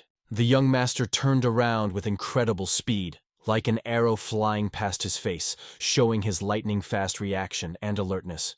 He was surprised that such a powerful attack was coming from a seemingly ordinary person, and it made him reconsider his evaluations of his opponent. Using the stealth dragon whirlwind stance, Yun-Ho not only avoided the blow, but also managed to counterattack in a flash, showing his skill. Yun-Ho felt the incredible force of the strike upon him, realizing the difference in skill between them, as his defense was breached. However, he soon gathered his strength and managed to deftly dodge the next blows, showing his endurance and skills. Mong began to joke with his opponent, reminding him that he had promised to give up his surname if he got him at least the simplest sword. So according to your promise, you can now change your surname to Yungo Yun-Ho. Moeng teased him with a smile, emphasizing the fulfillment of the agreement. That's complete nonsense. There's no way in the world I would do that. Yun-Ho replied indignantly, flatly refusing to change his last name and not taking Moeng's jokes seriously. Baek-rin and Master Du watched the match, raptly following the young men's every move and exchanging impressions of their techniques. The boy, slightly embarrassed by his curiosity, turned to Baek-rin. Excuse me, but why are these two friends fighting each other? Baek-rin replied, This is one of the important stages in creating a personal sword. Through the duel, they will learn their weaknesses and strengths. Since the personal sword is something that helps compensate for one's own shortcomings, fighting someone stronger is necessary, he continued. Truth be told, they seem to complement each other perfectly, remarked the blacksmith's son, marveling at the synergy between them and their mutual understanding on the battlefield. Although it seemed that their confrontation was almost one-sided, in reality they were both gaining valuable experience, increasing their skill and understanding of the martial arts. The rays of the bright sun broke through the leaves of the trees, illuminating the place of the fight and adding a special charm to it. After several intense minutes, the fight ended with both fighters bowing their heads respectfully to each other in recognition of their opponent's prowess. After that, Yun-Ho continued sparring and exchanging thoughts with Master Du, while the blacksmith's son helped them communicate by translating the conversation. Perhaps it is because of this shared passion that Yun-Ho and Du-Hui grew closer, creating a strong bond based on shared interests and respect. Without a doubt, it was clear that they had become friends. Their friendship grew stronger every day, and they supported each other in everything. Lately, Yun-Ho had been expressing his admiration for Master Du more and more often, especially noting his excellent physique and impressive muscle mass. And it was no accident. In the novel, it was mentioned that due to his physical strength, Du-Hui later became a disciple of a martial arts master. This master possessed martial arts of the highest level and became famous throughout Murim as the mighty Vajra. Realizing that this was inevitable, Moeng decided it was best to speed up the process of their rapprochement to help them both succeed. Moong concluded that it would be great if Du-Hui became Yun-Ho's student, as it would strengthen their relationship and benefit both of them. Thus, thanks to joint combat techniques, they will be able to gradually transfer knowledge because becoming a student is not so easy. Because Yun-Ho studied under an eccentric recluse, he had unique knowledge that he could pass on to Du-Hui, helping him grow. Baek-rin Jin noticed that their relationship was quite strong, and that Yun-Ho and Du-Hui had a lot in common which made their bond special. He could see that although they seemed strong and confident on the outside, inside they both felt a certain loneliness, which brought them even closer. And yet, he understood that there was truth in his observations. They really had a lot in common, which made their connection special. Baek-rin Jin's words had a deep meaning, and Moeng understood that his friend saw the situation quite astutely. Du-Hui has been close to his father for a long time, which is uncharacteristic for children his age, just as Yun-Ho Myung had no one to turn to for help before meeting them. Perhaps that is why they understand each other like no one else, because their life paths have a lot in common, and if Yun-Ho takes care of this boy, they will have a wonderful relationship. It reminds me of our relationship with Moeng. Baekrin said with a slight smile, noticing the parallels between the two pairs of friends. However, these words slightly confused our hero. He felt awkward. As night fell, a peaceful atmosphere reigned around, and the stars shone brightly in the dark sky. Finally, the sword was completely ready. It glittered in the starlight, emitting a special aura. It was Yunho's personal weapon, a sword as black as night that reflected his strength and determination. The sword reflected a dark glow due to the special metal used in its creation, an obelisk that had been passed down from generation to generation in the Du family. This material was mined from the meteorite itself and called the Sky Stone. This is a rare mineral, the location of which no one knows. It is one of the 200 precious treasures. If even the simplest sword is reforged with this mineral, its strength will increase many times over. So, it can be said that Yunho Myung was incredibly lucky to have such a valuable weapon. Now he held in his hands an extremely powerful sword that could change the course of any duel, and with just one swing, he felt the incredible power of the sword, which filled him with confidence. The blacksmith's son was amazed as he watched Yunho wield the sword. It exceeded all his expectations. Those present were stunned to see the display of this sword's power. His capabilities exceeded all expectations. The moment when the sword split into 3 parts was especially impressive, and then it came together again as if by a wave of a magic wand. Yunho himself was amazed, because it turned out to be a chainsword. Inspired by its features, Yunho decided to name his new weapon the Three Chainsword. After sharing his idea with Master Du, Yunho was happy to hear that he fully supported his choice of name. Our hero remembered that in the novel this sword was called exactly that, and he did not expect that his personal sword would be exactly like that. As a gift, as a sign of gratitude, he gave a book. The book was intended for the blacksmith's son. It contained a lot of valuable information. They discussed a boy named Du Hui who looked a lot like Yunho in his youth. He was a child who appeared to be strong, but deep inside he carried his inner darkness. Yunho thought about sharing his knowledge with him. Therefore, our hero advised him to focus on breathing techniques. After all, he has to become better in order to teach this boy. After thanking the blacksmith, the young master noticed that Yunho was already leaving. The question remained whether he should do it, but the young man asked never to forget about him. "Don't forget that you are not alone," he said. And when they said goodbye, the boy wiped away his tears, promising that they would definitely meet again. Under the bright glow of the full moon, the night shrouded the city in a mysterious haze, enhancing the sense of mystery in every corner of it. In the shadow of the night streets, a mysterious man carefully moved through one of the dark alleys, as if avoiding unwanted glances. He kept closer to the walls, as if hiding from someone, almost blending in with the shadows around him. His silhouette glowed in the moonlight, giving him a ghostly appearance. Stepping on the creaking planks, he moved like a cat, quietly creeping towards his goal. For him, any ceremonial reception would be superfluous and undesirable. He entered the room without informing anyone of his arrival, like a shadow in the darkness of the night. Using his martial arts, he sensed danger approaching him. Energy arrows flew straight into his face like a sudden flurry. He pressed down on the hilt of his sword, exposing its gleaming blade. With an instant movement, he repelled all the attacks directed in his direction.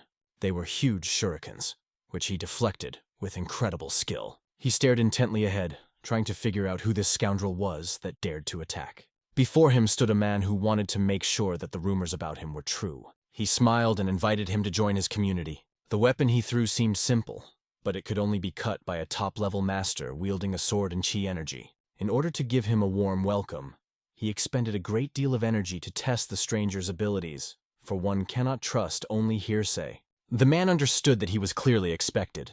Of course, he was expected, because it was this man who ordered him to kill in the North Castle. The target of the attack was the retired head of the Imperial Guard. But who is this old man really? Is he really calm in the presence of his killer, or is he just faking it? Whoever he is, he has nothing personal against him. Contract killing is simply his job, even if the target is the person who hired him. But the man laughed at his words. To kill this person. He himself decides whether to do it or not. This caught the assassin's attention, making him wary. The man asked to listen to him first, because he has a lot to do, and he would not want to waste time. But this seemed strange to the killer, because this man addressed him as if he were an old acquaintance, which was extremely unusual. Such familiarity alarmed him. Who is he really? The man announced that he was his employer, someone who had information and knew a lot about him. He is quite a well-known personality in the province, calling himself the Phantom Thief of Darkbone, if true. Without thinking long, the phantom sword flew straight to his neck. Stopping at the very throat, He said that he had important information, and if he was killed now, it would never be known. But the killer decided, first he will fulfill the order, and then he will listen to it. The man smiled at such mercy from his killer, but he wanted to tell him about his younger brother, whom he had long forgotten, which attracted the mercenary's attention. You should not pay for an insult with an insult, even if everything is so. After all, the target is the heir of the prestigious Qianhu righteous sect, which is quite interesting. We move to Dance Mountain, where our hero sneezes from the cool air. Maybe he caught a cold, but they are almost at the entrance. Bekran feels it. Following the will of their ancestors, they reach Tianjun Mountain. At last they came here, where the heavenly sacrament is. Now nothing else bothers them. It had been a long time since this boy had obtained the Northern Sun Sword, and he had already learned the long-lost mind training technique that was necessary to verify the Bekringjin. All that remains is to pass the stage of the question of the heavenly stream. Yuhu, in turn, complained that they had not yet reached the entrance, and he was already tired. Still, Moyeng couldn't help but agree. They had come a long way to get here. But Yuhua wondered where Moyeng went when they were in Pinny Village. He explained that his relative lived nearby, so he was going to send him a letter. He thought that writing a letter would not work.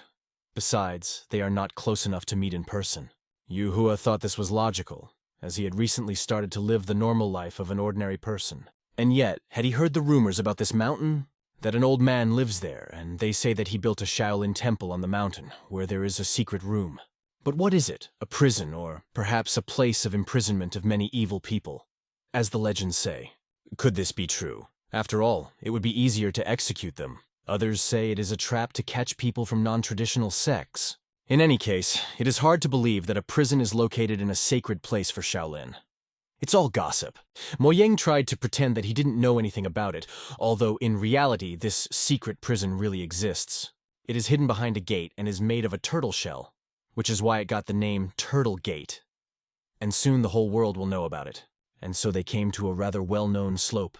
It could let them know that they had finally seen what they had been walking towards for so long. It was a beautiful place. They finally got there. But the question remains, how will they find the heavenly mystery in such a vast area? The thing is, they have the Sword of the Sun, and it's time to use it. Bekringjin began to draw his sword from its sheath. Moyeng gave him advice. Channel your energy through him. It is known that the Northern Sun reacts to unusual stones. The boy concentrated, trying to fill the sword with his energy. Lifting it up, he caused an incredible glow, which began to act on the mountain like a magnet, attracting something invisible. At that moment, the glow passed over the entire rocky area, and suddenly the ground in front of them began to split. Bekrin, releasing energy into his sword, did not understand why it was so strong or what he had done at all, because everything below them began to tremble. The ground beneath their feet suddenly began to split. Deep cracks spread in different directions, accompanied by an ominous roar that made hearts beat faster and increased the sense of danger.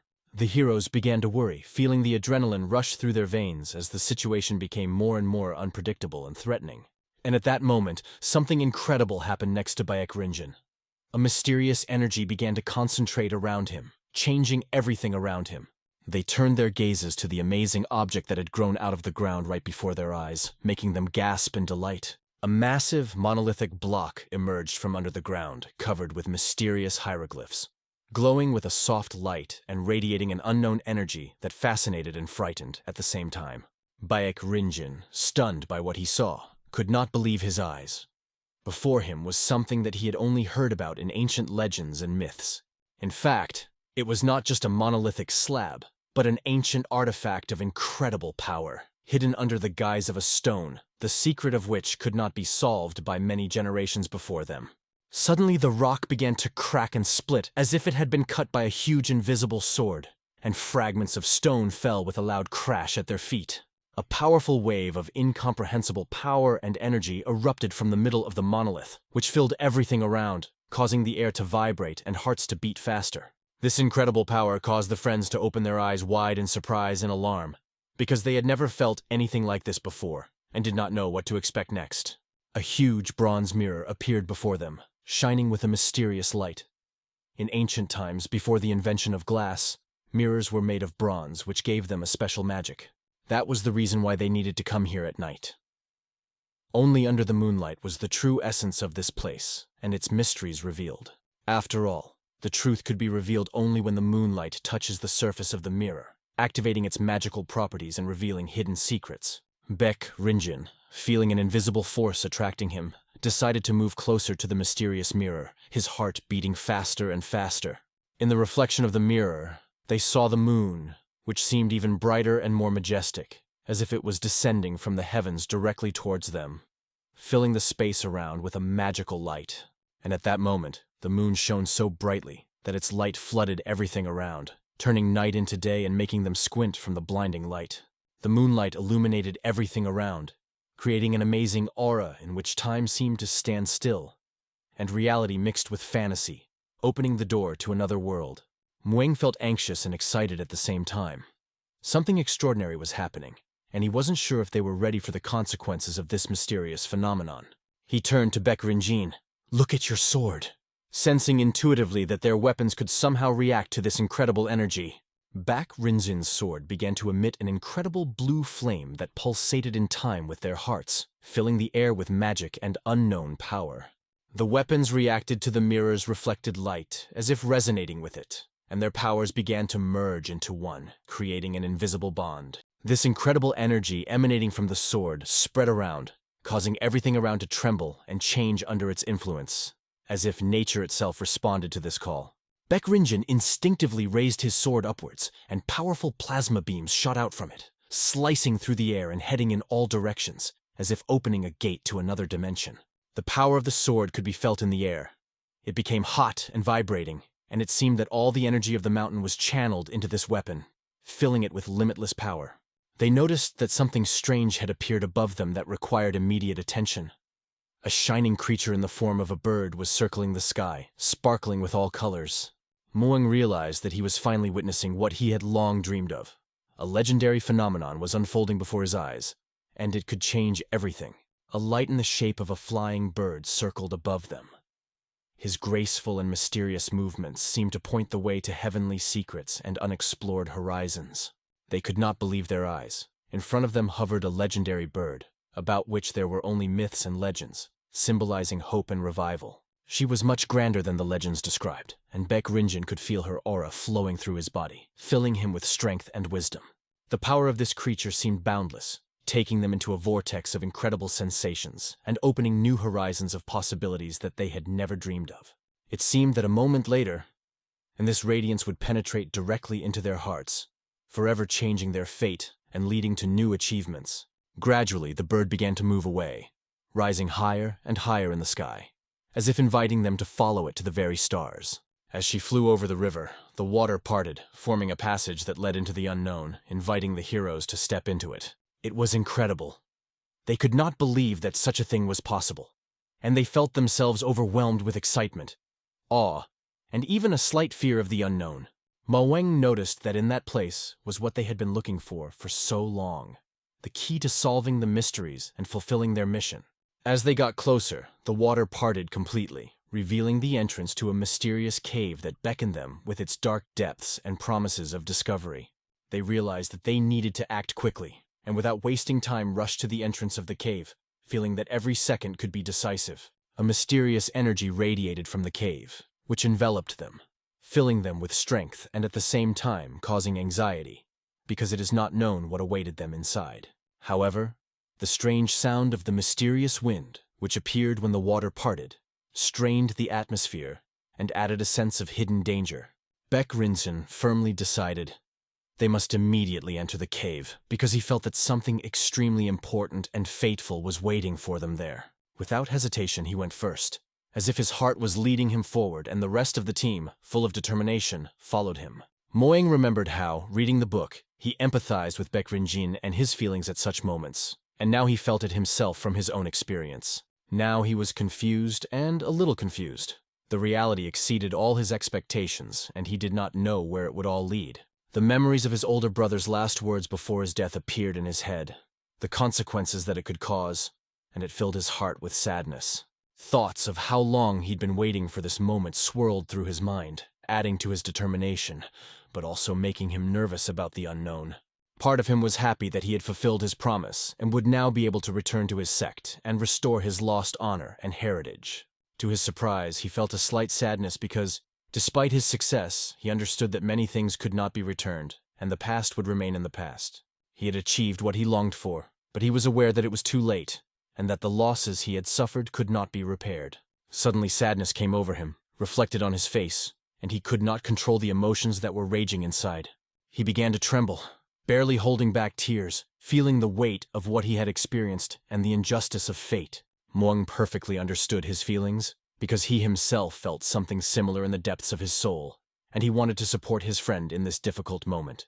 He thought, if he had known that there was a chance to revive the sect, maybe he could have helped his brother fight the disease longer, and things could have turned out differently. He looked into the mysterious depth ahead, and did not fully understand what was waiting for them next, but he felt that he had to move forward. Suddenly, something hit him with such force that he stopped, unable to believe what was happening. An invisible force had entered their world. Behind them, someone began to fall, choking on blood, and this caught their attention, causing them to turn and prepare for danger. Muang turned around to see his friend Yuhu lying on the ground, sick and in need of immediate help. Baek Rinjin turned sharply, sensing that something incredible and dangerous had happened, and looking for the source of the threat. No one could understand what had happened.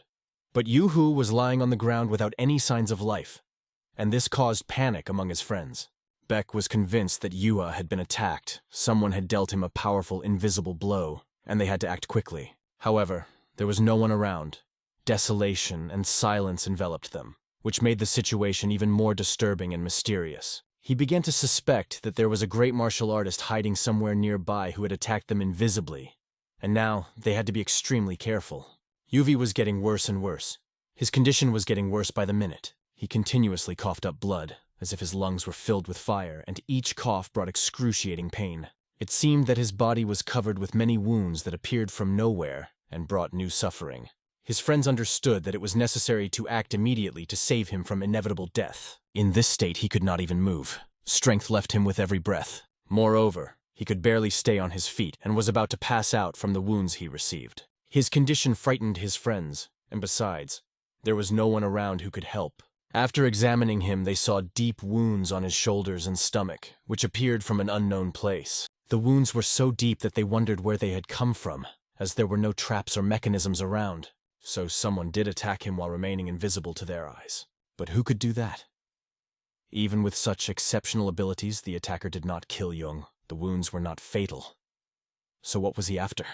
Up to this point, everything had gone according to the young master's plan, and they had successfully avoided any unexpected obstacles. But now, the heavenly sacrament and Baek's emotional state were not what they should have been. However, it was not mentioned in the story that Jungwoo was supposed to have received wounds from a sneak attack. They carefully looked around, looking for traces of an unknown enemy. The one who seeks to destroy them was somewhere nearby and seems to have acted alone.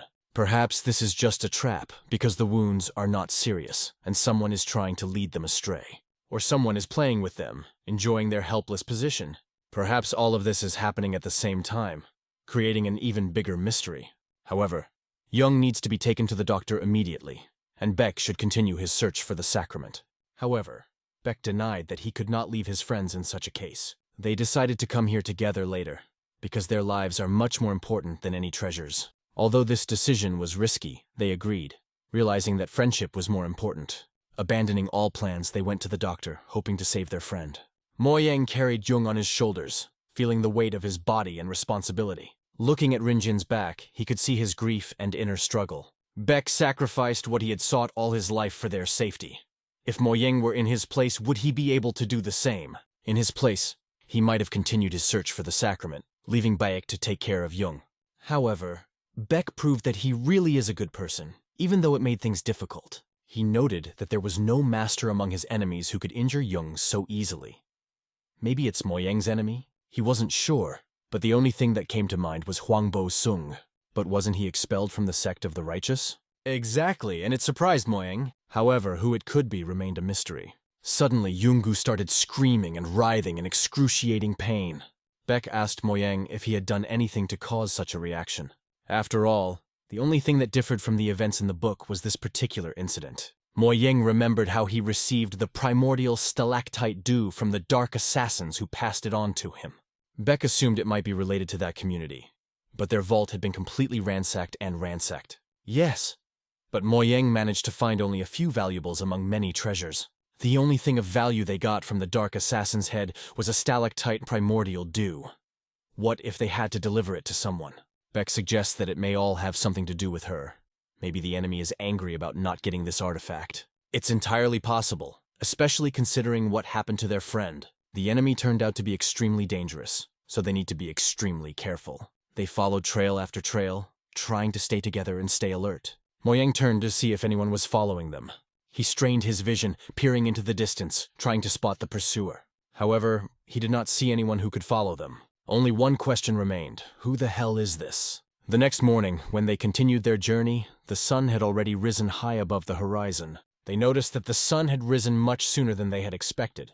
The light scattered the shadows, and everything around became much clearer than at night.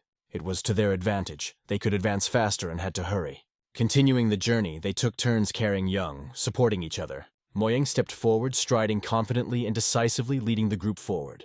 Beck, moving behind, carefully examined everything around, looking for possible dangers. Suddenly he felt danger and wanted to warn his brother Moyang. After all, Moyang was in great danger. Something unknown was flying straight at him. Moyang did not understand what was happening, and looked around in surprise. All he heard was Beck's shout, "Careful!" which made him wary. At that moment, he turned his head to the side, trying to understand what was happening.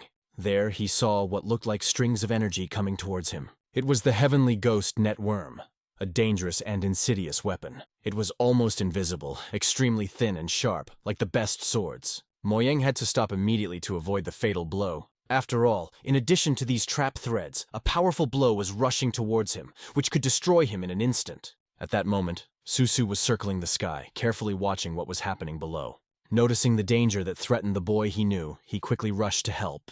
His speed was incredible. He ran like an arrow. The closer he flew, the more he accelerated, preparing to attack the enemy. Our hero stood and saw some warrior jump on him. That warrior drew his sword, clearly intending to kill him. He, as if obsessed, flew towards him at such a speed that Moyang couldn't even block the attack in time. After all, the enemy suddenly changed speed and was already nearby. He knew that he was about to receive a powerful blow as he could not dodge. But his old friend Susu pushed the young master aside. This made the attacker miss. Beck and Mong watched as the bird sacrificed itself. She saved Mong at the cost of her own life. Now that this warrior was standing in front of the young master and looking at him, they couldn't get over the fact that the scoundrel had dealt a fatal blow to Susu. This bird saved his life. If it weren't for her, he would have died. Clutching his sword, the young master sought to repel this enemy. They stared intently at the killer, and there was only one question. Why is he doing this? Beck asked Mong if he was okay. Thanks to this bird, he remained alive. The assassin, who was standing next to him, emphasized that Beck was a good warrior. He expected that the worm's heavenly web would connect with the host Beck, but he turned out to be an even better fighter. Beck noted that first, it was necessary to get rid of the unique aroma of the sky worm. But who was standing before them? Flashing his sword, the attacker responded. He explained that people in Tianhu are bound together either by debts or by grievances, and the head of the Dark Assassins was his brother. The boys were amazed by his words. Yes, he is indeed related to the Dark Assassins, but his abilities are not at all like Wan Zhong's. Every centimeter of this opponent's body radiated power. Moang broke into a cold sweat. Even Beck did not rush into battle thoughtlessly, understanding the power of the enemy. The man said that since he had named himself, he would no longer fight as a mercenary. His revenge will be brutal, and they can't help but agree with that. Beck reached for his sword, not wanting to let things happen any further. The killer admitted that it was an amusing sight. Suddenly something unexpected appeared. Someone shouted that his nephew, their family's favorite child, had gotten into trouble with a mercenary. At that moment our hero prayed over Susu, hoping that he would survive. But hearing a familiar voice, he turned around, and there was only laughter from everywhere. Sensing a powerful inner energy, Muang asked to prepare to meet this person. Beck did not understand what he was talking about, but it was his own uncle, Agyo-do. Looks like he got the letter, and just now appeared in this situation. The killer looked around, not understanding where this man was. Our hero felt an advantage, because the attacker attacked the wrong person. In front of him was the eldest son of the great Murimu family, Agyo-do. Suddenly, a powerful man appeared on the horizon. He landed with such force that the ground beneath his feet shook. This surge attracted the attention of our heroes. This man's posture showed that he was extremely strong. He noted that his nephew Agyo Mong had grown up a lot. He barely recognized him. He was the second of the 4 brothers, Agyo Do. He came out of nowhere to help his nephew. Our hero experienced vague childhood memories. It must have been his uncle. In general, he was supposed to appear after the secret of Agyo's family was revealed. But his letter changed the course of events. Our hero fell to his knees, showing respect for meeting his uncle. When he approached him, he apologized. The uncle smiled, seeing that the boy wasted no time and became sharp-tongued in his absence. He is quite good at behaving with dignity. In his mind, Mong understood that this was true. In the eyes of his uncle, he was still worthless. But he should not be angry. His father is like a calm sea, and his uncle is like a wave that might crash over him. If he makes a mistake, he will not be saved, because his uncle will not spend much time on him. He doesn't have as much patience as his brother. He paid no attention to the killer, but continued his dialogue with Moeng, asking why he had sent him the letter. But don't let him say that he just wanted to get rid of some mercenary. The killer, standing aside, heard the insult addressed to him. He denied that he was not a mercenary but came to avenge his brother. The uncle told him to shut up if he didn't want to get hit on the head quickly. The enemy began to resent such a rude attitude. But the uncle had not yet finished talking to Moeng. He demanded to explain why he had sent him the letter. The atmosphere between them became more and more tense. Uncle did not stop pestering him with questions about why he sent him a letter, and why him in particular. And don't say it's to get rid of a simple mercenary, he added suspiciously. Moeng didn't expect to be attacked by a mercenary right here. But the uncle could not believe in such a coincidence. Moeng actually wrote a letter to ask if you could visit us to refresh the memories of your brother's son. We haven't seen him in a long time, he explained. These words brought a smile to the uncle's face. He began to laugh loudly. I have never heard such nonsense in all these years. It was complete nonsense to those standing on the sidelines. Moeng also did not understand the reason for his laughter, because the situation was serious. If you want to see son, have you seen the letter he sent you? Asked the uncle. Should he believe it? After all, the only memories left are about this, he continued. But the uncle did not read the letter. He immediately set out to see him when he learned what had happened. The young master understood that this was a lie. He wrote at least to find out where to look for him. The uncle was bluffing, trying to fool him, thinking that Moeng would not understand. But he was no longer the naive boy he remembered. I have nothing more to add. That is the only reason I wrote to you, said Moeng firmly. Silence intensified on the battlefield. Uncle did not believe him at all. A long time ago, not only I, but also the whole family placed high hopes on you. And how did you deal with them? He said reproachfully. With a demonic look, Uncle wasn't going to fall for all this nonsense like the others. Moeng knew well what his father had said. He had to show how responsible he had become and sacrifice what he was recognized for in the family. Uncle asked not to embellish it. This is not a sacrifice, but the price you have to pay. You could at least give your family a finger, he added coldly. Moeng didn't particularly want to give the finger, but he understood what was expected of him. When he's ready, he'll try to think it over again. The discussion between them flared up right in the middle of the fight. The mercenary looked at them and understood that he was superfluous here. However, he could not even move, because the inner strength of this man who had come from nowhere was extraordinary. Beck intervened in their conversation. He asked his uncle to change his mind because Moeng had become a different person.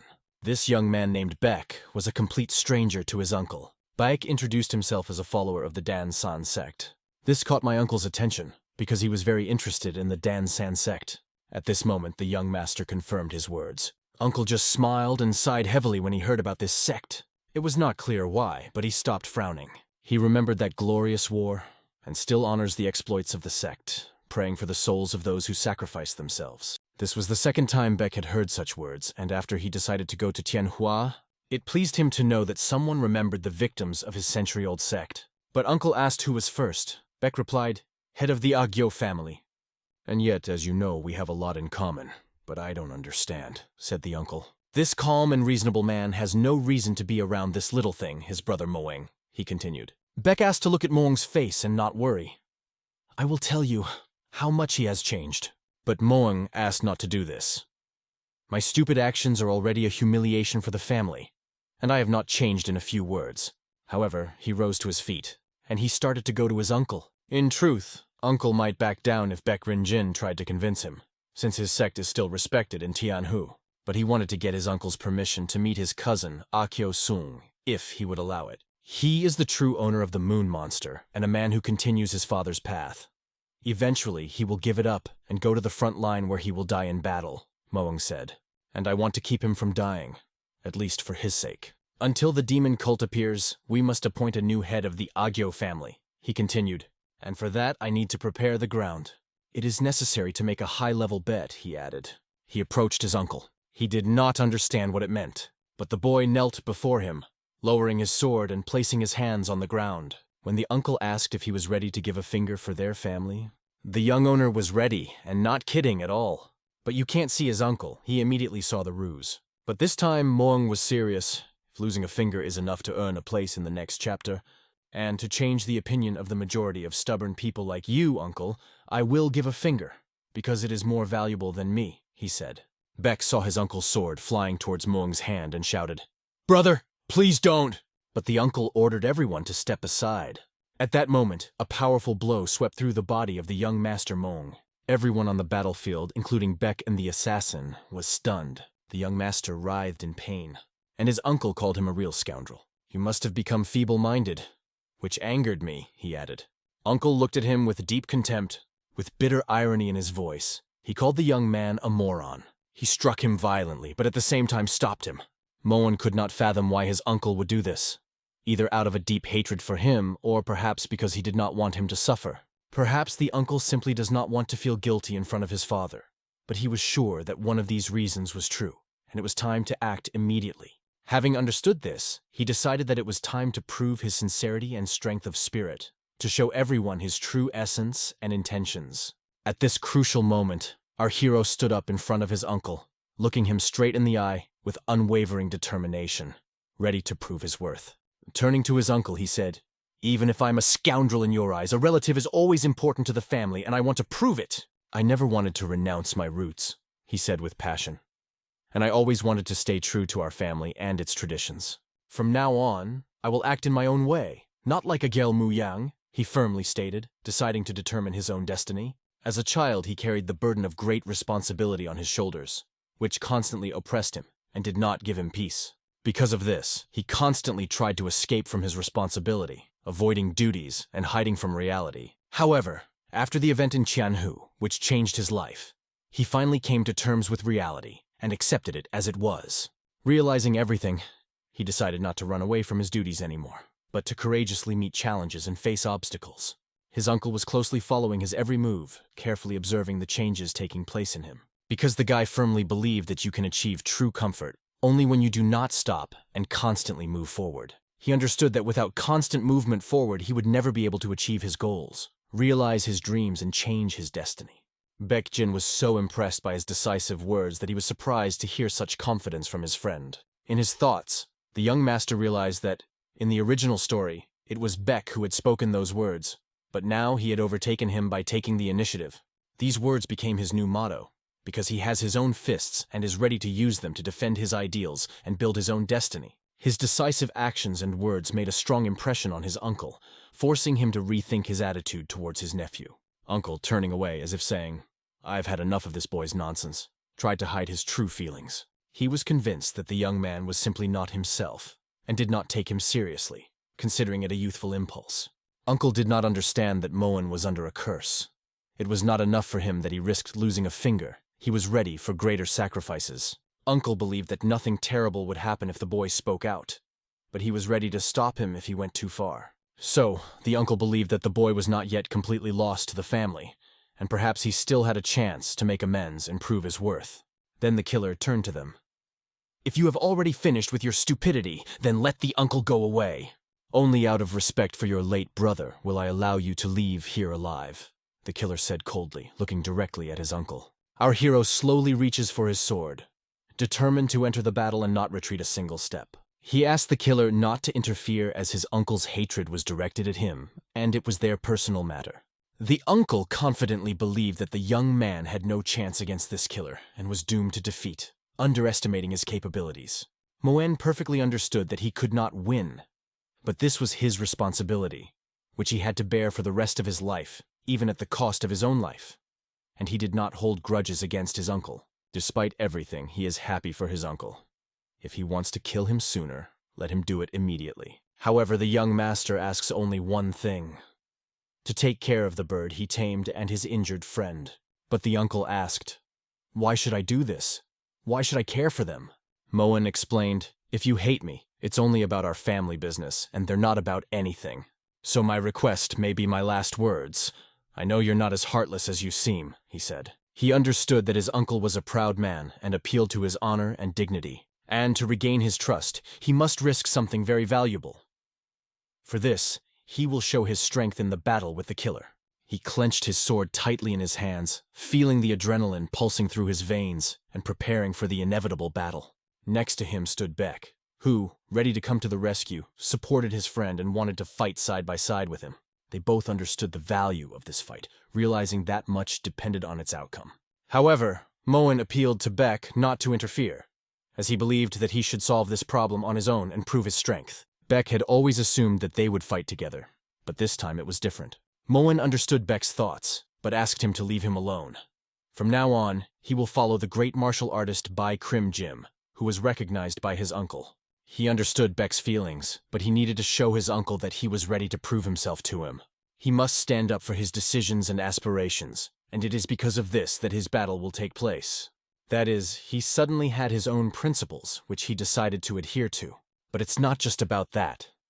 He must pretend that these are his true principles and give it his all. At least right now it was the most important thing, and he couldn't afford to back down. Stepping forward decisively, he approached the scoundrel, feeling the tension build with each step. The killer in principle did not see a threat from Moen and smiled contemptuously. But holding his sword, the boy approached step by step without taking his eyes off the enemy. Beck stopped him for a moment, putting a hand on his shoulder, and he whispered, "Defeat this scoundrel," supporting his friend. The boy understood that he should stick to his goal and not be distracted. After all, at this moment he was making an impression on his uncle, showing his determination. The assassin reached to unsheath his sword as he readied himself for battle. "I will kill you both so that you will not be sad without each other," he said coldly. Moen answered sharply, so that he would close his mouth and not be defiant. "Your poor brother died precisely because of this attitude towards others," he added. This, of course, threw the killer off balance, and Moen declared that he would not bow to the one who was afraid and kept silent in front of his uncle. However, the taunts did not touch this scoundrel. He remained calm, but Moen did not try to mock. He was just telling this dumb idiot important facts. His sword rose up, ready to strike, and he found himself right in front of the enemy to restore his name in the Ajul. Beck slowly rose from the ground, breathing heavily. The grass under him was crushed after a violent fight. At that moment, Yunho's eyelids twitched as he suddenly opened his eyes as if he had woken up from a dream. Beck leaned toward him, anxiously asking, "Could he hear him?" His voice trembled with excitement, but Yunho was more interested in where Mu Young was now. His gaze was full of worry. In response, he heard that Mu Yang was fighting alone, with the assassin who had attacked them earlier. Beck declined the offer to help, explaining that it was Young's own decision to fight alone. Yunho couldn't understand what was happening and what Beck was talking about. Then, the third man, whom Yunho hadn't even noticed until now, spoke up. "That coward was challenged to fight alone to protect you." Beck immediately asked, "Who are you?" The man replied coldly, "This jerk's uncle." Yunho finally realized that his uncle was standing in front of him. Meanwhile, Mu Yang continued to fight fiercely. The fight was fierce. Tension was felt in every movement, every blow. Yunho turned to Beck. "Why don't you join the fight?" There was only one answer. Yang himself wanted it. "So what's stopping you from going and helping?" Yunho insisted again. Uncle explained, "Yang wants to stand up for his principles, even if it costs him his life." It was even a little absurd. To take on a battle in which the chances of victory are slim. Yunho couldn't ignore these words. They were etched into his mind like red-hot iron. Yes, Yang teased him all the time, but to Yunho, he was always his master to be protected. "I don't care if you're his uncle." He sharply threw at the man, not hiding his anger. He asked, "Don't you dare insult my master." The uncle just sighed. "Whoever you behave with, that's what you will get." Then he asked ominously, "So you want to go to hell?" Without answering, Yunho bent down and reached for the sword lying in the grass. Throwing the sword on his back, he went forward. He knew that it was his duty to save his master. Uncle just shrugged his shoulders. "But they both went crazy." But at that moment Beck spoke, his voice calm but firm. "Have you not understood anything yet?" he asked his uncle. Uncle squinted. He wondered what Beck meant. "Mu Yang has earned our trust. He rushed to help even when he was injured. Crazy act? Perhaps. The uncle waited silently, his face impenetrable. Beck added with a smile. He has a strange ability to energize us. Isn't that enough to understand? He has changed. He inspires us, Beck said confidently. This is what Beck was trying to convey to his uncle, even though it seemed that he was exaggerating. But Beck felt that his uncle actually thought the same, although he didn't want to admit it. Finally, a shadow of doubt crossed his face. Looks like Beck's words hit the mark after all. In a few minutes, someone's hand rested on his tense shoulder. It was Beck. He caught up with Yunho to stop him. You will be of little use in this state. Go away. Yunho clenched his fists. Standing and watching is a shame. Even this uncle doesn't want to help. Beck countered. You're wrong. He would definitely help, I'm sure. Suddenly, Yunho's legs buckled and he fell to his knees. Power was leaving his body. It's hard to be the protector of such a stubborn reptile, flashed through his mind.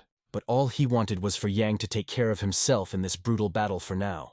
Yunho himself still had a lot of debts to pay. The battle continued, and the uncle still stood motionless, watching. A familiar silhouette appeared nearby. Uncle asked, What do you think about that? It was his son, Gelson. He calmly answered, Yang has become much stronger. It seems that he has reached a high level of skill. Among his peers, only a few can boast of such abilities. Sun looked at him and said, You're not the boy I remembered anymore.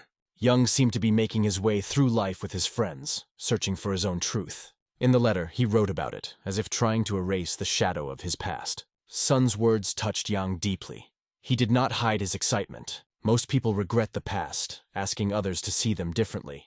But Young accepted his past and was ready for whatever Sun decided. Only true courage allows you to live without being ashamed of yourself and your actions. Sun explained that he had planned to chase Yang away if he had personally asked his uncle for help.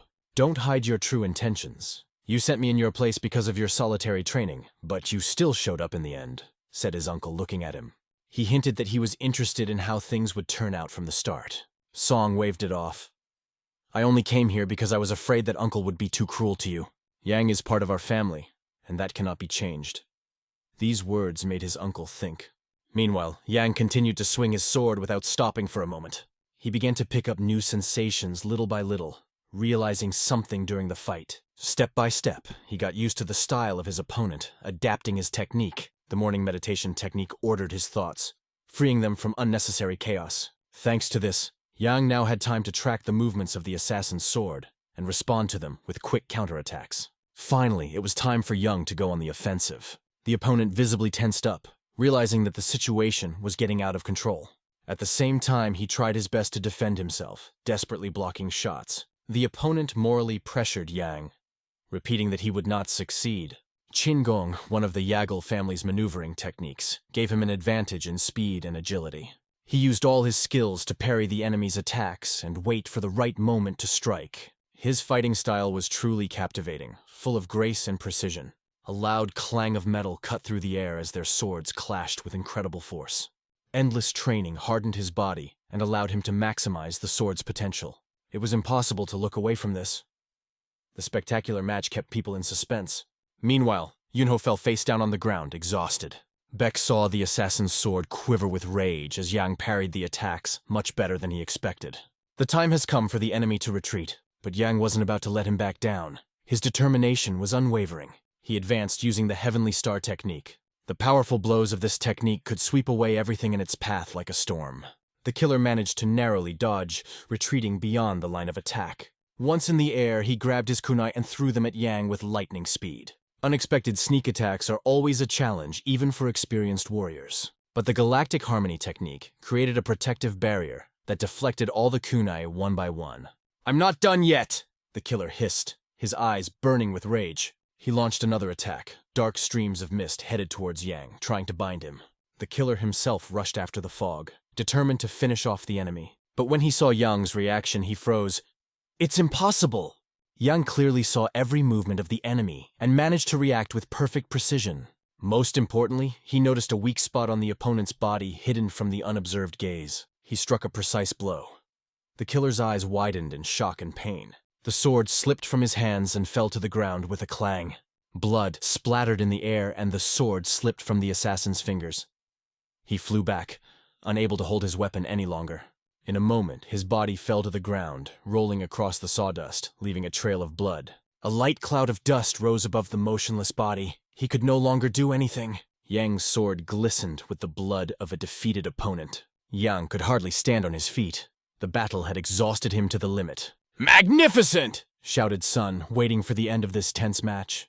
Beck looked in awe at Yang, this young warrior who had surpassed all expectations. But his face darkened as he noticed Yunho starting to collapse from exhaustion. Young's strength was leaving him, but he still put an end to this fight. An amazing creature, someone thought as they watched the animal stand still, allowing the treatment and ointment to be applied. Sun was also surprised and asked about the warrior's health. Yunho replied that he was just exhausted from losing blood. It meant that he would soon recover. Sun foresaw it himself. Timely help saved the situation. The doctor managed to carry out the treatment so that the energy was restored faster. Yang's path was far from normal, Sun thought as he thought about everything that had happened. He wondered if this situation would benefit their family or turn into a disaster. Sun remembered the moment the battle ended. His father instructed him to take care of the murderer and settle all the issues that arose here. Uncle, hearing this, silently turned around and went in the opposite direction. Sun walked over to Yang and gently said, "Don't worry about Uncle. It is difficult for him to control his emotions." He also noted that Yang had perfected not only the Sky Star, but also the galactic harmony. It was not an easy achievement. Yang replied that Sun was exaggerating, but Sun countered, "No, it's really an outstanding achievement." Sun promised that he would take his friend and the bird to the doctor to take care of their wounds. Uncle, standing nearby, said, "You will rest. Come to us." These words sounded unexpected for Yang, like a reconciliation after a long confrontation. But the conversation ended. Yang finally fainted from exhaustion. His legs buckled, and he fell heavily to the ground. Now he was lying on the bed, immersed in a deep sleep. In front of him stood a closet filled with books that seemed to be waiting for him to wake up. His eyelids twitched, and he slowly opened his eyes. However, the room seemed strange to him, and he could not understand where he was. The weather was clear outside. The sun was pleasantly warm, and my soul became calmer. Yang got up from the bed and immediately asked where he was now. After all, it seemed to him that he should have been taken to the doctor. The dream standing in front of him replied, "This is my library." Yang was surprised. Such an answer seemed somewhat unexpected to him. It turned out to be one of the libraries that Song built in Henan province. His hobby is collecting books, and he really enjoyed it. Young asked who the doctor was who was treating them. Sun explained that his name was Bei. Bei was once a traveling doctor, but now he has joined their family. There is no better professional in the entire county. Yang smiled, thanked him, and admitted that he was now in his debt. But Sun saw it differently. He believed that Yang did not owe him anything, but on the contrary, he was in debt to Yang. If his father had intervened earlier, this would never have happened. Young thought that he would have done the same if he were in his place. Relatives test him to get to know him better, and he was happy to complete their tasks. The situation turned out exactly as he wished. But what Sun was thinking remained a mystery. He clearly decided for himself that he was not too interested in the title of the head of the family. However, the war with the blood demon cult awakened in him a sense of justice and forced him to join the front. Perhaps before the cult manifested itself, he had a desire to become the next chapter. Perhaps his curiosity about Yang is dictated by greed. The conversation again turned to the doctor. Young wondered where Beck was now. Sun replied that he decided to rest for a while, but left anyway and promised to return soon. Yang was clearly aware that he had a lot to think about. He gave up on his cherished dream, although he was already on the verge of its realization. "The more I look at you, the more I realize how much you've changed," Sun said. "Your actions, words, even little things have become different." Even after the personal conversation, Song couldn't believe that Yang was sitting in front of him, full of such inner depth and peace. "Is that really you, Yang?" flashed through his thoughts. Yang did not understand the implication of these words. He only wondered what Sun was up to. Even his father suspected that something was wrong with him. But for the first time, someone dared to ask it out loud. "If you're not Yang, then who is?" Sun continued, his gaze piercing. Yang laughed awkwardly and said he understood why he was joking like that. Sun spoke about the letter that impressed him.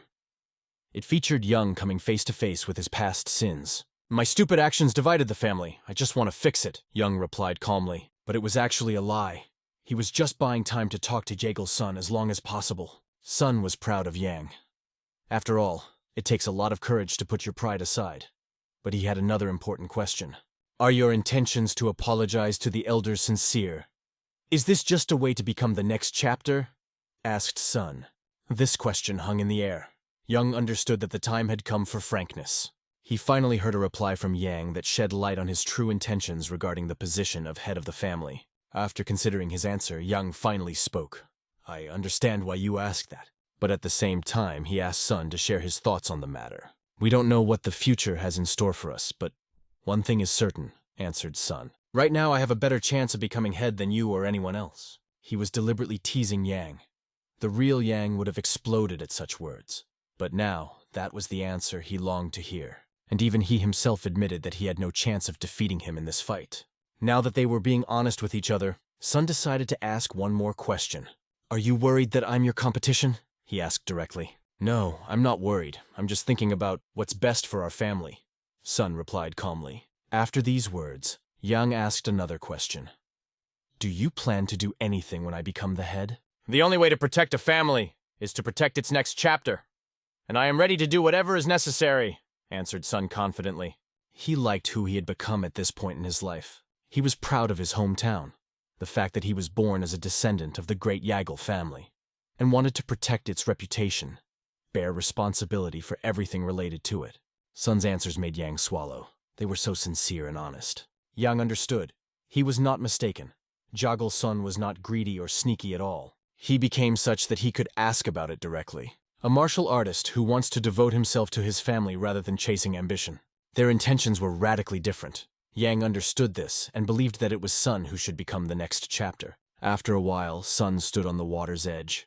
He stared at the reflection in the water, thinking about Yang's important words. Yang said that he is not going to become the head, and that it is his destiny to protect the family, even if it is not his choice. My destiny lies in the world of Jianghu, Yang stated firmly. He felt that Song was more suitable for the role and continued to encourage him to take advantage of this opportunity. Those words made Sun doubt again. He thought that Yang was still being stubborn rather than growing up. After a while, Sun found himself next to Beck. Beck was just thinking that Yang's fighting skills were getting closer and closer to his own. Beck remembered that the assassin Yang was fighting was extremely strong. He expressed his desire to spar with Yang using the same sword. Yang internally reacted to this offer with joyful excitement, but at the same time he wanted to say something important. At that moment, snow began to fall from the sky. Wow, Yang whispered, mesmerized by the sight. He wondered if it snowed in his homeworld. The boys went to the training arena, ready for new challenges. Beck was glad that Yang had finally mastered the sword and body unison technique, which combines a person and a sword into one. But Yang believed that it was all thanks to Beck. During their sparring, he learned a lot, rethinking his fight with the assassin. Beck just smiled and said, "Thank you for your hard training. Without them, all my advice would have passed you by." Yes, mutual benefit always brings the best results. In the past, Young couldn't take advantage of every fight, but over time he learned to adapt and improve. The combination of galactic harmony and the heavenly star technique created combo strikes that brought him closer to his father's technique, the executioner's whirlwind. Some time passed, and Beck listened carefully to Yang's suggestion. Sitting on the stone opposite, Yang offered to go in search of the heavenly secret. "We've already wasted a lot of time," he added, emphasizing his determination. However, Beck suggested waiting a little. He wanted to clear up some remaining misunderstandings. Yang replied that they had already discussed all the important issues. Beck was always a tactician, even when it came to his sect and long-standing goals. Yang could tell that this was bothering Beck.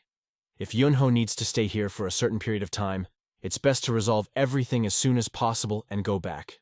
Meanwhile, deep night had already fallen in the yard. Darkness enveloped everything around, adding to the moment a sense of calm and uncertainty. The ground was littered with corpses. Dead bodies lay chaotically like dolls abandoned in disarray. Crows circled above them, enjoying their gruesome meal. The man who found himself in this place cringed from the unbearable stench. He could never get used to this smell. He wouldn't have come here if it weren't for the incident that happened in the cult. Suddenly his eyes fell on a bird sitting nearby. A note was tied to his paw. Touching the note with 2 fingers, the man activated the magic seal and began to read its contents. It said that the alliance of the Yagello and Hoven families attacked 3 groups of dark assassins in Shandong at the same time. Sending something as important as the red fire dragon to those people was a fatal mistake. The decisive moment for the cult had come, and he knew that he must personally settle everything. You can't burn the whole forest just because someone is cutting down the bushes, he thought. The dark killers must be eliminated once and for all. At that moment, a premonition came over him, and he remembered something important. He was interested in, did the assassin's strike really hit the target, or was it only a close miss? Meanwhile, Young and Beck were moving forward. Before them lay a great cliff. Their eyes were fixed on the horizon, where the traces of light were disappearing. Young warned, "This place is the beginning of traps. You need to be especially careful here." They had to go forward. Young was determined to take what was rightfully his. Yang was determined. He wanted to take both the heavenly secret and all the other valuables hidden here. He stepped forward, and Beck silently agreed to follow. However, as he moved on, Yang kept looking around, feeling a growing sense of anxiety. And then he noticed. Beck had disappeared as soon as they went inside. Did the trap work? Flashed through his head. He was confused, trying to understand what happened. Suddenly something strange started above his head. The dark cloud was approaching, thickening more and more. An eerie voice rang out. "Don't come in if you're not worthy. Anyone who dares to enter will wander forever until he is a dry skeleton." But Yang was not surprised. He expected something like this. The fog began to dissipate, gradually revealing the silhouette. A figure appeared in front of him, which became clearer with each step. But it was not a person.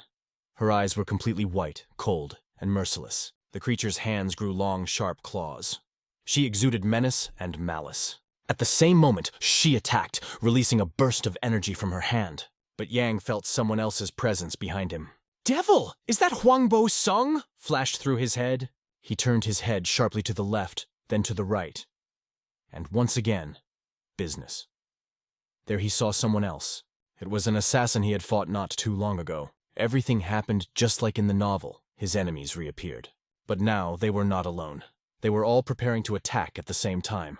However, Yang realized that these were only illusions, an elaborate deception. Thanks to a long-forgotten mind-training technique, his eyes saw reality differently. He saw through illusions. Thanks to this, everything dissolved in a few seconds, like a ghostly darkness. Now it's time for the second test. At the same moment, Beck appeared next to Yang. He breathed a sigh of relief when he saw that Yang was okay. In the conversation, it turned out that both saw the same illusions. Beck sincerely thanked Yang. "If it wasn't for your words, I wouldn't have gotten out of there at all." But it was too early to relax. They passed the first test thanks to hints. What lies ahead remained a mystery. The only thing that made me happy was that other people didn't know about this place. Yang stared intently ahead, focused like a predator before pouncing. They moved on, realizing that they had a difficult road ahead of them. The passage gradually widened, and fortunately there were no confusing branches. Suddenly Beck stopped and said, "Look ahead." A huge statue stood in front of them, blocking the way. She was carved from stone. Although she looked as if she could come to life at any moment, a massive gate could be seen behind the statue. The boys began to discuss how best to pass them. Beck made a perfectly reasonable guess. There must be traps or something. He was right. Yang realized that the statue needed to be activated somehow. They moved forward, went around the statue, and found themselves behind it. But suddenly something strange happened. The ground began to tremble under his feet. Everything around trembled, and it was impossible to understand what was happening. It became clear. The trap was activated when they passed the statue. The ground shook harder, and the walls shifted, gradually closing the passage. Beck looked around quickly, but the escape route was blocked. Suddenly a thought dawned on him, and he jumped up determinedly. He noticed a small passage at the end of the corridor and headed towards it. But the door there was firmly closed. "Maybe we should try to break down the door," Beck suggested, grabbing his sword. He raised his sword up, exerted all his strength, and directed a powerful stream of energy into the blade. The blade glowed with accumulated power, and Beck delivered a crushing blow right at the door. "Damn it!" he exclaimed. The door didn't even flinch, remaining unbreakable. He did not expect such a turn of events at all, and a cold sweat broke out on his forehead. And then suddenly a strange, barely perceptible sound was heard from the door. "Nonsense," muttered Beck. "It seems the purpose of this trap is to scare and confuse us." Beck turned to Yang and asked, "Help with this door!" But turning his head, he saw that Yang was busy with something strange and mysterious. Yang hugged the statue and said as if talking to it, "Do you remember the day I brought the Northern Sun back to you? I've tried so many solutions trying to solve the sword puzzle. All we had to do was turn the inlay to the north. Because of the excitement, the head was full of thoughts. What do you think we should do now? The question sounded like Yang was trying to get Bayek to focus and think straight. Thoughts began to clear in Beck's head, one after another. To collect his thoughts, he closed his eyes and took a deep breath. Because of the panic, he perceived everything that was happening wrongly. A strong and steadfast spirit had brought him here, and the experience of fighting illusions told him one thing. The answer he was looking for was simple. She was always there. The Warden of the North is Vaishrovan, he whispered. Beck opened his eyes and shared his guess with Yang. And when the fog of chaos cleared, it became obvious. The answer was elementary. The situation was the same as then. Chaos and fear of closing walls prevented the right decision. Yang rested his hands on the statue and began to slowly untwist it. Beck dropped his sword and rushed to his brother's aid without hesitating for a second. If we turn the statue to the north, the walls should stop, he exclaimed. They pulled the statue with all their might, putting all their energy into each movement. It was so difficult that both of them were breathing hard. But in the end, they managed to move the statue from its place. Thanks to incredible efforts, they coped with their task. The statue froze for a moment, and it seemed that it would remain motionless. But suddenly, a crunch was heard, coming straight from the face of the statue. A crack spread down the center as if cutting it in half. In a second, the statue split into two parts, scattering fragments. Debris fell to the ground with a thud. Yang and Bayek stood in silence, holding their breath as they watched the sight. Big smiles appeared on their faces as the statue completely crumbled. Under the statue, the same door opened, the stairs that led to the dungeon. Well, now we wonder what awaits us below, Beck said, giving Yang an encouraging glance. Yang understood that the greatest difficulties were behind him. The heavenly sacrament was almost in their hands. It's time to move down, he said, and without hesitation took the first step into the darkness of the dungeon. The goal seemed already very close, as if you could touch it with your hand. I'll go first, Beck said, his voice calm but determined. He took a step forward, stepped onto the cold stone steps and began to descend. This fortress was built to protect against the blood demon cult. Now it was time to experience the fruits of their efforts. It was necessary to take a few more steps to victory to feel the sweet taste of achievement. But suddenly a voice rang out, stopping them in their tracks. The test must be done alone, a voice said, causing them to look around sharply. They turned in different directions, trying to understand where the voice was coming from. But they could not see anything. What kind of grandfather? Yang thought. He had read in the novel that the ancient man's voice appeared only at the end of the journey, but certainly not now. It was the same voice that had warned them when they entered the fortress. If you take the test together, only one of you can make it to the end, the voice said coldly and relentlessly. At that moment, the ground beneath my feet trembled, and everything around began to tremble. Stones rained down from above, falling right on their heads with a thud. The voice continued to address them, unmoved in the chaos. Prove that you can handle yourself, was the final warning, evoking fear and doubt. The ground under my feet seemed to disappear. It seemed that they were about to fall down.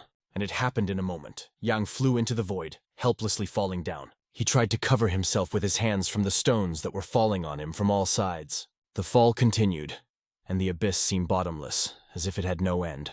If I continue to fall, I will die, a panicked thought came. It was necessary to act immediately. He quickly reached for the sword, took it out and held it tightly in his hands. With a sharp movement, Yang stuck the blade into the stone wall, trying to somehow slow the fall. The sword cut through the wall with a screeching sound. Yang slid several meters down, but his speed began to decrease. It was unbearably difficult to hold onto the sword. The fingers were numb from the tension. However, he managed to stop by cutting a deep mark in the stone. He hung over the abyss, breathing heavily. Pete's eyes were watering, but he was alive. I survived! The thought brought him a tiny bit of relief and hope. Gathering his strength, Yang managed to get down and stand on solid ground. In front of him, numerous precious stones glittered in the dim light. First, we need to understand what happened, he thought. A voice said that only one could pass. Does this mean there is a second test? Or was it a worthiness test? Yang's thoughts were confused, but he knew one thing. One must move forward and be ready for anything. Maybe I can find the heavenly secret myself, Yang thought, his eyes shining with determination. Suddenly, he noticed a glow that flickered ahead, as if calling him to it. Without hesitating, he moved towards the source of light and found himself in front of the massive columns that towered over the silent giants. Stepping inside, Yang didn't expect to see such majestic pillars that rose all the way to the vault. The voice rang out again. You're not bad! You survived! You have a chance! Yang asked, "So, is it time to start?" The voice replied, "There is one more test." What the hell is going on here? With each step, more and more questions appeared in Yang's head. The voice said, "If you want to get out of here, stand in the center. Otherwise, you will not be saved." There was no choice. Although Yang doubted, he decided to obey. He had the impression that the voice belonged to someone very strange. He approached the lowest of all the pillars, which stood apart from the others. There was a handprint on its surface, precise, clear, as if it had been waiting for him. Yang hesitated. He thought twice before daring to touch the print. The voice continued, "Put your hand down. If your eyes fit, you will see the truth." Yang slowly placed his hand on the print. He thought it all had something to do with a long-lost mind-training technique. The voice seemed to urge him to use his inner energy to reveal the secret of this place. As soon as Yang placed his hand on the print, something strange and disturbing began to happen. A thick vapor rose from under his palm, rising in a veil of mist. Suddenly, there was a loud crack, and the energy exploded, flying in different directions like lightning. The pillar under his hand began to crack, and cracks crept up from the base. Yang just prayed that the floor wouldn't cave in under his feet again. But what was even more frightening was that the other pillars began to increase in size, as if growing out of stone. Instinctively, he covered himself with his hands, trying to protect himself from a possible blow. As the mist cleared, a huge statue appeared in front of him, silently looming over him. It was the same statue as last time, but now it looked even more menacing. Her eyes glowed with a cold, piercing light that sent chills down her skin. At this very moment, Beck saw a similar picture. He stood tall and looked at the statue with blue, burning eyes. The voice rang out again. His words seemed to permeate the space. "The one who came with you sees this too. Now the real test will begin." The tone of the voice changed. It became cold, eerie, and cruel, as if filled with bloodthirstiness. The voice offered Yang a choice. "Either return the statue to its original position or give up," the voice said coldly. The bad feeling intensified. All previous tests could end in death. The voice announced the conditions. If he returned the statue, he would remain alive and receive the heavenly sacrament. If not, Beck will survive and become the owner of the heavenly mystery. For the voice, this choice was fun, and for Young, a test of his soul. It was necessary to act, and the right decision seemed out of reach. Yang slowly placed his hand on the print, hesitating. But at the last moment, he abruptly removed his hand. Nothing happened. "Make a choice, or stay here forever," came the voice with icy indifference. "Only one of you will make it out alive," the voice reminded, adding that Yang was not ready for such a test, the eye of truth. In fact, the solution was simple. Yang realized that he had come this way because of his own stupidity and selfishness. If he chooses to live, he will have to single-handedly stop the Blood Demon cult. Although he was the scion of a noble family destined to destroy the cult, he needed Beck. Young made the decision he thought was best. He slowly drew his sword, ready for the final choice. At the same moment, Yang quickly swung his sword twice, the blade flashing in the air. In an instant, he was behind the statue, his movements lightning fast and precise. These blows split the statue in half. The cut was perfectly even. The statue began to fall apart, as if unable to withstand the internal tension. The voice exploded with fury. "Are you crazy?" "I ordered to make a choice, not to destroy the statue." Yang coolly replied, "Stop whining. The statue has already been destroyed." Before that, they had always calmly passed the tests, so it seemed that everything would be the same this time. Yang realized that the voice was trying to intimidate him. He ordered to make a choice, but did not say what would happen if both options were chosen. So he cut the statue in half, so that one half could be turned around. The other part remained in place, creating a balance between the elections. "As you wished. The decision has been made," Yang said calmly. Suddenly the voice laughed. The laughter was loud, resounding, filled with delight. "Surprisingly, I like your approach," said the voice as if acknowledging Yang's victory. But Yang couldn't have predicted what the voice would do next. His fingers tightly gripped the hilt of the sword. The nearby wall began to crack, and a voice said, "Okay, I accept your view of truth." The passage opened and a voice said, "Go forward." Light flooded the space, inviting Yang to enter. The voice called them his successors, recognizing their strength and dignity. Behind the passage stood Beck. His appearance caused Yang real joy and relief. Yang rushed to him, asking worriedly, "Are you okay? Not injured?" Beck smiled, his eyes shining with emotion. "Nice to see you, bro." He didn't even hold back tears. All this happened only thanks to heaven. They moved forward, talking about everything that had just happened, trying to make sense of what they had experienced. Young realized that they were going through different tests, each testing them in their own way. Beck wanted to know the details, but Yang only asked him not to ask. Let's leave it in the past. Beck pondered and suggested, perhaps the owner of the heavenly secret will be some noble aristocrat or legendary warrior. Suddenly Beck said, come on, I want to show you something. He led Yang to a giant pillar that shone with an unearthly light. I don't know what it is, but it's just beautiful. I'd even say wonderful, Beck said enthusiastically. Yang raised his head, staring into the glow. His eyes reflected this wonder. Yes, you're right. It would be strange to look at such beauty and not agree with Beck. While Beck was looking for Yang, he happened upon this place. Here, apart from the majestic pillars, there was nothing. An emptiness that seemed to be waiting for its secret. Yang immediately realized that there was only one option left. He had already guessed what it was.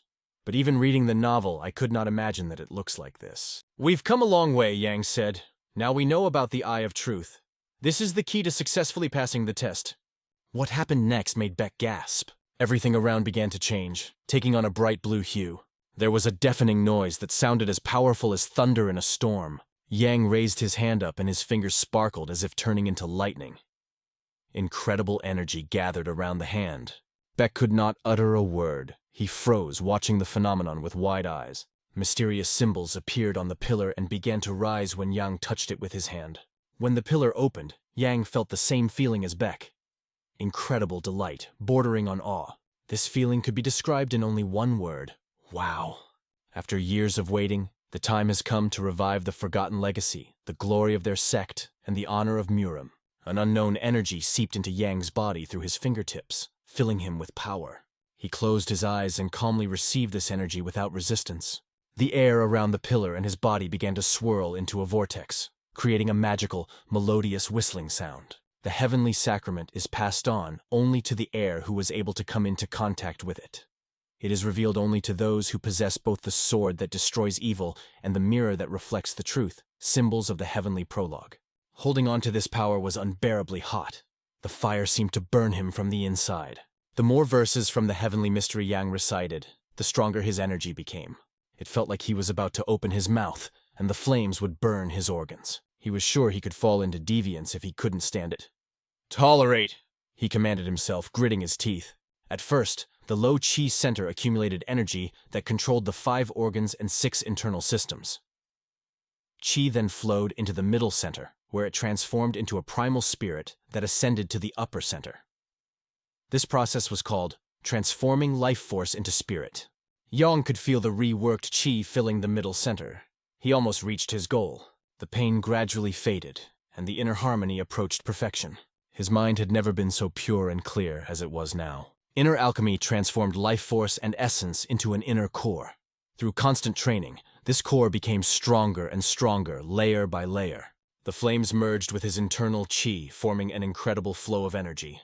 The awakening of the Golden Lotus initiated the process of transformation of the Heavenly Sacrament. It was turning directly into the Golden Core. This was an incredible achievement. After completing this process, Yang dropped to his knees and exhaled heavily. His body was shaking from exhaustion. Beck, standing behind, could not believe his eyes. He had never seen anything so bright and amazing. Even Yang was stunned by this sight, although he had read about it in a novel. What he saw now was beyond his imagination. The Golden Core, the embodiment of the heavenly secret, pulsed within him, and he felt his inner energy change. He could now use the internal chi of the Golden Core, which opened up incredible possibilities. It was amazing how many trials they had gone through to get to this point. Yang wanted to share with Beck what he had learned while absorbing the power. The Heavenly Sacrament is one of the natural energies. Moreover, it seems that there are many such energies. Yang also suggested that the Diansang sect and the Yagal family shared roots. Beck's ancestors could have passed down to his family a long-lost mind training technique related to the Heavenly Sacrament. Beck was surprised to the core when he realized that Yang was hinting at the creation of 2 branches of martial arts thanks to the Heavenly Sacrament. It was hard to believe, but the answer was hiding right in the glowing pillar in front of them. Try to awaken the building with the verses I will say, Yang requested, and add to that the sect's long-forgotten mind training technique. Beck nodded, crouching down against the pillar. He was ready to try and prove Yang's words. Standing up, he again approached the statue and gently touched it with his hand. Yang understood that there was no reason to worry. He was sure of Beck. Beck Regin had all the abilities to receive the heavenly sacrament without difficulty. Meanwhile, Yang plunged into his own thoughts, trying to systematize everything he had learned. Beck sat down, crossed his legs, and sank into meditation, seeking to fully experience the energy within him. He could clearly see in his middle chi center the golden core, the embodiment of the heavenly mystery, as well as his own internal chi energy. These were not yet in perfect harmony, but when he began circulating it through his body, using a long-forgotten mind-training technique, every cell in his body responded to the process. There was one more thing. When the inner chi and the essence of the heavenly mystery come into harmony, new skills will appear. The verses of the heavenly mystery called this phenomenon the duplication phenomenon. One of the skills, limitless mist, can dull the senses of the enemy. As Beck performed the technique, the glow behind him grew brighter and brighter. Unlike Yang, Beck began to glow completely with a golden light. This glow filled his body, his eyes, and the hand that held the sword. Power rushed out of him in a powerful stream, and the sword in his hand shone like a fiery torch. The energy spewed out, and Beck rose into the air, proudly raising his sword above his head. Radiant rays diverged in all directions. But for Beck Regin, this awakening was special, and Young understood that very well. His skill was related to lightning. This was evident as the air around Beck began to crackle and energy sparked. His ability was called Lightning Aura. After a while, Beck dropped to the ground and lay heavily, exhausted from the ordeal. He looked exhausted, but now he understood that the heavenly secret technique could only be fully utilized with the golden core, a serious limitation that required a great deal of stamina. The legendary martial art of the sect Beck belonged to was the very thing he had been searching for so long. It was simply impossible to convey in words. In the end, he managed to use it only for his own development. It was the same in the novel.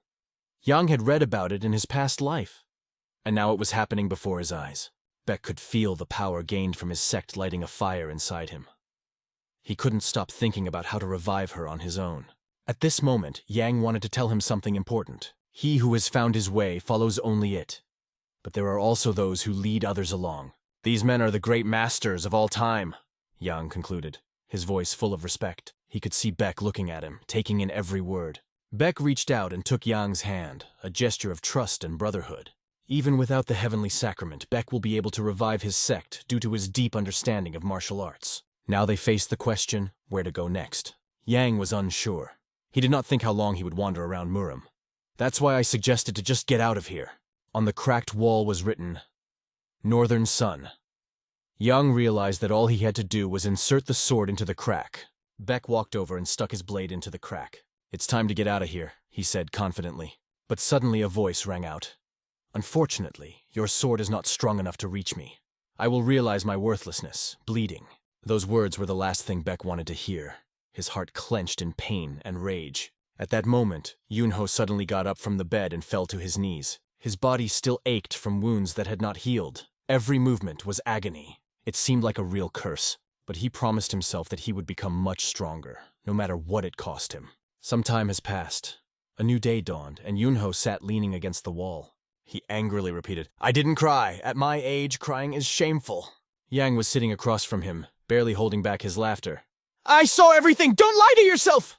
Sun entered the room and said with a smile, Calm down. A good offer, right? But he did not come to stop their argument.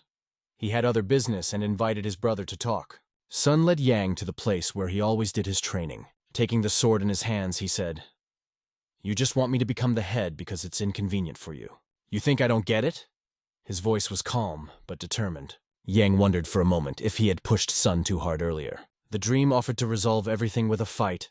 Whoever loses will fulfill the will of the winner. Everything is simple. I'm warning you, you're going to have to go all out, Yang said. He did not want to become a victim of circumstances. Without a word, Sun charged forward, his sword flashing in the air. Yang dodged the attack with incredible ease. But he knew that he had to be careful and watch his brother's every move.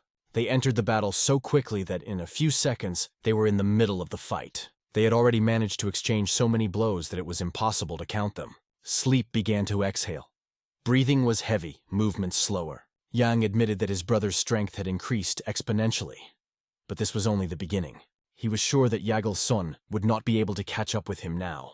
What happened next was a real shock for Sun. He could not find an excuse for it. 3 blue waves of energy surged forward, charging at him with devastating force. And then, there were even more of them. They tumbled down from the top like a waterfall, threatening to wash away everything in its path. The stones could not stand it and exploded into pieces, flying in different directions. The sword that Song was holding flew into the air, spinning with a glittering blade. In the end, the sword hissed into the ground, deepening the crack. Sun dropped to one knee, breathing heavily and looking up. Yang's terrifying silhouette towered before him, his gaze cold and unwavering. There was no chance of victory left. Sun swallowed air and then saliva and said with a bitter smile, "I lost." There were deep marks on the ground from Yang's devastating attacks, like scars from that battle. It was impossible to accept such an attack without blood. It was a battle that left an imprint on their souls. As soon as Yang saw blood dripping from the corner of his brother's mouth, he rushed towards him. But Song raised his hand, stopping him. "Calm down. Everything is fine. Just a little overtired." "This is truly an outstanding martial art," Song said admiringly. "Besides, it's like the legend my father told me a long, long time ago." In this legend, the head of the family and a second-generation warrior possessed a technique where every swing of his sword radiated majesty and indomitability. Yang thought, recalling the words of that ancient legend. Sun continued, "Reproducing such techniques is the mark of a true head of the family." "It's the same thing again." Yang sighed. He wanted his brother to keep his promise and not carry this burden. Sun admitted his defeat. He couldn't deny the obvious, but doubt still battled inside. He asked Yang, "What is that technique you just used?"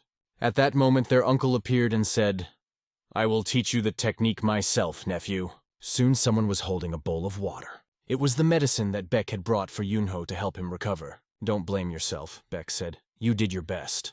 Yunho looked up and dared to ask Beck with one request. Beck reacted instantly, ready to listen to his friend. "I want to improve my fighting skills so that I never fall again," Yunho said, his voice full of determination. Beck still warned Yunho, "Be ready. This path will never be easy." His words were serious and full of concern. Yunho had to understand that true power requires sacrifice. At this time, Yang was dodging sword strikes, intently following the enemy's movements. But this time, the sword was not in his brother's hands, but in their uncle's hands. Yang couldn't understand why his uncle was being so cruel to him. The uncle attacked like lightning, pushing off the ground and rapidly approaching him. Devil! His attacks are much more difficult to dodge than his brother's, Yang thought, barely managing to move his head away from the deadly blade. "Do it right if you don't want to smell the incense," said the uncle coldly, without slowing down. The sword froze at Yang's very throat. Panting, he whispered, "I will do my best." Uncle smiled slightly and continued his instruction. "True mastery does not come without pain and fear. Accept this, and you will become invincible. Even if this legend belongs to you, Yang, it will only remain a piece of paper unless you prove your strength," Uncle said, his voice echoing like a challenge. He pushed off the ground again, his movements swift and ruthless. Each of his blows was an attempt to prove the validity of his words and the power passed down through the generations. A huge golden dragon summoned by the uncle suddenly appeared in the air. His scales glistened and his eyes blazed with rage. The dragon opened its huge mouth in front of Yang, ready to tear him to pieces. Yang heard his uncle's insulting words, but now he couldn't let his efforts be devalued. He clenched his teeth and clenched his sword. "Enough!" he exclaimed, drawing his sword. He was determined to show his place in this battle. Yang performed a space-slicing attack, destroying everything around him. The flow of energy dispelled the illusions and fire that surrounded him. Their forces clashed, entwining in a destructive vortex.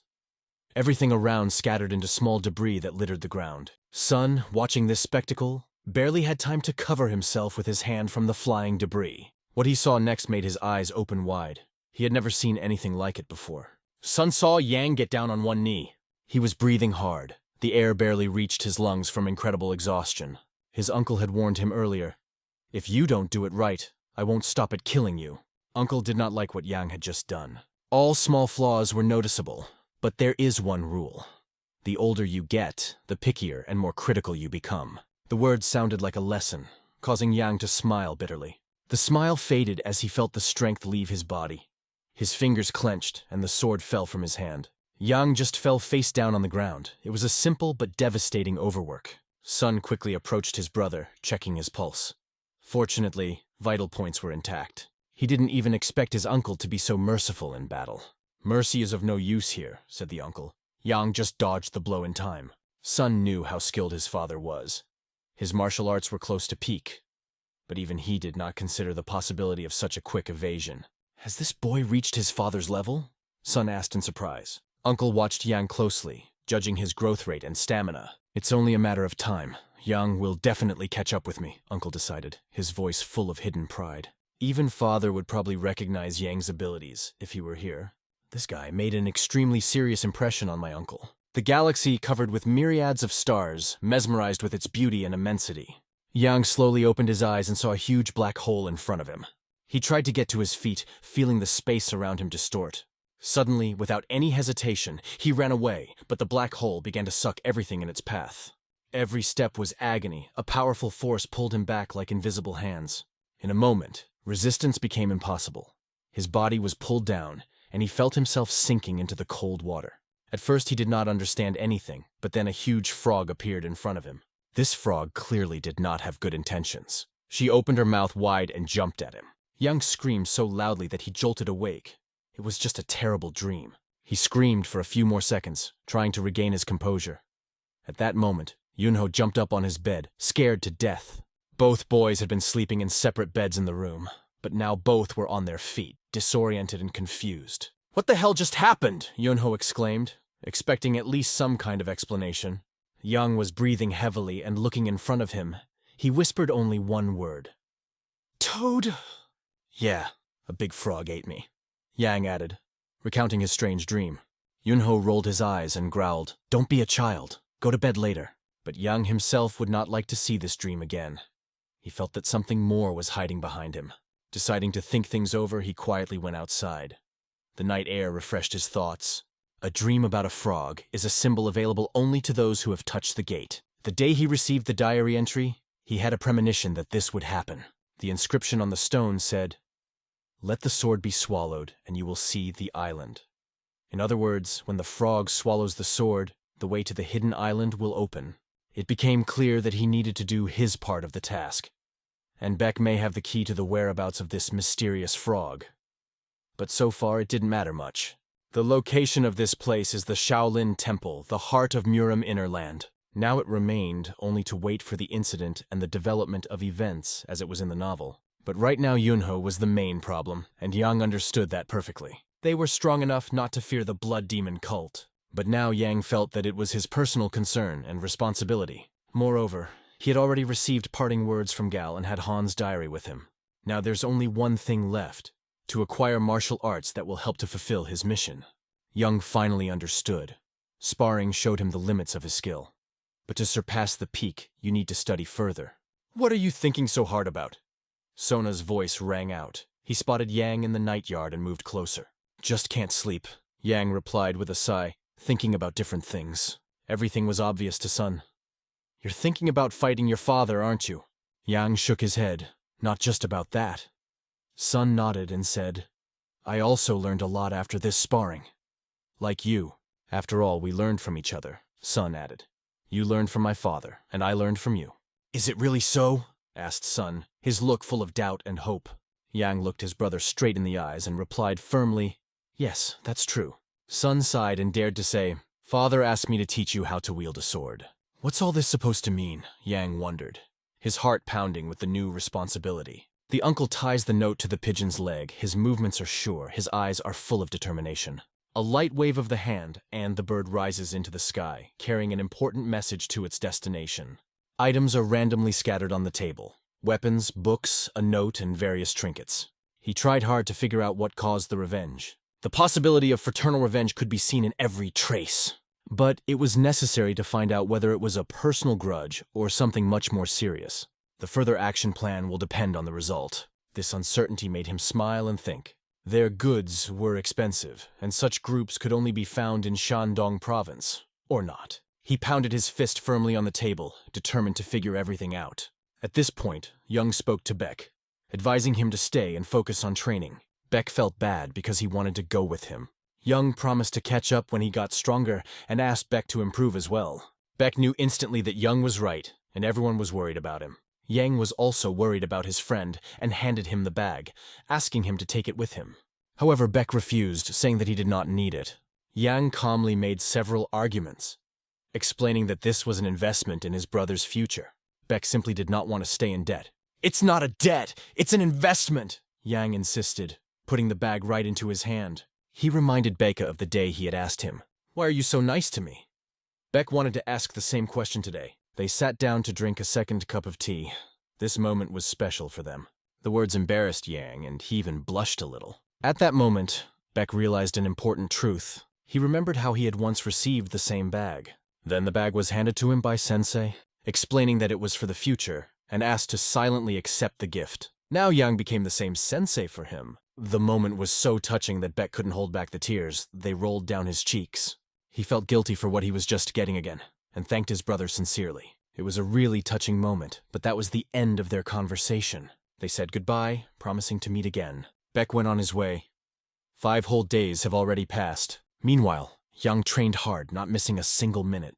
In his free time, he also diligently studied, improving his knowledge. In order not to be bored before going to bed, he talked to Yunho Myung. And so today Brother Sun turned to Young, saying that the long-awaited day had come. The elder brother trained with him every day, teaching him the skill of swordsmanship. Young was ready for whatever lay ahead. He had a unique 7-step technique that would become his legacy. Now Yang was also striding to the top. Both brothers were full of determination and good spirits, but one should not forget to look at one's feet, aiming only forward. Sun turned and went the other way. At that moment, Yang remembered his uncle. Sun said that his father went in search of the killer who once attacked him. It became clear, if the uncle had already made his move, the blood demon cult might appear earlier. In this case, all the events that Yang knows about will unfold at the same time. Suddenly, Yang pretended that something had happened. Sun noticed it instantly. However, in response, I heard that everything was going on as usual. After that, Yang offered to start training. The first blow. Sun started with the Earth Dragon technique. He pushed off the ground and spun in place. The air around him rose, swirling into a vortex. At the same moment, a dragon silhouette appeared around his body. Like an arrow, he charged forward, sword at the ready. In a second, his sword wrapped around the dragon's tail. It was the Dragon Lord's sword technique. Young, knowing everything from novels, clearly understood what was happening in front of him. Soon, the air around Sun trembled and rippled. He was breathing heavily, exhausted. Young walked up and asked in surprise if all this really happened in 1 second. "Are there so many moves in the Dragon Lord sword technique?" Sun answered that there were about 300 of them or something like that, and every movement must be performed flawlessly. It was shocking. 10 seconds. And during that time, 10 blows should be delivered. The first strike is Earth Dragon. Sun concentrated, trying to repeat this complex technique. The second strike is the Mountain Dragon, powerful and unyielding. The third stroke was the Water Dragon, which required incredible precision and flexibility. The fourth blow is Wind Dragon, fast and elusive. The fifth strike was Thunder Dragon, and Yang began to master the moves better and better. The sixth hit is the Fire Dragon, and the seventh is the Lake Dragon. The eighth blow is Heavenly Dragon. The ninth is Primordial Dragon. It was necessary to hold the sword with incredible strength and concentration. A little more effort, a little more perseverance, and the technique will be perfect. If you find the perfect dragon, take care of it. If you don't find it, forget it, were the instructions. The decisive moment was approaching. The 10th blow is the Unsurpassed Dragon, a second that decides everything. A gigantic dragon descended from the heavens, crashing into the ground with terrible force. Sun finally saw what he had been waiting for so long from his brother. Only thanks to enormous efforts, this moment became a reality. After that, Yang collapsed on his back, having exhausted all his strength. Sun came over and sat down next to him to greet him. Finally, without any rest, Yang mastered the Dragon Emperor's sword technique. Yang believed that this success was due to his brother. Sun took his words as simple flattery, but Yang spoke sincerely, with deep gratitude in his voice. It's time to move on. Sun remained seated, looking up at the sky, confident that Yang's name would one day conquer the world of martial arts. Meanwhile, the bonfire was burning, wood was crackling, dispersing the night silence. Yang sat by the fire, thinking that today was the 4th day. After leaving, he helped the boy with training every night on the way to Sichuan. Now was the perfect time to offer some valuable advice. Young suggested that Miyun work on his skills. However, Moon did not quite understand how to do this. Young explained that simply saying, "deal with it," won't work on its own. He asked him to just repeat after him. "Are you showing off?" Myung grunted darkly. Yang pointed to his sword and told Myung to just use it. Myung curiously asked if there was a reason why Yang was doing this. He answered, "Of course there is." Hearing this, Myung was ready for action. He immediately attacked, trying to strike Yang. But Yang calmly stood still, watching the blades pass him by. He dodged elegantly, expertly catching the sword with one hand. "Too straightforward," he remarked, because Moon had not yet combined the sword technique with his body movements. The main thing is to move the whole body in harmony with the sword. Myung was impressed by the smoothness and precision of Yang's movements. Yang jumped back at that moment, preparing for his next explanation. He confidently stood up and said, "Don't just focus on the tip of the sword. Use the flexibility of the blade." Myung asked curiously what to do next. Yang replied with a smile, "You'll figure it out in the process." Yang charged back into battle, giving Myung a chance to practice his techniques. This time he exerted more force to force Myung to give his all. In the fight, Myung received a small cut on his hand. Yang stopped and asked if he was scared and if he should continue. But Moon wasn't going to stop. This was what he wanted. The atmosphere around them was filled with determination, and they repeated the exercises over and over again. Time passed, and they ended up in a guest house. Young asked if Myung was okay. Although Myung told him not to worry, his expression said otherwise. Either way, they did a good job finding this place. Yang had already planned the next training sessions and prepared something special for Myung. Night came, and Yang returned to a familiar place. He tracked down the wicked couple, including that scumbag Stella who ran the guest house. They practiced dark arts, demanded property from victims, and used them as scapegoats. But today, luck will turn away from them. The entrance to the cave, the lair of these criminals, was found under a pile of stones. Yang and Myung stood in front of the entrance, ready for the next step. This training seemed life-threatening. But Yunho Myung made a decision to go to the end, no matter what it cost him. But before starting, Myung suddenly stated that he needed to step aside as needed. I wonder if Livin knows that the enemy could appear at any moment. Yang sighed with a sense of inevitable heaviness.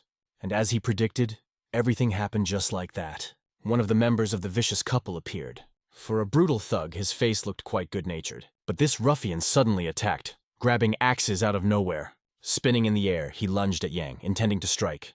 The thug tried to attack from every possible angle, but Yang met him with a kick, hitting his sword directly. It became obvious that this idiot was not on Yang's level. However, he charged again, swinging his axe. But in a moment, his face was distorted by fear. In front of him stood another fighter with a sword. It was Yunho Myung, who had already taken care of his affairs. Suddenly, another figure appeared. A female voice asked, "Why is it so noisy?" Everyone immediately shifted their gaze to the woman who could not be ignored. "I see the handsome boys have come to visit," she said in a gentle voice. Her red eyes were mesmerizing, as if hypnotizing the victim. Myung immediately asked Young if this girl also belonged to the thug gang. Young understood that this was only the tip of the iceberg. Another participant appeared in front of them, a lecherous girl. A seductress who kills her victims after merging their essences and preserves their bodies in alcohol and beeswax before using them. Yang showed her the tablet of Night Jagal. Her attention was immediately drawn to him. She explained that her husband had always had good manners, so there must have been a misunderstanding. Her husband was unable to speak because of a childhood injury, so she apologized for him. Young suggested that they release all the victims, surrender, and confess to their crimes. Otherwise, he will tell everything to the authorities. "You bastard, how dare you say such nonsense?" Her words were full of rage. She accused them of having to hide in these areas because of them. Why are they so persecuted? But Yang understood that she did not make such excuses to her victims. She believed that the authorities and circumstances were to blame for everything. Yang clearly warned her that he knew. She was using the victims to increase her own inner strength through energy fusion. She bit her lip, listened to these words, and snapped, "Shut the hell up!" Enraged, she began to change her appearance, and her aura became red and unpleasant. Yang ordered Myung to take care of the axe thug. He himself decided to deal with the woman on his own. She furiously ordered her husband to tear these scumbags to pieces. Without thinking, he rushed forward, sure that his axes were the strongest in the world. He met in a fierce battle with Myung. Meanwhile, the woman snapped at Yang with the words, "Finally die!" She performed an attack called Silence Echo. The blow seemed powerful, but Yang easily blocked it. However, he felt icy cold on his hand. He understood that the opponent's technique combined the water energy and the power of the divine dragon. The woman jumped up, preparing for another attack. Her arms multiplied, swinging from all sides. Therefore, it was important to understand the basic principle of this technique. Having mastered it, Yang rushed into the attack. even if it required extra effort. 4 blows aimed at the body and mind hit her with all their force. She felt an incredible pressure squeezing her head. Right after that, Yang's punches slammed into her body, leaving no chance. She fell to the ground, unable to get up. But even crawling on her knees, she continued to call him a shithole. She should have thought carefully before saying anything. Yang prepared another surprise for her. Tense fist. This blow hit her in the chest, knocking all the stupidity and stubbornness out of her. Along with that, blood spurted from her mouth. Yang calmly watched as she writhed in pain. His look made her think about her own actions. It was interesting how things were going with Myung now. A tense fight broke out between them. Each of them was desperate to win. Suddenly, both retreated, distancing themselves from each other. Yunho Myung felt a strange pain run through his arm.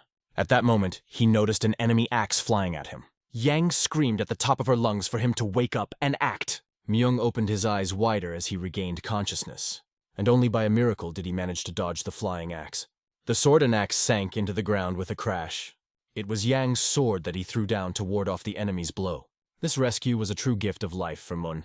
Yang reminded him to stay calm and remember everything he was taught. It was a moment to rethink all the lessons he had learned before. Myung tightened his grip on his sword and pointed it straight at his enemy. A confidence flashed in his eyes, which his opponent immediately noticed. Perhaps everything was in these words, "I will not give up." But the enemy did not think of stopping. In the next moment, both of them flew up, meeting their gazes in the air. The bearded man swung his axe with all his might. Myung responded with a sword strike, putting all his might into it. His swordsmanship technique wasn't perfect, but he used the secret technique of wall-less. The only condition was that the opponent had to be really strong. However, the bearded man's plans fell apart with a bang. They collapsed the moment Myung pointed his sword at him. Suddenly, the enemy found himself in the midst of a whirlwind of shadows rushing towards him. When the first of the 5 gates opened, everything changed. Colors scattered by the wind found their way to the ground. It was the finish that put an end to the enemy. The earth absorbed the blood spilled by the enemy from Myung's hand. The fatigue was so exhausting that Myung did not have the strength to get up from the ground. Yang handed Myung something, asking him to take it. They were the 2 pills he gave him. Yang explained that one was a grade 2 jade pill and the other was a grade 3 essence. One of them is for quick recovery, the other is a spiritual pill that increases inner strength. Both were very valuable. At first, Yang thought Myung would refuse, but Myung smiled and called himself Yang's lifeguard. Instead of being bound by life, he promised simply to do his job well. It seems that Myung has surpassed the 1st rank and reached the peak threshold. However, this was only the beginning of their journey. It's time to enter the cave. They went inside and began to examine the den of criminals. From the things around it became clear that the ingredients for liquid wax were prepared here. Suddenly they froze when they heard cries for help. Before them was a man in a cage suspended by chains from the ceiling. They lowered the cage to the ground and released him. After that, the man was asked to return home to his family. But the man wanted to at least know the name of his savior. The boys were a little embarrassed before the answer. Myung introduced Yang. This is the son of the great Yahello clan. Hearing this, the man immediately remembered the clan's noble reputation in the world of martial arts. He promised that when he went outside, he would definitely tell about the heroic deeds of the son of the Yahello clan. The man himself introduced himself as Ban Nun, a descendant of the Chongrim clan. Myung joked that the man was too talkative, and Yang hoped that wouldn't stop him from becoming Lord Seogaju. In fact, a long tongue is not always a good thing. Myung called Yang's name, wanting his fame to spread as quickly as possible. He wanted Yang to be known at an incredible speed. He did all this just to make Yang happy. At this moment, Yang reached for the sword behind his back. Myung froze in fear, not understanding what had gone wrong. You had to be smart and feel threatened to understand the situation. Seeing the ominous silhouette of his friend in front of him, Myung asked him to calm down. This request made Yang understand that Myung is not bad at navigating the circumstances. Yang smiled and offered to fight a bit when Myung already pressed his hands against the wall. Loud screams rang out from the cave, breaking the silence of the night. No matter how many times he washed the clothes, the smell still did not come out. Myun's clothes smelled unbearable when they were already sitting at the table at home. Yang felt Myun's aura change noticeably. Mun drank one of the 200 bottles of liquor found in the cave, but it wasn't enough. Young helped him to master a new path, and it, of course, changed him. As they sat there and spread the smell, they had the feeling that everyone around them was looking at them. So they decided to eat quickly and leave. But someone did not let them do it. A man came to their table, sat down next to them, and greeted them as if they were old friends. His rough, trained hands made him look like a martial artist. He tried to strike up a conversation by asking where they came from. Although the boys looked distinct, he could distinguish his by smell. Myung had no desire to listen to this stranger. However, the man continued to hint that the boys were hiding something. He slowly pulled something out of his inner pocket. Yang immediately recognized the thing and focused his gaze intently on it. This meant that they belonged to the same community or family. Myung had no idea who was in front of them, so he tried to find out. This was no ordinary lawyer, but someone who knew how to hide sense for camouflage. Shadow Discovery Information Group, Yang guessed. It was clear from his aura that this man was quite powerful. The man named Song Hyun as their master and introduced himself as the 8th student, Lee Hin. This meant that he is a key figure in this story. Yang knew that Lee Hin would eventually become a hero lord and Baek Ri-jin's ally, but this time Yang did not expect to meet him so early. Lee Hin immediately turned to them for help. He noted that the situation is far from optimal. He pointed to the people below whose faces were hidden by masks. They all held swords in their hands and were dressed in the same clothes. Lee Hin explained that he was chasing Pun-san, a dangerous opponent. They were a group that worshipped a monster they called Pun-san Sansu, the Northern Beast. Yunho Myung thought that these people were just crazy. Lee Sing completely agreed with his opinion. Yang didn't understand why they were hunting him and tried to find out from Lee. Lee said that there had been rumors of people disappearing recently, and he found out that this particular group was behind it. These people usually cooperated with Palbigok. The puzzle began to come together for Young. Palbigayok are criminals who are persecuted by the government in the world of martial arts. They were so cruel that they could kill even a baby for money. Everything was getting weirder and weirder. Leader Palbigyuk was to be Yunho's last opponent. It looks like they got an unexpected ally they didn't expect. Meanwhile, the people below were approaching their table. Yang, sitting on the second floor, looked down, assessing the situation. First, it was necessary to deal with those who gathered under them. At that moment, Myung stood up and rested his hands on the table. He asked Yang if their trip was urgent. "It's on the way, so why not?" Yang replied, and Lee asked to take care of the second crew. Yunho Myung turned around and walked straight towards the enemy, full of determination. Meanwhile, Yang flew over the railing and down to the first floor, landing right on top of his opponents' heads. They tried to raise their swords to defend themselves, but their movements were so slow that it didn't make any sense. Yang, without even using a weapon, knocked one of them off his feet with a single punch. The blow was so strong that the other two only looked at him. Yang's inner power is an endless flow of will and energy. His look alone in fury caused real horror. Suddenly a fog appeared, which became a real mystery for the enemies. A silhouette appeared behind them, whose presence they felt. Their first instinct was to turn back quickly, but they saw nothing but the blow that Yang was already delivering. All that remained of one of the opponents was his hat, which had fallen to the ground. "No, I'm sorry." He also fell and his blood spread on the floor. His partner, trying to save himself, launched a desperate attack. Cautious and prudent was the only way Young could describe him. It was immediately followed by a kick directly in the chest. The blow was so strong that the enemy flew back and broke the window behind him. Fortunately for him, he didn't fly out of the window but fell to the floor, landing on his butt. Looking him up and down, Yang wondered if this was the end. Cracks of glass rang out. Several more opponents flew out the windows. They were much less lucky. One of the opponent's swords was lying flat on the ground. The unarmed fighter begged for mercy, hoping for mercy. But this fight was not to spare anyone. Young did not hold a weapon to give life at all. After a while, Yang was already handing Lee a mug of booze. Lee didn't refuse to drink, even if it was against orders. As expected, the Eastern Dragon had completed its awakening preparations, which surprised Lee. Hearing this, Yang was surprised and asked, "Oriental Dragon? What do you mean? You've gotten so strong in such a short time." "Thought I wouldn't recognize you?" Lee added with an enigmatic smile. Although the Grandmaster's reputation had yet to reach full strength, everyone knew that the late stage masters would soon shake up the world of martial arts. Young had suspected this before, but considering that Lee was a student, it would be surprising if he didn't recognize the famous master's face. Myung wondered what Lee planned to do next, and if he was going to return. Lee couldn't say for sure. The sect was still causing trouble. They had to be caught as soon as possible. He shared his plans. All righteous martial artists are eager for cooperation, so he asked for help again. Young figured that this route was already in line with his training intentions, and it would be nice to have Lee in the debtors for the future. So he responded positively to Lee's request. They agreed to become friends, because friendship means mutual help. Because of the age difference, Lee suggested that they call each other brothers. He said he was only 18 years old. The boys were stunned, to say the least, and their eyes widened in surprise. It was already night outside, and a quiet bird was sitting on a branch. Lee talked about the spirit of the white jade sea dragon and how he was not watching them now.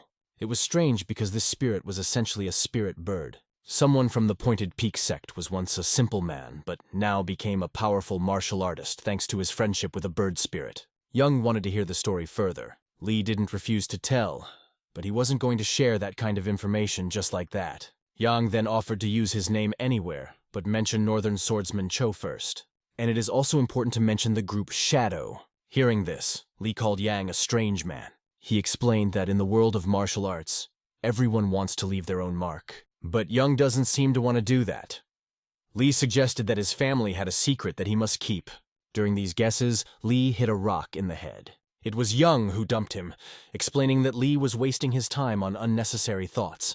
Why would you want to hide anything? There's no reason to, right, Lee? Yang asked. I don't want to be a sect leader. That's why I'm careful about gaining fame, Yang replied.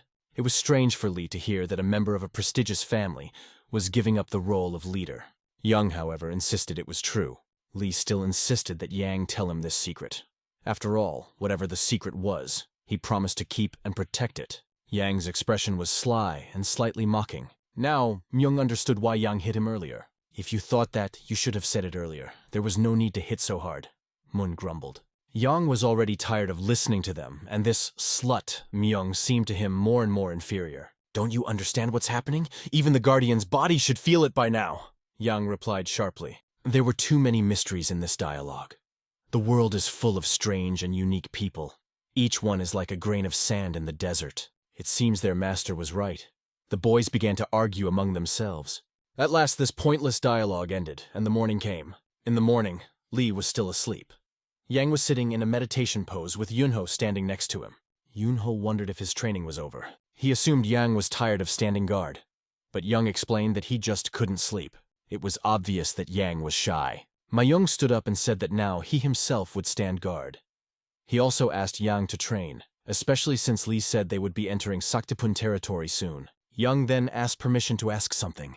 Yunho replied that Yang could ask anything. When I fought that guy, I focused on my strengths and gained new knowledge, right? Yunho asked.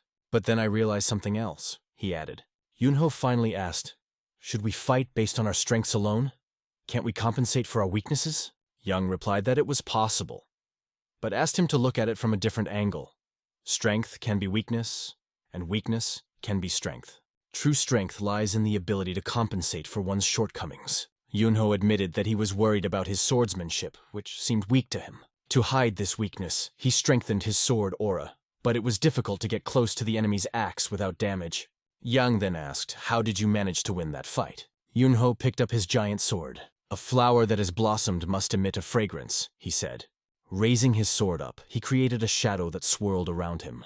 One day this fragrance will spread in the air like paints that reveal the world. He promised that he would answer Yang's questions when he was ready. Then his skill will reach its peak. Lee approached them with something important to say. He spoke of Magongmok, a tree worshipped by the Punsan sect.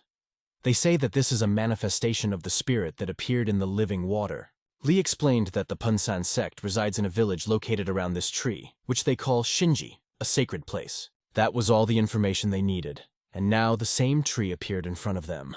They stood at the foot, looking at the settlement where their opponents lived. The iron rings could be removed. It looks like a tough battle was waiting for them. Seeing the reaction of Lee, who also had something similar, Yang asked him to try it next time.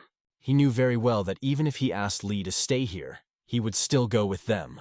Lee asked permission to join them, and noted that he had matured a bit. Yang didn't mind and let him do his own thing. The preparations were almost complete. It was time to go to the tree that was waiting ahead and to the battle that was already close. A guard was supposed to sit at the top of the tower. The boys walked forward, looking back at the houses standing around. The atmosphere on the road made them nervous, as if something was wrong. They noticed the broken walls of the houses, which caused alarm, but they had no idea that they were being watched. The Pun sect seems to have already prepared their best wishes for them. This became evident when a whole group of opponents appeared and lined up in front of them. Their eyes were filled with black, and their weapons were clenched in their hands. There were even more of them than Lee expected. Lee asked Yang if he should change the plan right now. But it was already too late. Yunho rushed forward with a shout and a sword. He ran towards the crowd, which wanted only one thing, to destroy its enemy. A green flame flashed in his eyes. His sword, which looked like a dragon's spine, was already exposed. Thanks to his plasticity, he easily scattered enemies. He cut through their formation, chopping not only their bodies, but also their swords in half. Other enemies froze as they watched their ranks take colossal losses. But it was dangerous to stand still, because Lee had already rushed into battle, throwing blows. They raised their morale and concentrated to the maximum. Lee's eyes filled with a yellow glow. He noticed the slightest movement of the enemy. He struck 180 dice and then repeated in the opposite direction, scattering enemies in a 360° circle. Only the groans of the enemies could be heard in the air. In a moment, their bodies hit the ground. Several more enemies appeared behind them, weapons ready. Yang performed the heart-destroying fingers technique. Extending 2 fingers and pointing them at the enemies, he dealt with them instantly. Energy arrows pierced through their bodies. Drops of blood left a trail on the ground as bodies fell dead. There was a brief moment when you could breathe a sigh of relief. At this time, Yang was fighting another opponent who believed in his immortal power. That enemy pointed at Yang, claiming to see fear in his eyes. It was surprising, because there was nowhere near fear in Yang's eyes. Yang remained calm, and when he reached for his sword, his calm became even deeper. With one blow, he chopped his opponent into 20 small pieces. It crumbled to the ground like a broken constructor. The idea that Yang was afraid seemed absurd. Having dealt with the enemies, they moved on. They got rid of all unnecessary worries and were ready for the next step. They approached the sacred tree. There was another enemy standing on the stairs leading to the roots. Suddenly, an old man, the leader of the sect, Zhongbu Shinong, came out from inside. He looked at one of his men and asked, "Why are you lying down?" He crawled at his feet and begged, "One more drop of essence to overcome this pain and return to immortality." The leader replied coldly, "Get out now," and helped him to leave, stepping on his neck. This gesture put an end to the torment of the fighter. Then the leader turned to the guests. "You are interfering with my grand plan." Yang didn't hesitate to ask, "What else is the plan? Is it something to do with your poison?" Their eyes met. According to legend, if you bury the corpse of the giant spider Jew, a tree will be able to grow, feeding on its nutrients. This tree is called Mango. Hearing this, the leader realized that the boy in front of him knew more than he thought. Yang briefly explained, "Heard about this tree. It feeds on blood. It is said that when it absorbs human blood, it grows faster, and the poison from its roots is the perfect elixir for poison experts." The leader recognized Yang as cunning, but warned that he was too late. Most of the roots had already been absorbed by him, and he will destroy the rest with them. Suddenly, the energy around his body became terrifying, as if a boiling green chemical liquid was emitting steam behind him. The man suddenly began to laugh loudly. His laughter was only a prelude to his pathetic words. "Even clans that practice poisons have a taboo on it. Do you know about poisoning? Upon reaching the level of the first poison, you can hold 100 poisons in your hands and control them. At the level of the second poison, you are able to spew out 1,000 poisons with a single breath." Yang calmly interrupted him. "But when you reach the 1,000 poison level, you can't hold anything in your hands. Everything you touch breaks down." This is exactly what the leader sought, to conquer the world and make it fall at his feet. However, the leader also noted that Yang does not know everything. Lee thought with fear that the leader could reach the level of 1,000 poisons, but Yang reassured him, "Don't worry. If he was at the level of 1,000 poisons, we would be dead by now." Yang looked at Yunho and uttered one word, "Dragon." That was enough for Yunho to understand. However, Yang did not ask him to join the battle, and began to explain further. He told them about their new opponent, the wielder of the Black Crane Sword, Cho Huan. He stepped forward and stood next to the sect leader. Cho Huan coldly said that he wasn't even going to interfere at first. Now Yunho understood everything without words. Keeping his sword at the ready, he calmly moved towards the enemy. He calmly unsheathed his sword. "Give me at least a little fun," he asked his opponent. It wasn't even a minute before they found themselves in the epicenter of a hurricane battle. Young realized that Yunho could handle Cho Huan. The sect leader was convinced that the two boys would not have enough strength to defeat him. But Yang wasn't going to fight the two of them. He asked Lee to step back. He repeated this twice, and when he drew his sword, it became clear that it was best not to stand by. "It's good to have so much courage," remarked the leader, smiling. He began to remove his outer clothing, exposing his muscular body. His power enhanced by poisons was truly incredible. The leader lunged forward to initiate the fight and strike, but within a moment he was puzzled as to why he couldn't reach Yang. The next second, Yang was right behind him. A sword strike to the back made the leader wince in pain. As he spun in the air, Yang landed another punch, this time from the front. The leader fell to his knees, coughing, and no longer looked so steadfast. However, he managed to spray an invisible, odorless poison all over the area, like the invisible triple grass. This herb seemed useless, but it was ideal for neutralizing poisons, especially effective in the fight against such a master of poisons as him. After learning about Yang's cunning move, the leader recognized him as incredibly intelligent. He began to rise, and the wounds on his body healed quickly. Hell, his regeneration ability was just amazing. "Did you really think a trick like that would kill me?" asked the leader, smiling crookedly. "No, I've prepared something more interesting," Yang answered calmly. The leader had no idea what he meant, but in a moment he could not understand what was happening to his body. "It's just a little gift," Yang explained. "It was a spiritual beast that feeds only on poisonous things. And now this beast was eating away at the leader's body from the inside, causing him to feel excruciating pain." Yang told him to shut up. "The pain you feel right now is nothing compared to the pain of those you victimized with your poisonous art." He got down on one knee to add something important. "Regret your actions and die slowly," Yang said. "Feel the pain your victims have gone through." After that, Yang approached Li. He asked him to concentrate on further actions. At this time, Yunho was fighting a fierce battle with Cho Huan. The fight was even, but at one point Yunho was wounded in the arm. Both flew away from each other from the shockwave. Yunho recognized that his opponent was indeed strong and ruthless. However, the situation was quite different for Cho Huan. That meant only one thing. Yunho had to give it his all. If he gives everything he has into battle, victory will be his. Then the enemy offered to end it right now. He lunged at Yunho again with an attack, like a color that paints the world. As soon as the aroma of the sword spread, it was an earth-shaking scent. It was this hidden power in Yunho's sword and energy that brought the enemy to their knees. He thought that he managed to avoid everything, but how did it happen? Yunho modestly explained, "Smell cannot be avoided or contained. To reach such a peak at such a young age was truly impressive." The opponent only managed to praise him, and then he lost consciousness and fell to the ground. But their affairs did not end there. The boys gathered together to discuss the next course of action. Li explained that their sect would take care of the rest, but he wanted to thank for the help. In thanks, he took out a tablet and handed it to Yang. "If you ever need our sect's help, just show this token," Li said. A sign of kindness was a really helpful thing. Yang thanked Li sincerely for such a gift. They wished each other a happy journey, and their paths diverged for a while. During the journey, Yunho remembered that his complexion darkened after he absorbed the tricolored dragon that came out of that boy's body. It was tolerable for Yang, although not easy, as the earth dragon had absorbed much more poison and internal energy than expected. However, the roots of the tree, which he had eaten beforehand, did a great job of neutralizing the poison. Yunho himself felt nauseous after eating the roots that Yang had given him earlier, but it was thanks to this that he achieved 100% resistance to poisons. He managed to restore his inner energy by absorbing the tricolor dragon. This dragon absorbed not only the cult leader's poisonous energy, but also the internal energy in such an amount that it was sufficient for recovery and further training in mind-body harmony. More specifically, the amount of internal energy in his golden core increased by 15%, and all of the poison was neutralized. Yang believed he had achieved resistance to 1,000 poisons.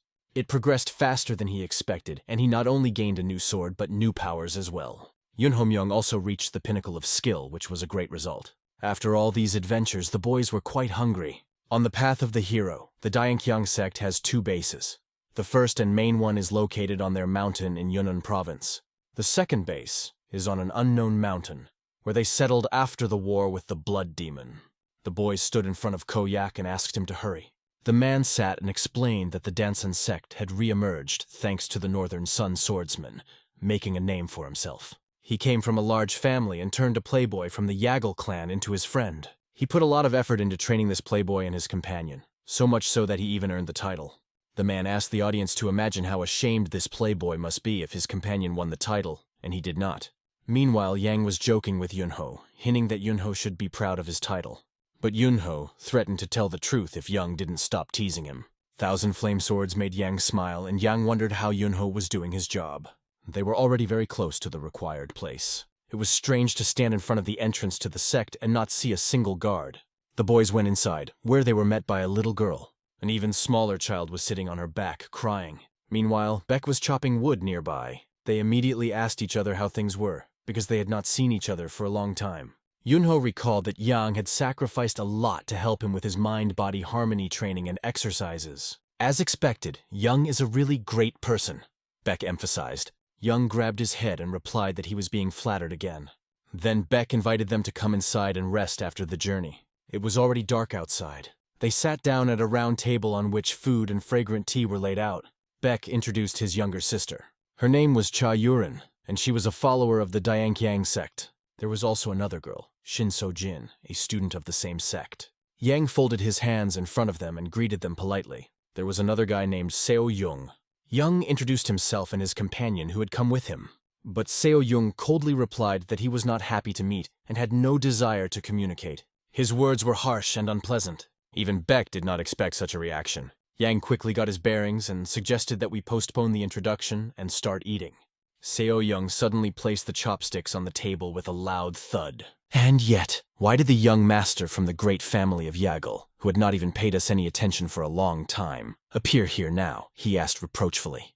Beck asked his younger brother to stop because he had gone too far. He explained who Yang really was. However, Beck's words seemed unimportant to Seo Jung. He believed that nothing had changed since their return. As the new sect heads, the sister and the student also asked him to stop. Yunho was visibly getting angry, and it was obvious to everyone. Looking at him, Yang hinted to Yunho that he should calm down as it was none of their business. Judiciously assessing the situation, Yang noticed that everyone had already eaten and asked Yunho and Sajin to step out for a while. Beck agreed that it was a good idea. Even though Yunho didn't understand anything, he still agreed to go. They got up from their seats, and in a moment the door closed behind them. Seo Young admitted that his frustration was driving him crazy. He wanted to ask, given our pitiful situation, how can we even afford to receive guests? Even though they asked the boys to leave, the conversation continued. Aren't we stuck in this boring countryside living with our heads down like our gates are sealed? Banging his fist on the table, Seo Jung said that it would be better if the guests brought at least one elixir with them. Glancing at his elder brother, Seo Jung said that their sect would soon be forgotten because they couldn't train any worthy experts. After this tense conversation, Yang found himself on the street after a while. He stood and pondered every word that rang out inside. When they were alone with Beck, he immediately apologized. Yang didn't understand why Beck didn't tell his brother about his martial arts achievements. Beck explained that he didn't think it was that important. For him, the main thing was to keep the promise made to his elder brother and restore the legacy of their sect. But Yang didn't stop. Are you going to tell him about it now? Beck answered curtly, no. Convincing a younger brother by force is not the way of a Dianqiang sect disciple. However, Yang believed that it was necessary. He would use any method to reach him. However, he understood what Beck was getting at. After all, the Taoist ideal of the Dianqiang sect is not based on strength. While pondering all this among the trees, Yang suddenly felt someone's presence. A girl with a sword stood before him. It was his younger sister, making smooth and precise movements with a sword in her hands. Seeing Yurin from behind the trees, Yang felt his cheeks flush. Her beauty created all possible images that arise in the head when it comes to perfect beauty. But what to say there? It was impossible to convey in words. He blushed more and more until he felt someone touch his shoulder. It was Lady Sheen, the little girl who distracted him from snooping. She understood very well that he was spying on her older sister. Young began to make excuses that he just happened to sense someone's presence. But to Shin, it sounded like an obvious lie. Cha Yurin herself overheard their conversation. She was happy to see them both, especially her younger sister. The younger sister said cheerfully that she brought Yang with her. Yang awkwardly asked if he could help with her training next time. The little girl seemed wise beyond her years. Then Yurin herself asked Yang if he would really help her with her studies. The younger sister began to play on emotions, pretending to cry. Maybe it's better to stop and go back then? Yes, let's do it, the older sister picked up with a slight smile. As she left, she wished Yang a good rest. A whole month has passed since that meeting.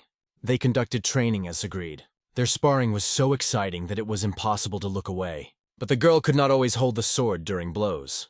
It was difficult for her to fight against such a strong opponent. Yang worriedly asked if she was okay. However, as a true warrior, she could not answer otherwise than, "Everything is fine with me." Over the past month, Young had become convinced that she was extremely talented.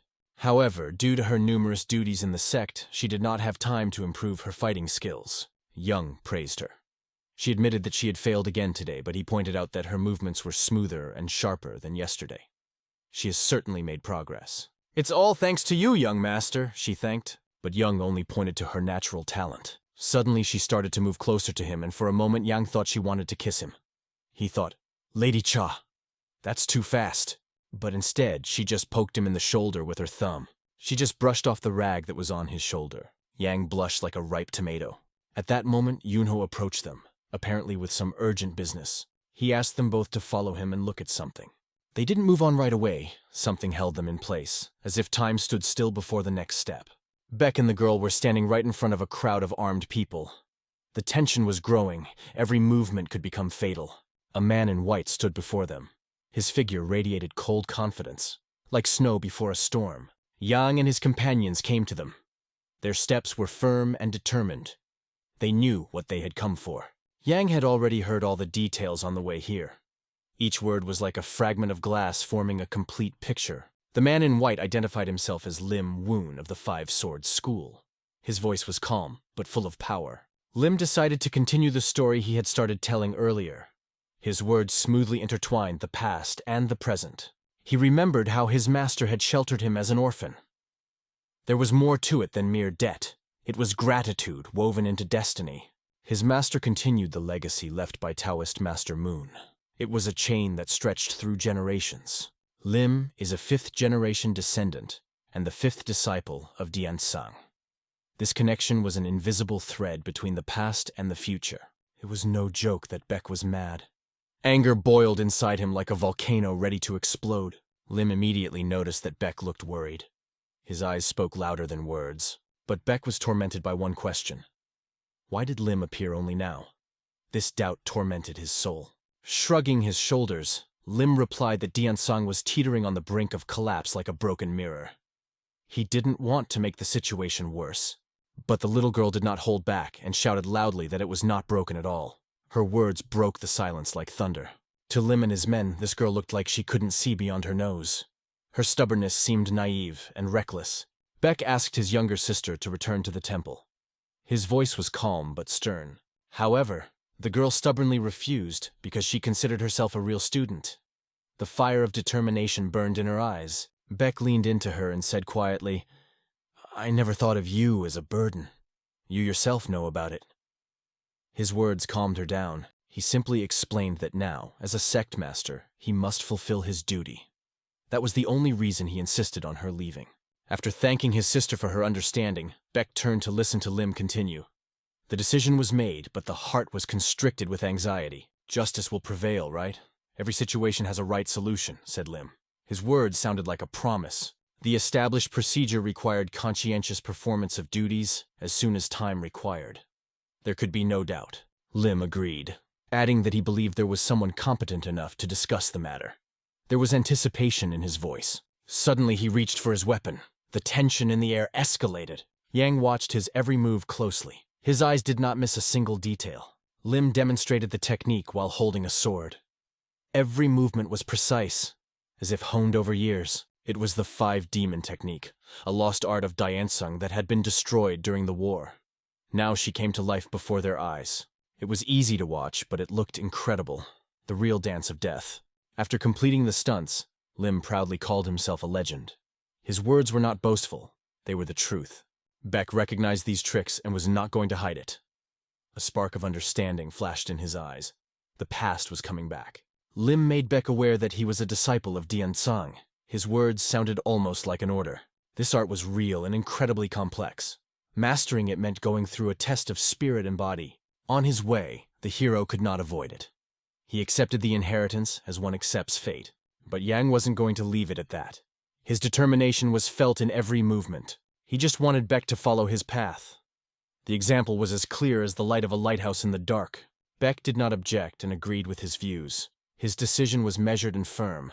Beck then agreed to accept the students of the Five Swords School in Diansang. It was the beginning of a new stage. A smile appeared on Lim's face. That's a good decision, he said with relief. But there was one condition. Beck added that he would accept them as interns only after trials. Lim's smile disappeared instantly. His face became serious as a stone. Beck explained that Lim, the keeper of the ancient heritage, was being asked to become an elder. As for other students, they will be accepted officially after their studies. Don't talk nonsense, shouted one of the students, pointing at Beck. Anger seethed in his voice. Beck insisted that all masters above him follow this path. It was a tradition, not a fad. But Lim came here to restore Diansung. He tried to explain it with all his being, putting his whole soul into the words. His younger brother was already standing behind him, begging Beck to compromise. There was anxiety and hope in his voice, but Lim did not stop repeating his lineage. He stubbornly clung to his truth as if it were his shield. Lim stated that whether Beck accepts it or not, as the head of the sect, he has a reason to fight for the ancient faith. It was his unwavering duty. Beck firmly refused and told Lim straight to his face. His decision was harsh but final, but Lim thought it was unimportant. He planned to gather all the martial arts masters in half a month to become the new head of the sect. But Beck put forward a condition. He sees Diansong as a kingdom governed solely by the principles of force. There is no place for the weak here. Lim did not object, saying that the world of martial arts recognizes only strength. And doesn't Diansong understand this better than others? Especially after the war, when Diansong suffered a tragedy on the front line. No one understood their master. Was his death in vain? His words came out sharp and loud, like thunder breaking the silence. Yang understood that any wrong move now could lead to an explosion. He put a hand on Beck's shoulder, trying to calm him down. Peace was needed more than ever. Lim touched on something that was not worth talking about. He crossed the line. Beck was infuriated that Lim was obsessed with the position of head. Was it for this that their masters gave their lives during the war? Beck asked Lim about this in a harsh tone. Lim was silent as he felt the power coming from Beck. They didn't die for lunatics like you, Beck thundered. They fought to keep Diansong alive. His anger was so powerful that the ground beneath his feet cracked. The power was physically felt. Lim panicked, held out his hands and begged Beck to calm down. His voice trembled. What he saw next made his eyes widen in horror. Beck's power was beyond real. It was something incredible that did not fit into consciousness. I am the 35th generation leader of Diansong, Beck-ri Jin, he thundered. The disciples immediately bowed in recognition of his power and authority. Beck's house was already quiet, and the street was getting dark. Dusk enveloped the world in peace. They were sitting over a cup of hot tea. The aroma of the drink dissipated the tension of the day. Beck doubted his decision, and Young asked if he was worried. But the problem was deeper than simple excitement. The point was not at all in anxiety or fear. It was something else, indescribable. Young called him a fellow. After all, no matter how the students claimed to have mastered the techniques, their actions were far from true masters. Still, Beck couldn't help but wonder if he was in a hurry. Doubts sharpened his mind. Yang noted that there was something suspicious. Something about this situation did not give him peace. It may sound presumptuous, but wasn't the fighting technique that Beck demonstrated the real thing? The question hung in the air. Beck believed that after the destruction of the sect's secret vault, the disciples were not the only ones who possessed these techniques. Maybe others have studied them too. But so far these were only assumptions. The thread of doubt continued. Of course, it was not easy to realize this. The search for truth is always painful. Yang asked, "Isn't running one's own school a difficult task from time immemorial?" The words were as accurate as an arrow. Baek laughed as he remembered how Yang had also tried to lead the Yahello clan and face difficulties. But Yang wasn't ready for it and didn't even try. Responsibility scared him more than defeat. Beck explained that if you have a true desire, one day you will surely earn that right. It was more than words. It was the way of the warrior. Are you suggesting that I become the core disciple of Diansong? Yang asked, looking at Beck in disbelief. Exactly, Beck replied. Their connection was much more than a chance encounter. If Yang became a head disciple, keeping his current status, he would be able to learn all martial arts except secret techniques. Yang hesitated, but nevertheless agreed to this offer. It was an important step in his life. Beck didn't even notice Yang lost in thought. His gaze was directed into the invisible distance. In fact, this thought had always been on Yang's mind, and he admitted it now. Doubts receded. After learning that the roots of Yahello and Diansong were intertwined, Yang thought seriously. He voiced a question Beck pondered. What could be the differences between the original essence and the current state of the sect? It's worth a shot, Yang said. After all, it can be the beginning of something valuable. Beck nodded and announced Yang as Diansong's head disciple. From that moment, everything changed. Yang bowed and greeted his new master, a symbolic gesture that sealed their destinies. At that time, Lim was sitting with his students. His face reflected confusion. He asked what he should do next. Confusion was gnawing at him from the inside. Lim still thought that Beck's skills were just rumors. Doubt was his last support. The mustachioed apprentice advised to turn to Lord Baju for support. It could be the only way out. Lim asked Dangbo if his opinion was the same as Dang Xiok's. There was uncertainty in the air. No matter how great a man is, he can still be dangerous, Sok hinted. It is as if there is always a powerful figure watching behind. Lim took the hint. Sok indicated that the true mastermind behind the Dark Hall might intervene on his behalf. In order to return the funds invested in the Five Swords sect, even an influential figure will probably make a move. Lim was lost in thought. If the mysterious figure decided to act, the situation could change dramatically. Sok added more arguments. Even Yang Liang, the leader of the Dao clan and the ruler of the Dark Hall, follow someone's orders. These words made Lim think even more deeply. He was already collecting information on Lord Baju, interested in his influence. The Lord warned that if his identity was revealed, he would disappear by the next day without a trace. It was dangerous to investigate him. At the campfire, Lim admitted to his students that asking a lord for help was expensive. The price might have been too high for him. The mustachioed disciple concluded, as the Dao clan manages the affairs of the Five Swords sect. A senior martial artist can join them for support. Lim decided to stay and save the Five Swords sect. But are difficult tasks solved only by arranging the right talents? His words were wise and everyone agreed. Lim realized that there was another debt to the mysterious patron, but he would accept help. For now, he decided to deal with cocky opponents and their cocky attitude. The white flower of the sword symbolized the various aspirations of people. For many, it represented a hope, a goal, or a dream that aspires to be realized. A fierce battle began in the cage.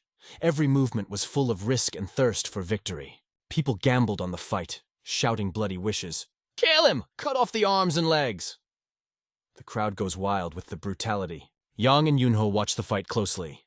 Their eyes burned with lust for profit. Their faces showed that both were obsessed with money. The atmosphere suggested that they are ready for anything for profit. Yang explained that they came here to make bets, an easy way to get rich in a world of chaos. But Yunho wondered, why did they come here in the first place?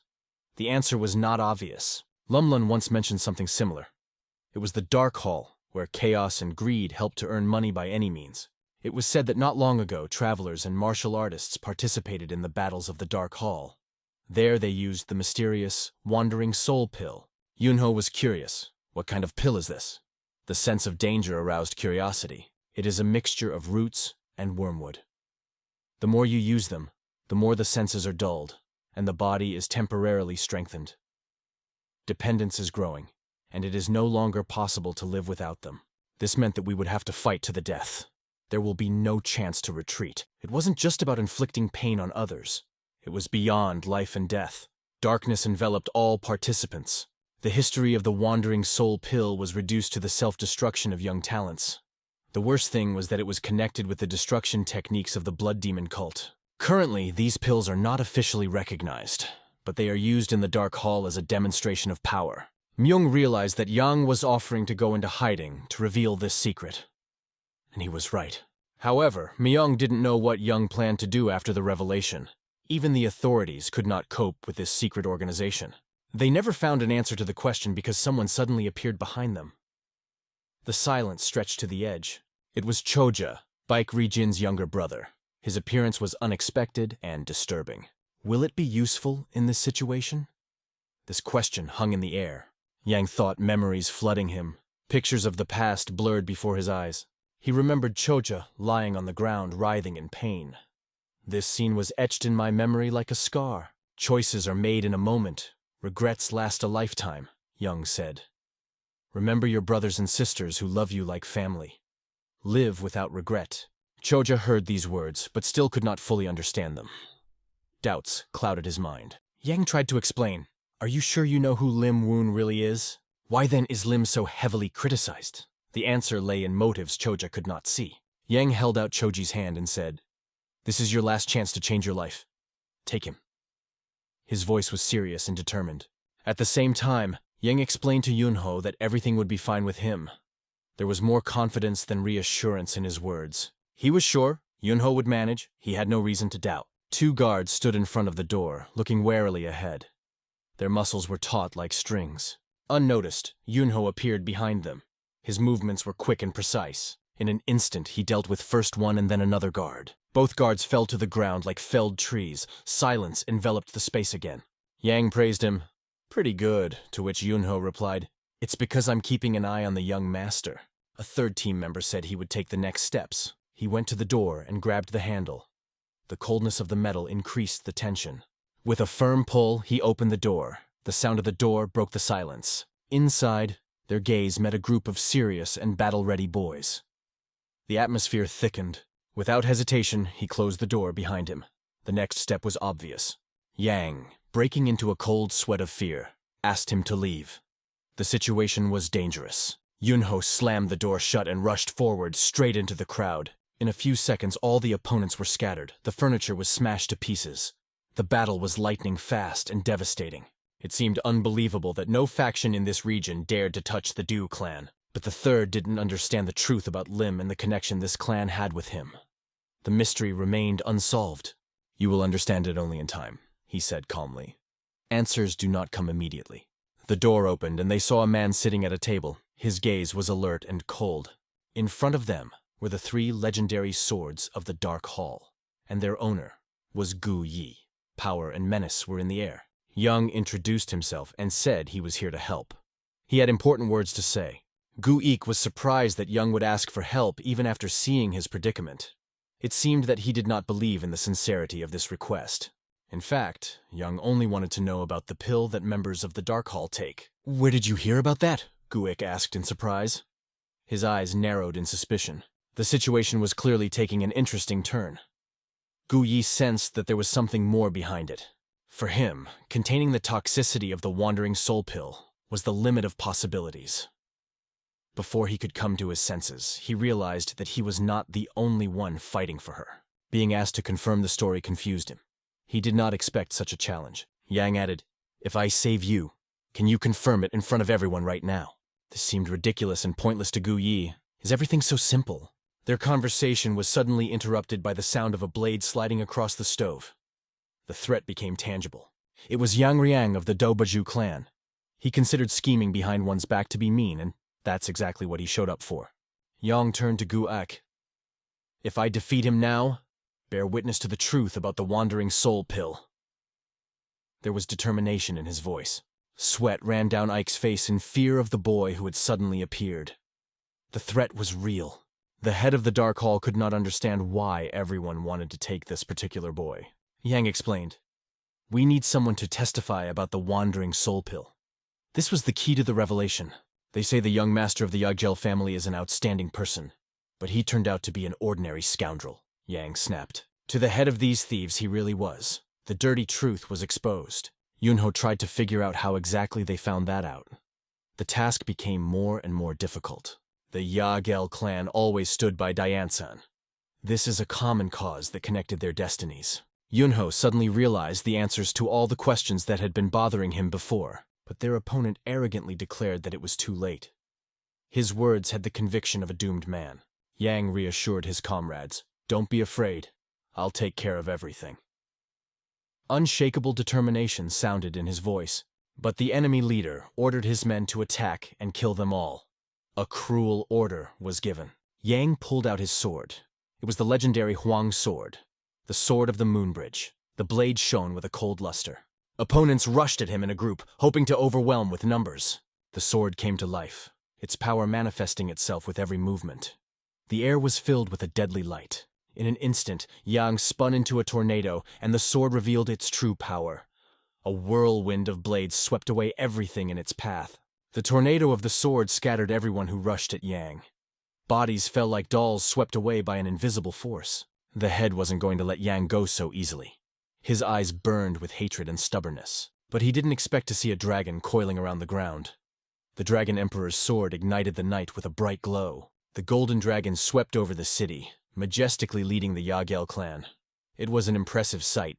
It was truly an exciting and unforgettable sight. Everyone who saw it held their breath. Ik asked Young, "Do you only need to testify when the authorities come to investigate?" Yang asked Ik to tell him everything he knew about the Wandering Soul Pill.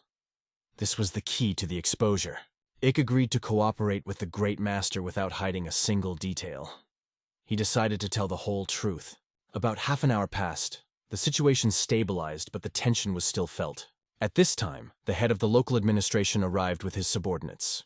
He was late, but he was ready to act. After checking the documents of the Yahello clan and listening to Yang and Guyi's explanation, he was willing to help them.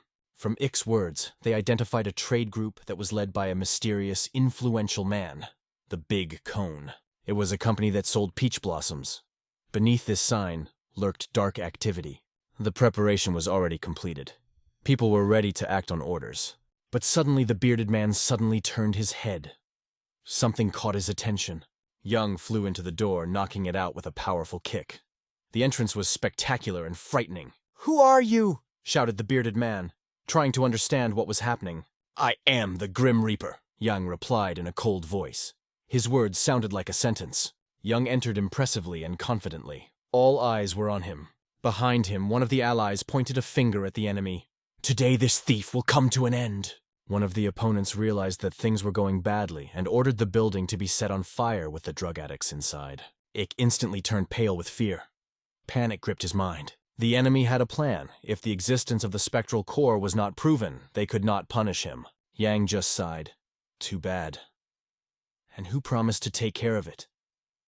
His words were full of sarcasm. This slight angered the opponent, who called Yang arrogant and attacked. The attack was swift and sudden, without any warning. Yang met the attack calmly, his eyes shining with cold determination. The blow was incredibly powerful, sweeping away everything in its path. But when the dust settled, Yang stood firm as a rock. Without hesitation, he countered with an attack, performing a tornado technique with his sword. Is this really the power of the Diansang clan? Ik thought with surprise watching this sight. Yang dealt with the enemy surprisingly easily. And not only that, his subordinates also turned out to be first-class craftsmen. But there was no time. It was necessary to act and take the initiative. Ik heard Yang's orders and understood everything without words. Determination appeared in his eyes. Wasting no time, they went to the house that stood high in the mountains. On the way, as they approached, an interesting picture caught their attention. People entered with the door open, as if drawn by an invisible force. Yang instantly used the sneaking dragon and slashing strike techniques. He acted quickly and ruthlessly. The impact caused not only people to fly away, but also stones underfoot. Everything turned into chaos. A huge crater remained at the place of his attack. Yang's power was devastating. "Faster, until the dust settles," Yang shouted, rushing forward. They were already running down the stairs covered in blood. Every step reminded of the horrors of this place. There were many creepy things around that made the blood run cold. Human screams increased the horror. Despair filled the air. The prisoners in the cages tried in vain to get out. Iron bars kept them trapped. But now they have a chance for freedom. Their eyes flashed with hope. Yang walked up to the safe, smashed the lock with one blow. The iron yielded to his power with a crack. Inside the safe were many red pills. The wandering soul pill is life-destroying poison.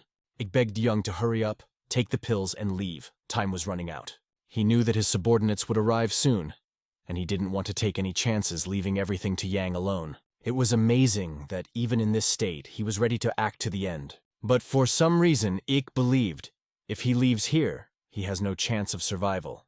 It was his last battle. In this situation, he decided to take at least one of his enemies with him, and this applied to all the other prisoners. They didn't want to run. They wanted to fight.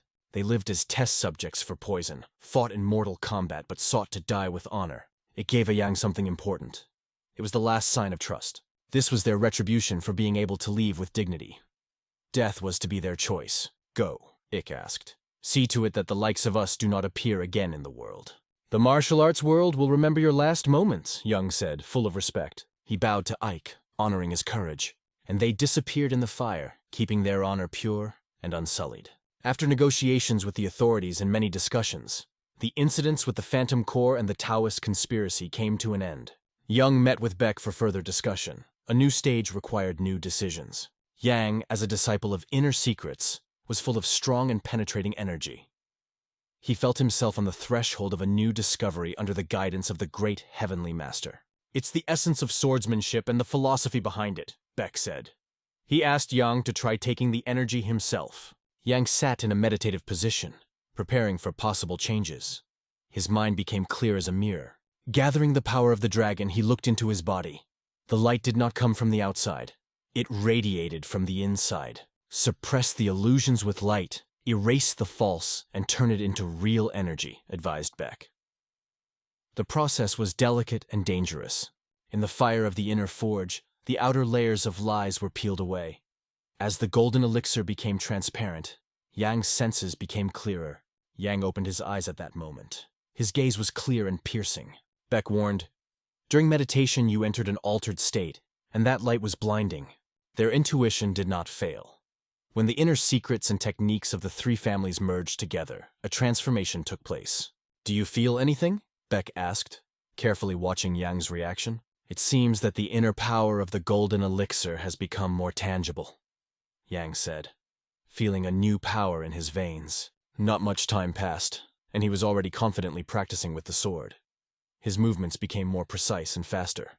It was then that he felt his inner strength become even more powerful. But does this not affect his external abilities? The power Yang radiated was truly impressive. It was as if the element had awakened in him. However, something suddenly confused him. A sudden sense of danger flashed like a shadow. His brother congratulated him on his greatness. But something was wrong. He was not looking at Yang, but was looking somewhere in the distance, behind him. Anxiety was in the air. "Raise your sword quickly," said the brother. "I still have techniques I want to share." At the same time, Lim was sitting across from a candle that was flickering in the dark. The silence was tense. The moment the candle suddenly went out, darkness filled the room. As if time stood still. This happened when a mysterious figure in a red hood appeared. It was this meeting that Lim had been waiting for so long. Lim was kneeling before the mysterious person. His gaze was full of anxiety and anticipation. He talked about the medicine he had received earlier, suspecting that it was not the elixir of the slicing soul. Something seemed wrong with them. "Don't worry," the red-hooded person said. "This is a very valuable elixir." Hearing these words, Lim felt relieved. The anxiety subsided a little. The person threw another box on the table and told Lim to take it. "This is an opportunity," he said. The words sounded like a temptation. An opportunity for Lim to absorb all of Dianchang in one fell swoop. He had power in his hands. 2 weeks have passed since that meeting. Time moved forward relentlessly. Lim entered the arena to test his strength. The moment of truth has arrived. This time, the competition for the position of leader of the Dianzang sect reached its climax. Young was among those present. He carefully watched what was happening. Young was sure, today, Beck would rise again to heaven. His power was about to manifest. In the arena, Beck stood opposite Lim, his brother. Fate brought them to a duel. "I express my deep gratitude to the esteemed members of the Council of Prestigious Sects who honored us with their presence," the presenter solemnly said. Everyone called this gathering grand. It was rumored that the Northern Sun Warrior had become the leader of the sect due to a lucky accident. The rumors spread by people annoyed Yang to the point of madness. Every word was like a nail in the mind. Beck turned his attention to the sword in Lim's hands. It was not the same sword he had seen before. For the competition with the Swordsman of the Northern Sun, Lim prepared thoroughly. He was ready for anything. "I won't fight someone who doesn't have the qualifications of a Tenzang disciple," Beck warned. Lim just waved it off mockingly. "That's absurd. As much as you deny it, I am the Swordmaster's best apprentice," Lim snapped. His voice was full of self-confidence. "I continue the sacrifice of our predecessors. Do you doubt my skills?" Lim's words were as sharp as a blade. These remarks sounded sharp and defiant. The atmosphere became tense. Beck asked coldly, "Have you ever heard from your teachers?" "Among the many secret techniques were those that were passed down through the generations," Beck recalled. "Legacy mattered." "Of course I heard," Lim replied. "Those young disciples who did not take part in that bloody battle continued the legacy." "And how dare you, a foreigner, despise the sacrifices of our masters?" Beck was indignant. "Shut up," he added sharply. The patient broke in. "Throughout the years, masters have always looked out for their students," Beck said. This was their wisdom. When Dianzang was on the brink of death, the young disciples preserved the fundamental techniques on their bodies in the form of tattoos. It was their last hope. High-ranking masters and swordmasters knew of the existence of these tattoos. Beck asked Lim how he could be called a disciple without knowing this fact. Lim panicked and asked if there was any proof of his words. He demanded an answer in the form of a duel, as was planned. But Beck had already restored the legacy, and accepted the Pek Muja technique from the great master of the four great powers, who had passed away. I am Baek Ri-jin, heir to the Northern Sun, the successor of the students who did not lose heart even in the midst of the war. One of the 35 great masters of Diansang. His words moved the younger brother to tears. He realized that he had finally found the truth, although he had not realized it before. He bowed to his elder brother and recognized him as the leader of the sect. It was an act of deep respect. Chungu of the Jung Sword School also paid his respects to great Diansang in front of Baek. Many other students and masters did the same. A wave of respect shook the hall. Lim became even more angry. He shouted that the competition was not over yet. It was strange that he didn't notice the real martial arts masters who were protecting this place. Despite everything, Lim continued to think of Beck as a lying idiot. His pride blinded him. Suddenly, Lim winced in pain. His body began to writhe. Something went wrong. The changes taking place in him were obvious. Everyone saw it instantly. The energy in his body became different, dark and distorted. He was ready to fight and conquer Beck. Young, watching from afar, recognized this technique. It was the Blood Demon cult's transcendent vision technique. Followers of the Blood Demon cult, after consuming a mixture of blood and captured spirits, cast the Spirit Scripture spell, sacrificing their own lives to activate the Wandering Soul Pill. This transcendent vision is only 10% complete, so there is no need to worry just yet. Still, the basic concept of this technique caused concern. The martial arts created by the followers of the Blood Demon cult temporarily enhanced a person's abilities. If you use them, the power will increase several times. Lim ordered the students of the School of Five Swords to kill all enemies. His voice was filled with hatred. Meanwhile, Beck's allies prepared to fight back. Let's destroy those dogs of the Five Swords School. Yang was lost in the chaos, not knowing what to do next. Should he find the leader of the 28 Blood Saint constellations who gave Lim this weapon to document the plan to destroy the Blood Demon cult? But looking at Beck, Yang knew he had to help him right now. During their recent conversation, it became clear that the Gatemaster was lying. And he was the common enemy of all. Victory over a common enemy was the best option. Has Yang progressed in his self-cultivation during this time? It was the moment of truth. Lim attacked with relish as he felt his opponent's confidence disappear. A fierce battle broke out between them. Every blow was fatal. Lim's only goal was to kill Beck and burn every inch of Diansan. He was convinced that victory was already in his hands. Suddenly, the room was torn apart by a crack, similar to a lightning strike. Lim's face contorted in surprise and fear. Yang stood in front of him, blocking his path. This was an important and final obstacle for Lim. His fate depended on it.